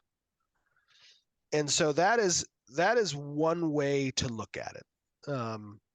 And I think that you will see a disparity between the younger Tolnar and the older Tolnar and their reception to those who are coming new. I think that's normal. I think that's expected. I think that creates an interesting tension. And I think that is a nice contextualization to some of the stories that might be told in interfacing between the Tolnar cultures and those of the returning descendants. How advanced is it going to be? How advanced is going to be the system of hiring and customizing laborers on your freehold? Relatively advanced. I think there's a few paths that you can take when it comes to training up those types of NPC aids. What things that they can do. I think there's going to be different tiers and costs associated with higher level assistance on the freehold. But the same is true for mercenaries that nodes can hire or castles can place with regards to sieges and or wars and or events. I'm back. You have a very base functioning level of mercenaries with set of equipment and skill rotations and behavior trees that are possible at a fundamental level. And then as you upgrade, how is it going to be a system of higher? Oh, this is a good one. Excuse me. You might achieve certain relics that you gain or enact certain policies that allow you to dial up the stats of those mercenaries. The same thing is true for the NPCs that can exist on freeholds, except those might be more predicated to service buildings that relate to artisanship. And that might be one of the reasons why it's beneficial to own a freehold in one particular node versus another, is based off of what amenities are now available to your freehold as a result of that node selection. Hopefully that answers your question. I think we have time. Let's do one more question from each of you. Oh. All right. Okay. You spoke in the last stream about how eventually Intrepid would hold off on Unreal Engine updates until post-launch, but didn't state if you were considering to upgrade to 5.2. Is that something you're planning on doing? And if so, what features from it are you planning on utilizing? Yes, answer. Yeah, absolutely. We're nowhere near close to stopping our updates, our continued updates with Epic, with Unreal. With Epic, Unreal, yeah, true. Okay, good. 5.2 is on the radar. We might even skip. We might wait to do, based off of the next iteration, 5.21 or 5.3. It just kind of depends. We have a technical team that evaluates what's on the horizon. Steven tried to wrap it up to go play PoE League. And we kind of make that decision based off of the team's needs for particular features that might be being released. Oh, yeah, that's true. They don't need everything that you release from every update from Unreal. The first version of a particular major update. And then go with the 0.1 version of that, just from a safekeeping perspective. All right, good answer. Good answer. All right, so are there any mechanics or systems that you wanted to add to the game but haven't because you wanted to ensure that your development schedule stays on track? Back, if so, what are they? Oh yeah. Nice. You just missed the update thing, and you missed something about the freehold. Generally, our internal meetings and reviews, and you missed nothing. Then we throw it in the backlog post launch. That's kind of our generally our MO when it comes to great ideas. I mean, because the reality is, as we continue to go through features, great ideas can be expansions after the game launches. And iterate on those features. There were talks about all the boat stuff for the team water to think stuff. about. Was like gonna be an expansion, but they added it in. With another feature over here, it did this. Yeah, all the boats is gonna be. In some situations, we'll evaluate. It was like a thing for expansion later on. But they got the money to do it before launch. To demonstrate what the core loop of a particular system might be trying to demonstrate, and we'll make the change as necessary. But in the majority of cases, I need to read up more about the story about the game. Hey, I know our some lore. Necessary list of core integrated systems. I probably don't want to read up too much of the lore because I want to explore the game when it comes out. Gameplay loops that we want players to experience. But there is a lot of stuff in the game that can actually expand on and make expansion. We throw it into the expansion bucket, right? There's an opportunity for us to we need stuff obviously for us to expand upon and for us to continue development post-launch. So that's generally our MO with regards to new ideas and stuff. Oh, do you guys have any plans for tomorrow night? Okay. By the way, you want to do BD? Given that you said that these story arcs are kind of like a module that get placed into the world, do you plan to sell or release your Ashes of Creation themed TTRPG module for other DMs to use? I'm actually gonna make a chocolate Easter cake tomorrow on stream. Oh, nice. There's a lot of things I want to do. I can show you a picture on it when this stream is over. One is, of course, a module that's set in the world of Ashes of Creation. Yes, I would love to release a throwback to the original campaign. It's very different from where Ashes of Creation is today.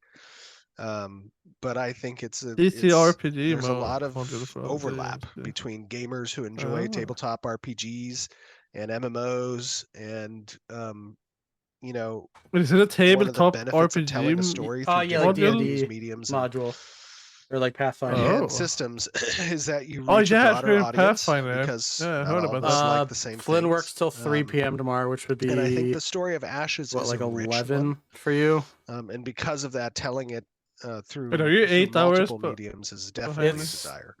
1:30 from a right board now. game perspective, I'm a huge Okay, yeah, and it's board game 9:30 for nerd. me. I So love playing board yeah. games. A lot of us at the 8 office hours. do. I would love to tell the story of Ashes through a board game as well. I would love to Yeah, tell maybe the next story week of then. Ashes through Yeah. I need to check with RTS. I would Primus love too. to tell it through Yeah, okay. film I and just watched some television. clips. There's I a watched some lot of clips ways I think that the back on story when can be told. the dwarf It just doesn't all popped have in to and be broke a focused door. around the return to Vera. There's a lot And of when he different popped in one of the opportunities across the cinematics, it many was fun as thousands fuck. of years of timeline that Vera's existed. That we Pathfinder can is tell what the I'm story going and to even play other soon. I need to other play Rainier aspects of first though. that. So, Oh, wait, is this actually creation yeah. making Yeah, to answer Pathfinder? your question, the No. desire is That's a what yes that's post the our they flagship used. product launch, which is the MMO. Ah, playing the Toxic Rain bit. Oh, wait, is it PoE Pathfinder? No, wait, Right. Pathfinder. What the hell is Pathfinder? How exactly does the Pathfinder's like, constellation system D&D. work? You've stated that it'll be very relevant to the Okay. system, such as narrative, empowering abilities and items, and Oh, wait. gathering relics. But how do they tie into these systems Oh, exactly? Wrath of the Righteous? I have Pathfinder. So the Pathfinder is constellation fun. system is another predicate system. It's sad it's not And when I multiplayer say in it's a Pathfinder. predicate Though. system, it means Yeah, that it is tough though. certain I love confusing you. Yeah, I will guess. yield certain constellations being available to pursue, discover, and achieve. I have been and playing they Pathfinder span Wrath the of the realm Righteous of for a while. interfacing Yeah, I need to just across turn my difficulty adventuring down on level, it. I'm just getting artisanship, destroyed. node, Oh, relics, okay. policies. Like there's a lot of different things that constellations can touch because at its essence, it is a predicate system. Pathfinder is a now, class for the Rainer class. once Oh, okay. players So you're not have even talking about another game. You're just talking about the class. identifying a certain location that yields a constellation. The and they checked PoE2 off is that coming out box, soon. Okay, I have achieved That's this Path thing. of Exile. It can serve its purpose for kicking off a new Which is like storyline for Diablo. that individual, kicking off a new Yeah. storyline for Yeah, that no. individual's micro PoE2 communities is or PoE2 is coming out pseudo-factions, soon. if necessary, right? It can serve as a The broader PoE, kickoff. yes. One person discovers it, That is 300, 400, 500 people get to Diablo, participate but good. now in it. That's an opportunity. It can yield the Diablo 4 is location more of for an casuals, achievable so world relic Diablo that 4 can is be brought good back too, I home guess. to a particular But yeah, node. PoE is like the advanced mode. You know, there's there's a lot also of one that's different kind of in the things middle that are called Last possible. Epoch. In order to see the constellation Epoch. and Oh, to actually achieve that, You can blow up maps. it could be just as simple as looking at your character's viewport into the night sky at a certain location at a certain time. Oh yeah, It constellations could be and stuff. far Yeah. more in depth, which is killing a certain raid boss for a particular number of times until it drops a What do particular you do? item that Yeah, but yields that's a not map that fun sends you to a though. location that It's more sends fun like, building there's a a lot character of from scratch instead of just different using a layers copy that can paste. get added on. How do we And the manifest a meta. particular constellation? The intent here Yeah, is like to PoE is provide so usually an complex. immersive system Like you that just follow a keeps build the unless you like player really in know the all the ins and world outs of the game. and allows their in-world True. movement and interactions and immersiveness to yield a But result. it kind of removes the that's fun of the unique. game though, if you're And just gonna that, follow I a think, meta is build. a fun and compelling. Yeah, but you can like completely interaction, like ruin especially it as it if you relates don't to know adventuring. what you're doing. Was that our last question? Oh, we have one more. We have one final question. Hopefully it's a good one. What do we got? You try to deviate from the build, fail, and then you learn. True. You learn. You always learn from your fails. That's how you learn stuff. Issue there. So as it stands, final question: what is the biggest obstacle preventing Intrepid Studios from being ready to begin Alpha 2 testing? The biggest obstacle. Oh, that's a good question. The biggest obstacle for I think for right Alpha now 2. it's content production. I think our obstacle is the sheer size and complexity of our systems, of course. The necessary time for our teams to complete the content to fill those systems. Okay. So that the data that we collect from play testing those particular loops is compelling and indicative of accurate player responses and player activity. So there is a certain level to which the Alpha 2 client and world and experience must be brought in order for us to facilitate the accurate collection of data that we can then inform decisions based off of. I want to see the skill tree of Ashes Creation. And you know that is they a haven't that is a gone over moving that. point. We're going right now. Yeah, we have because you're only showing like basic skills skills what so that far. needs to be. But I want to see as like we the full approach skill the end tree. of Maybe it's closer to milestones and/or PvE than the sprints, thing. and we do our We don't inspect, know. review, I reflect doubt process, it, especially with like the 64 class we get variants. to re-articulate So it's gonna be more where that point advanced, lives. right? How many Because each classes of those is a touch does point. PvE have?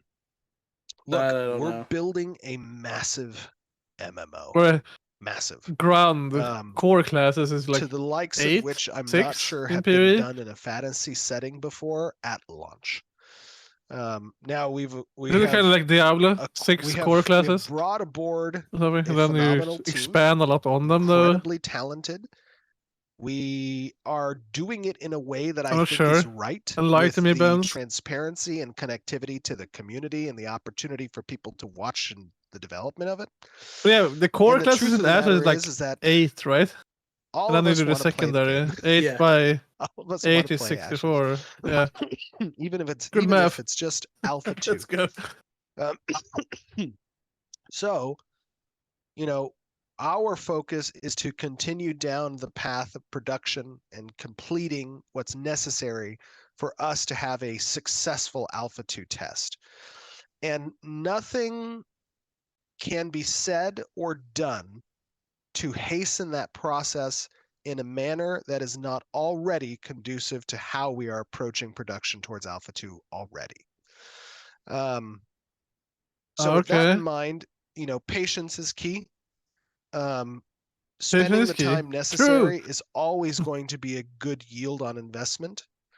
And I think that being a part of the journey is beneficial both to the project and to Patience, you guys as young players. ebook.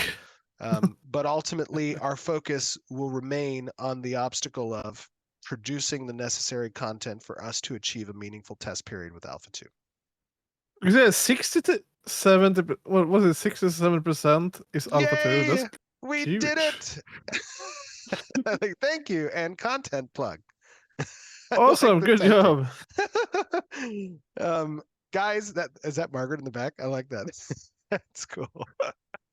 Why can't we hear Margaret? Margaret is the best for host.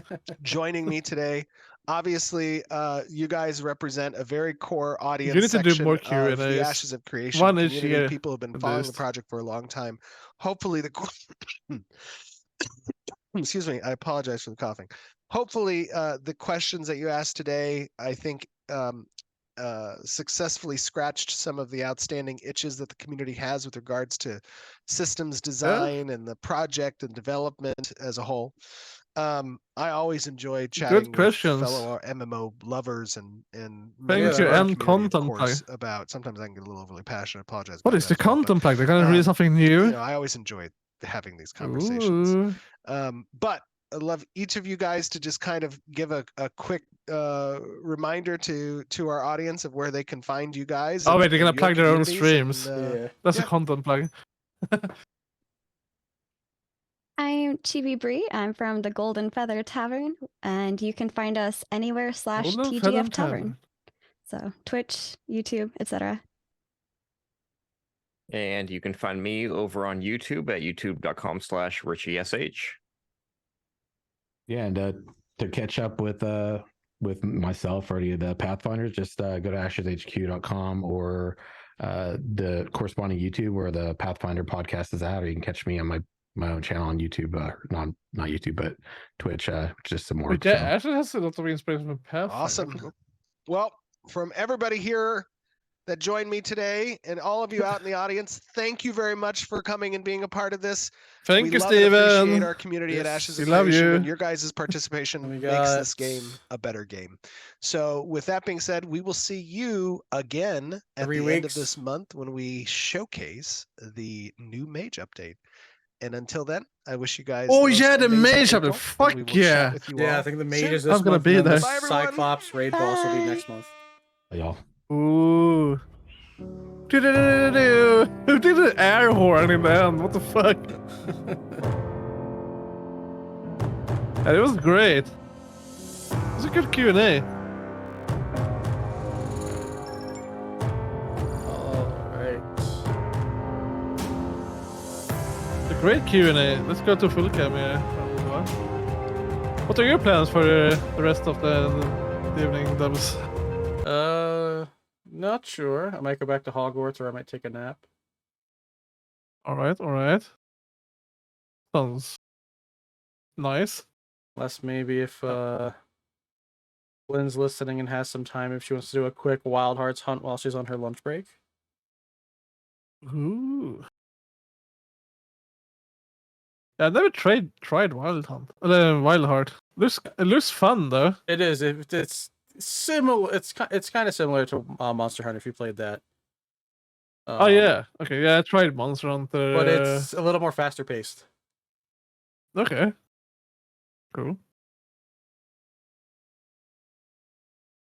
Okay, we're gonna play some Valo. I'm gonna watch the video that Raccoon was spammed for me for a while here. And I'm happy for this Q&A was good. Yeah. I liked it. It was nice.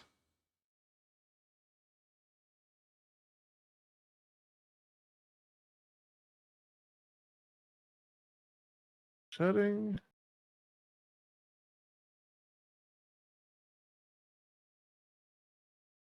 Yeah, I guess I wonder. I think Alpha 2 will come out beginning of next year or end of this year. That's my prediction, at least. Yeah, I think. But it's still like 60 to 70% of the game done in Alpha 2. That's kind of insane. It's an alpha with 60 to 70% of the content. Yeah, we'll have to. That's wait and see. I would imagine like 70% in a beta 1 or beta 2. No, if we're going into beta, you want most of it to be yeah, out that's there. probably most stress testings. Yeah, because Diablo 4 is probably, but Diablo 4 was only like, if you're gonna say content, 20% in the world, because it's only Act 1. Yeah, but all the features acts. were in it, pretty much. Okay, so 35% then. So that was. It's probably like 95% done. And they're really just looking for like balancing, tweaking stuff. And like stress testing their networks. Not true. Yeah, that's only like negative about Diablo. All the dungeons are kind of the same. Yeah, well, I mean, we'll see once they get to other worlds and stuff. Or if you've done like 2 dungeons, you've done them all. Yeah, at least in Act 1. I don't know how the rest of the act's gonna be, but some of them were a little different. Like they had the cathedral one, then there was like the mines, and then like the forgotten cities. Yeah, but the layout was still kind of the same. You need to get to one side to the other side to get 2 stuff into the middle. True. Or get a key from that for the variety door. of it. Yeah. But I like Diablo 4 though. Yeah, I will watch the video, Bams. Coming up here. How the hell did I pop this video out? Can I? You can't. Yeah, I can't pop the video out. Send me the video link in chat then. Because I'm not gonna. I don't want to download a random video from Discord to my PC. Nope, ain't doing it. It's a TikTok video though, so maybe I don't know. Download it. Hi, Kiki. Can I help you? If this is a virus video, Bams, I'm gonna blame you.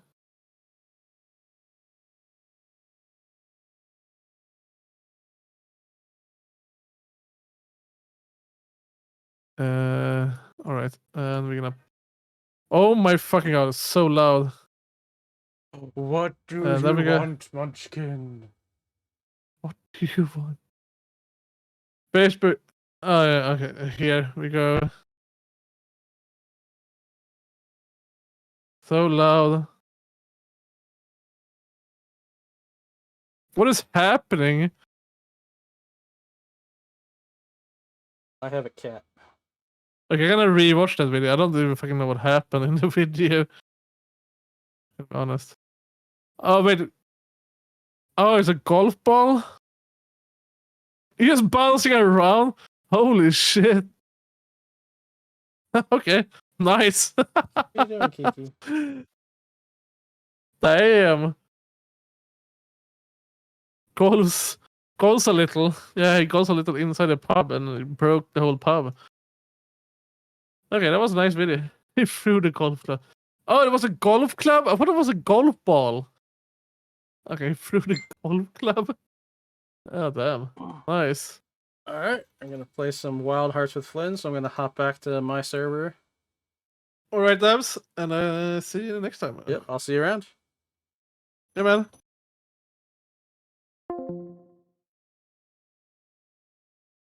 Let's update.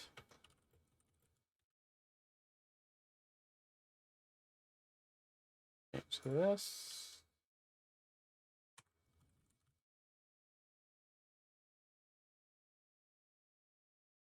Alright, got my controller plugged in.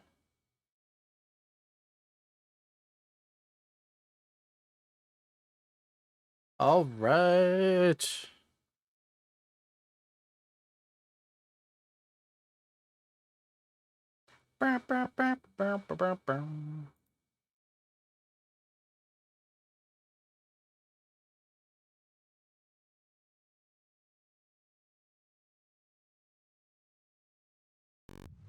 Alright, back to in-game.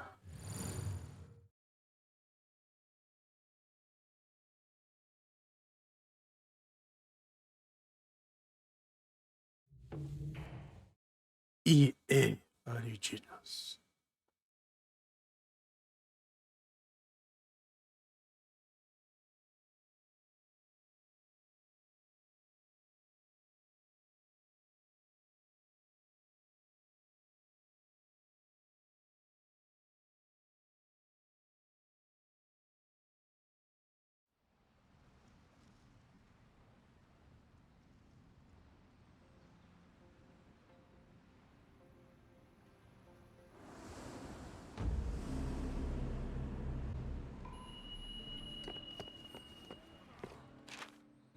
Alright,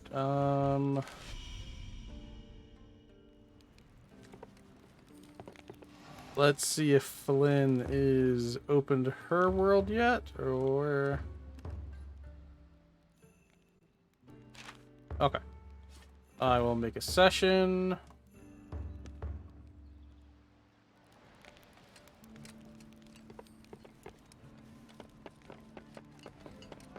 How about this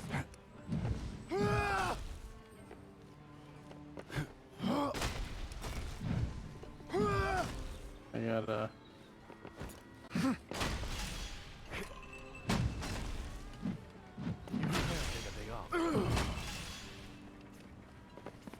Boop. Boop. Into this. Hello! No. Oh, wrong button. How are you? Good. Let me just. Okay. Can I help you, girl? You are driving me Did you nuts. get the quest for this? Oh, the fox? No, I didn't yet. I'll grab it quick if you did. I'm doing it right now. Okay. I have my world open too. I was wondering when you'd share your... Okay.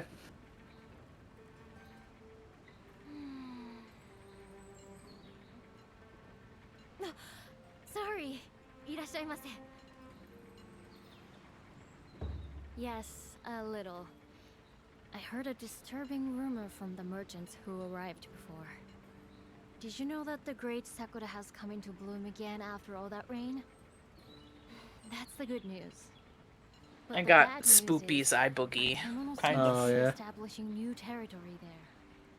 It's like, she touched my face. He's actively washing it off. I haven't seen it myself, but the merchants described it in a Kiki's very just been strange climbing up way. on my lap and They said it was being a goober, unbelievably beautiful. rolling all over me. It's still a kemono though, and left alone, it could pose another threat to Minato. It might not be dangerous at all, of course. I was hoping you could take a look. How you doing, Kiki? Arigato. And take care out there. I know I can rely on you All to right. handle something like this.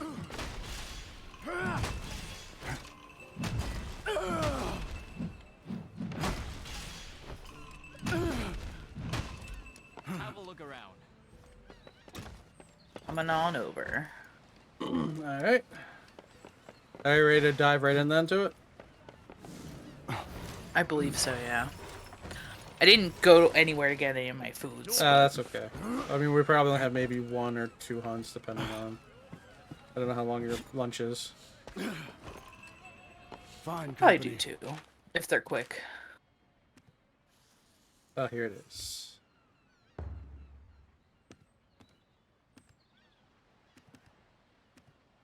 Pick this one. The hunt begins. Ooh. I like how you look with your pants. Pants, I just don't like the way my helmet looks. You could take it off.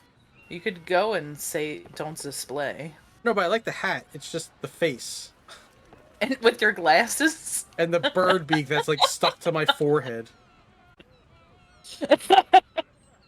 Oh, yeah. I mean, I have that hat on too. I just chose not to see it. La la la la. Okay. Hopefully I won't die. Do you have a fire weapon? I do, but it's not good. Oh, okay. Like, this is my most powerful weapon, and it has 40% crit. Oh, that's right. It has no affiliation, though. It's like 400 power. Blah, blah, blah. Excellent. Do I have... Oh, I did select this eat can. first. Yeah. Oh, no, I already ate. Whatever. Oh, I can open a dragon pit. I haven't been here for a while. Even better. Alright, so he's down there. Oh, so we I got guess somebody already. The crystal clear river. Oh, they were doing a hammer too. Okay, I'm coming. Oh, crystal clear, you said? Yeah. Okay.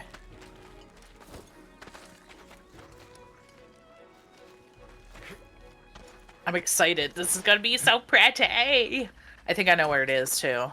It's up top. Oh, is it? I thought Yeah. it'd be in the where the big tree is. It goes there. Oh, that's a huge tank of frame rate. There what she happened? is. Oh, that's right, I do have it, I think.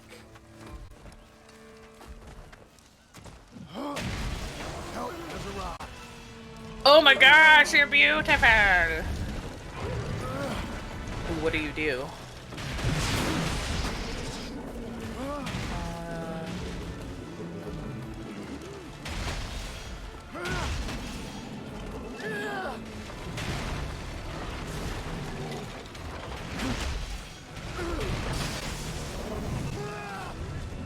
Whoop!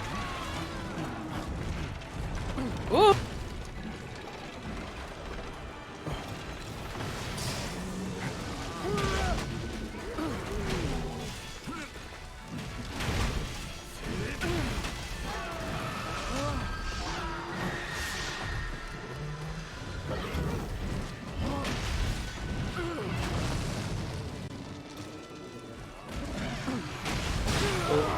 Oh, that hurts.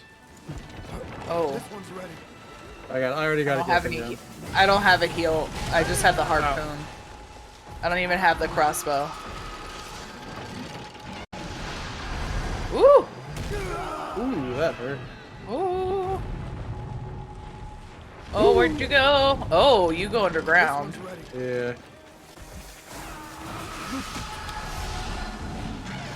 Ooh. Haven't got a shot on her yet. Come on. Oh, you ran right past it. Ooh. Ooh. Oh, that entangles you. Yeah. There we go.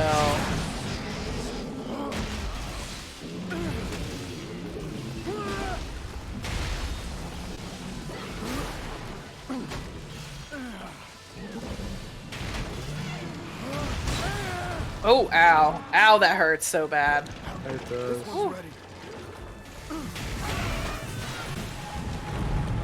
Look down.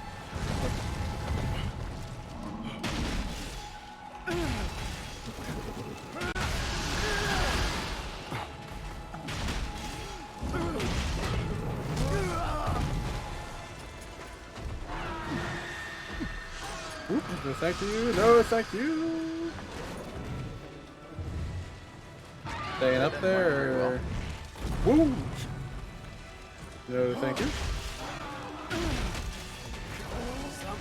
Oh no! Get out of there! Get out of there! Get out of there! Woohoo! We got an enraged. Oh! Woo! Woo! Right. Oh, I just missed that. Ooh. Oh, I don't know what those are.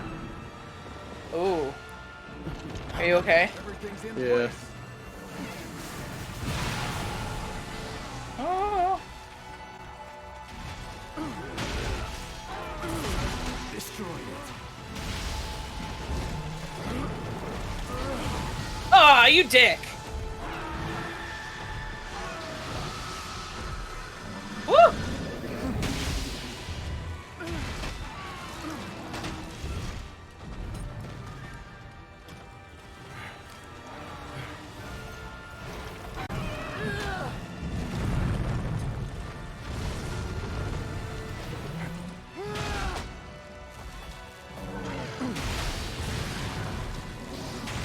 Ooh.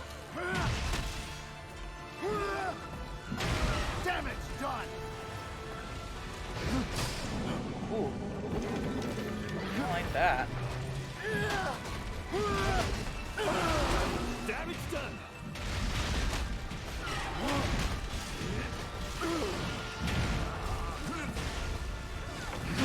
Now stay down.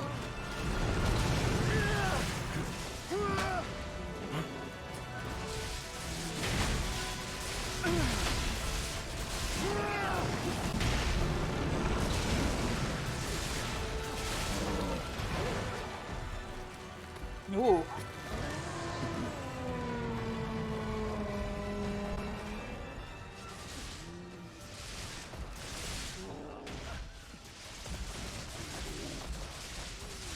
Let me. Ooh. Is it bug? Oh.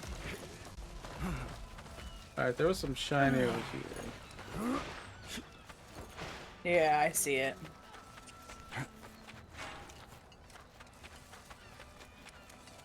Leaving so Wait, soon? what's the category for this?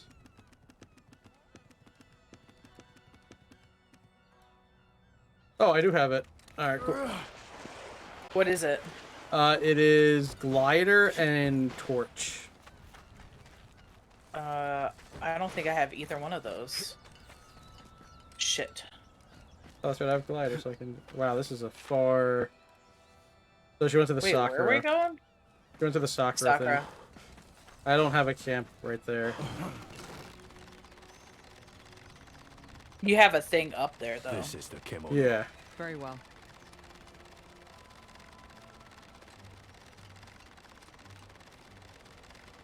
Let's move.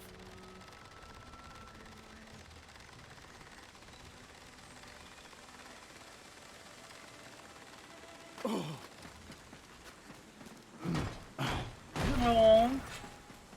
I don't want to hurt it.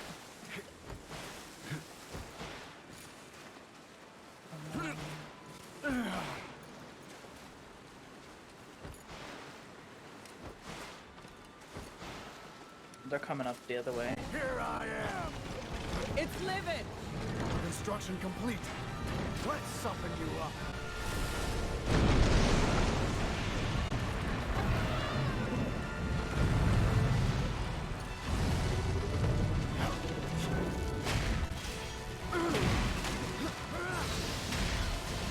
Oh shit. Whoa! Somehow I am not. Okay, You I'm ever coming. seen Resurrection on? Woo! I do. Yeah, that saved you once. Woo! Ooh. Oh no, fuck me! What the fuck? I was in the middle of drinking! Where's that other person? I don't know. Oh, he's coming up to me. Oh, good. Stay with me. I owe you one. Foxy, ooh. Thank you.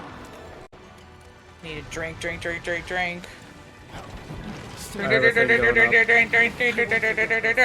Oh, I died again. Are you serious? I didn't even get a chance to move.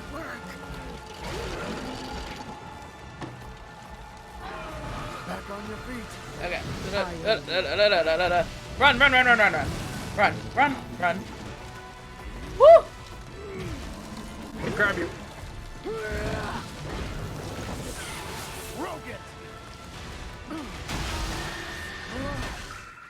Oh.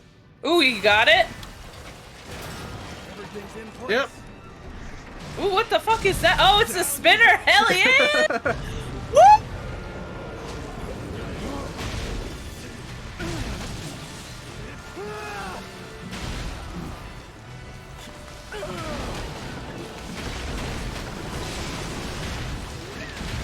Give me that tail.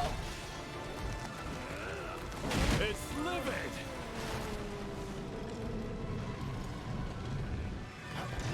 This one's ready. And it bounces around. Hell yeah. I love it. Oh. Drink. Oh shit, I didn't realize I was low on health. Woo. Yeah. Let me grab some. Ow. This one's ready.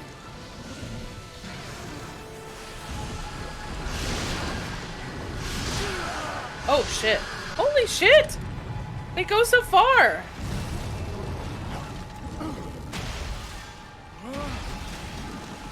Oh, I'm dead. It's on fire. Oh no! Woo. I lit her on fire. No, I didn't want to do that. Ah!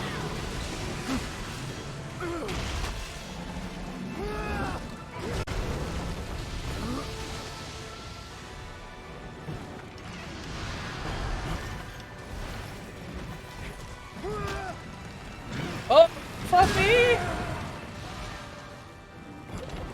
Construction complete. Thank you. This one's ready. Whoa!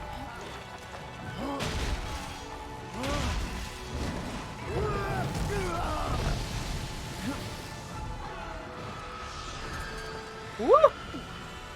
Nice.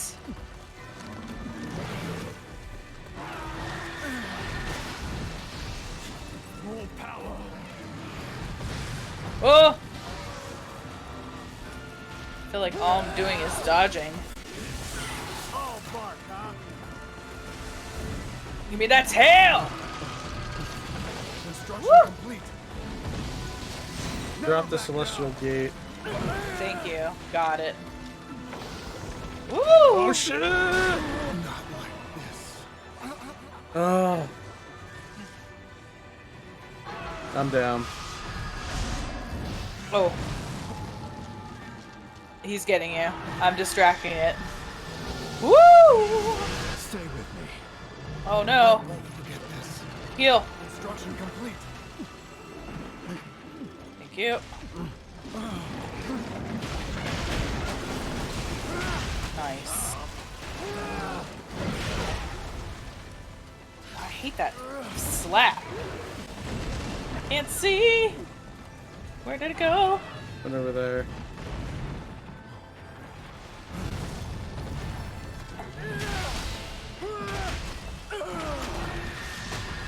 Oh, I don't have enough shit.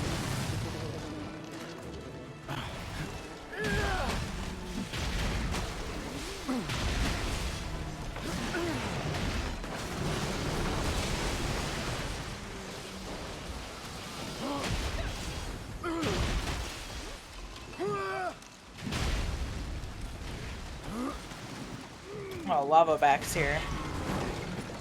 Oh, knocked it down.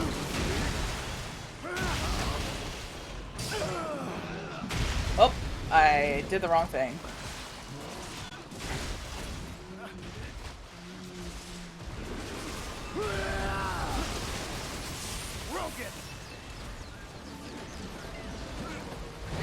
Woo! Too much for you, huh?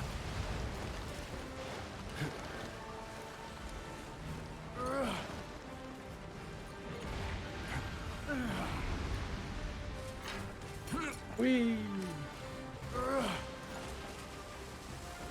Did something break off of it? No, I didn't notice anything back there.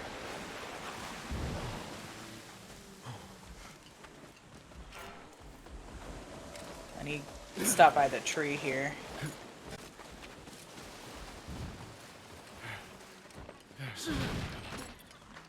Can I have to be in front of it? Yeah, there should be like a thing there. Yeah. I got it. It was being testy.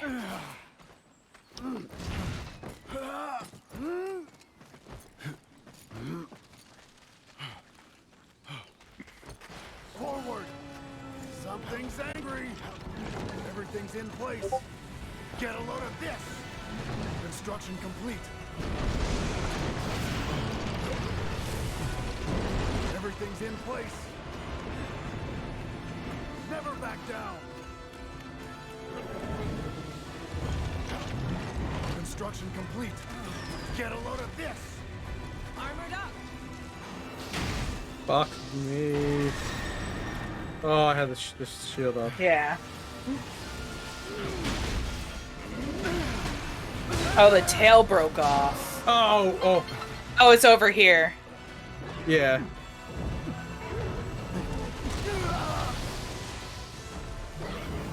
Oh, I need a heal. Heal. Thank you.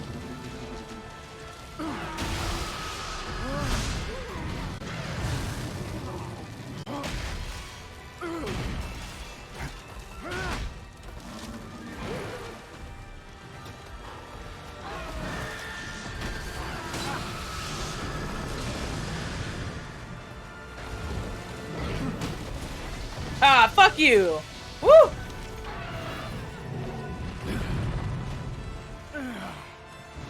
Oh, fuck you! Drink faster. Faster. Thank you. Something's wrong. I wish I had my crossbow on here.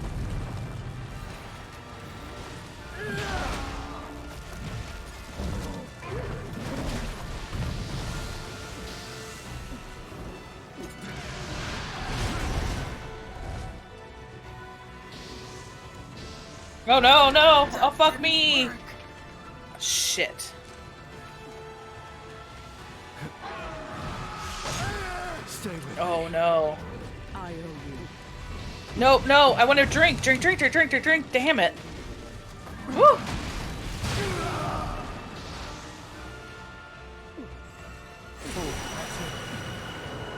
Yeah, we got him. Whew. Oh. Barely. I'm so sorry. You Alright. take it. Woo! I'm still getting used to using a hammer again. Well, I barely got... well, I mean, for a hot minute I was doing pretty good on something, but damn. Whew.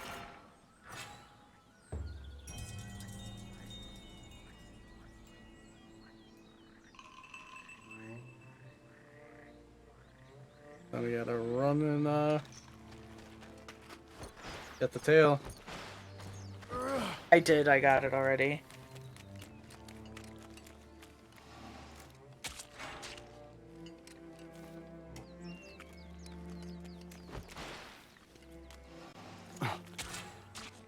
Sucks, I fired 2 cannon blasts off and the first one hit a stupid antelope. Oh, really? Yeah. Wah.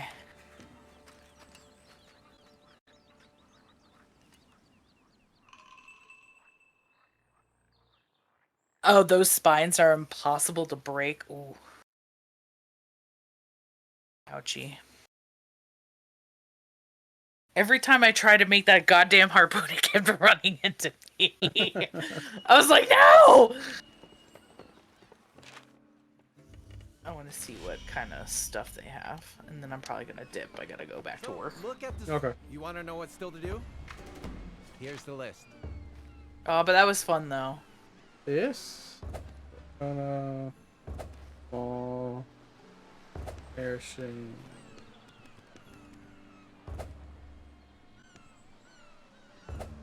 All right then. Let's catch up again soon.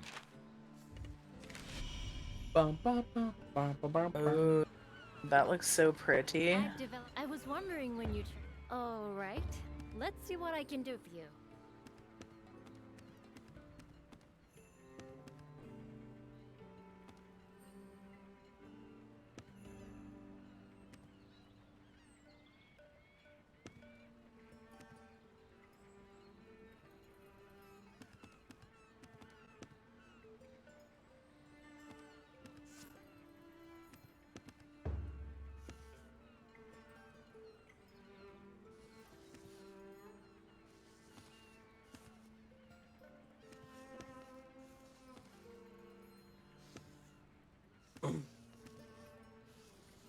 Yeah, I need more.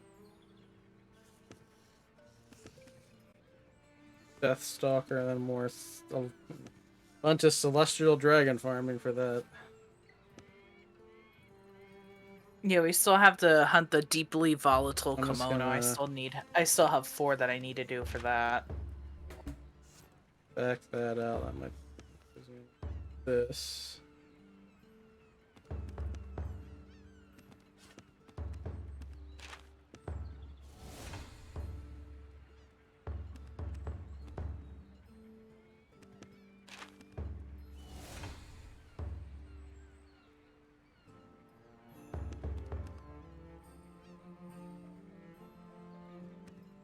I can make a new earring, so I did. Nice.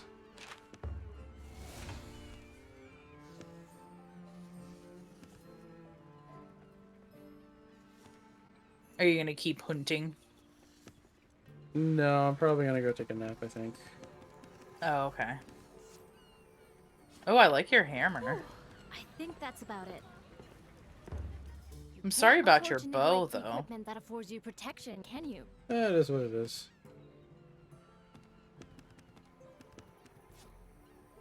Can I be of service in Alright, any if you want other to way dip, at all? I'm gonna turn in the quest. Okay.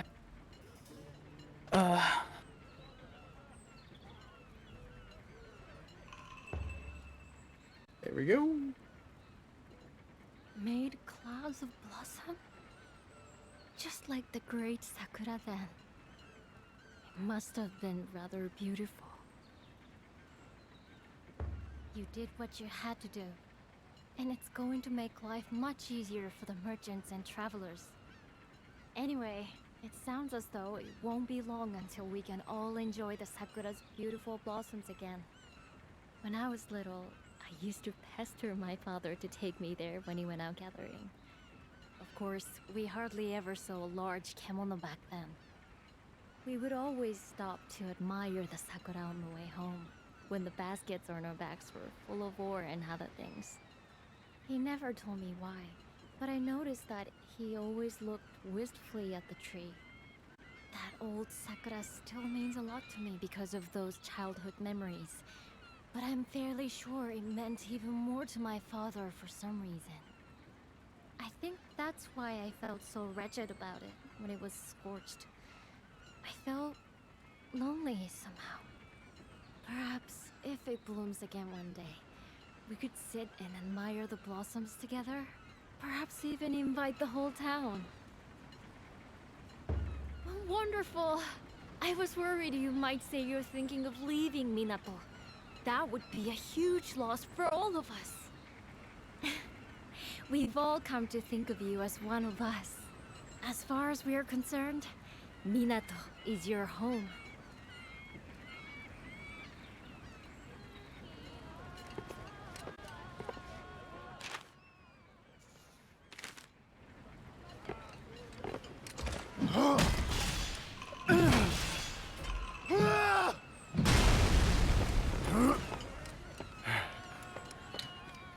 right.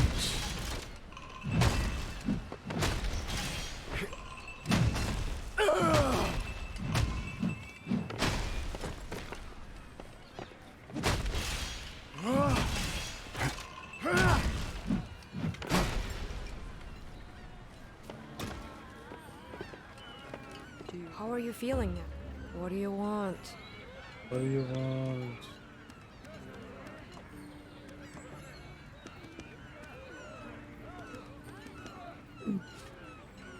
We done? Goodbye then. There's no rush. Always happy to serve you.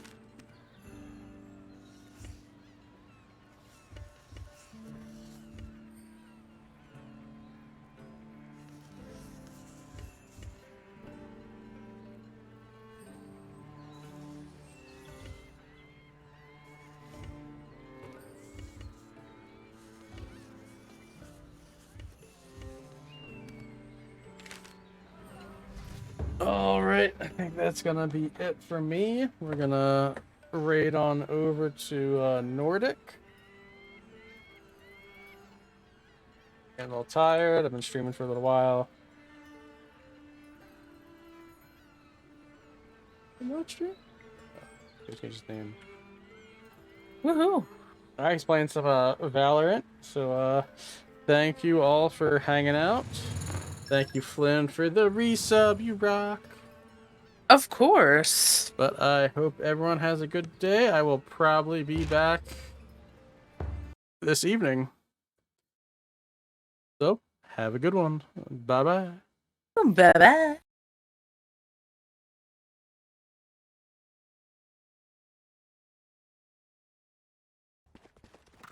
Don't be cool.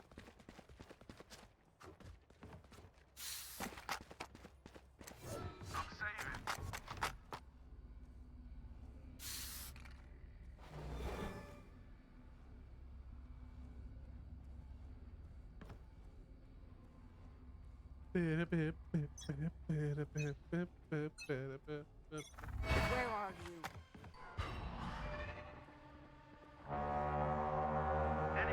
Yo, that was with a raid.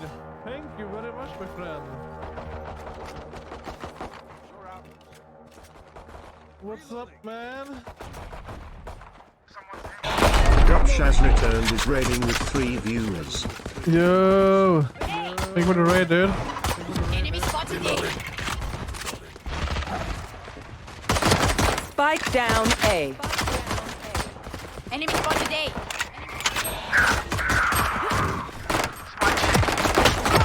Too late.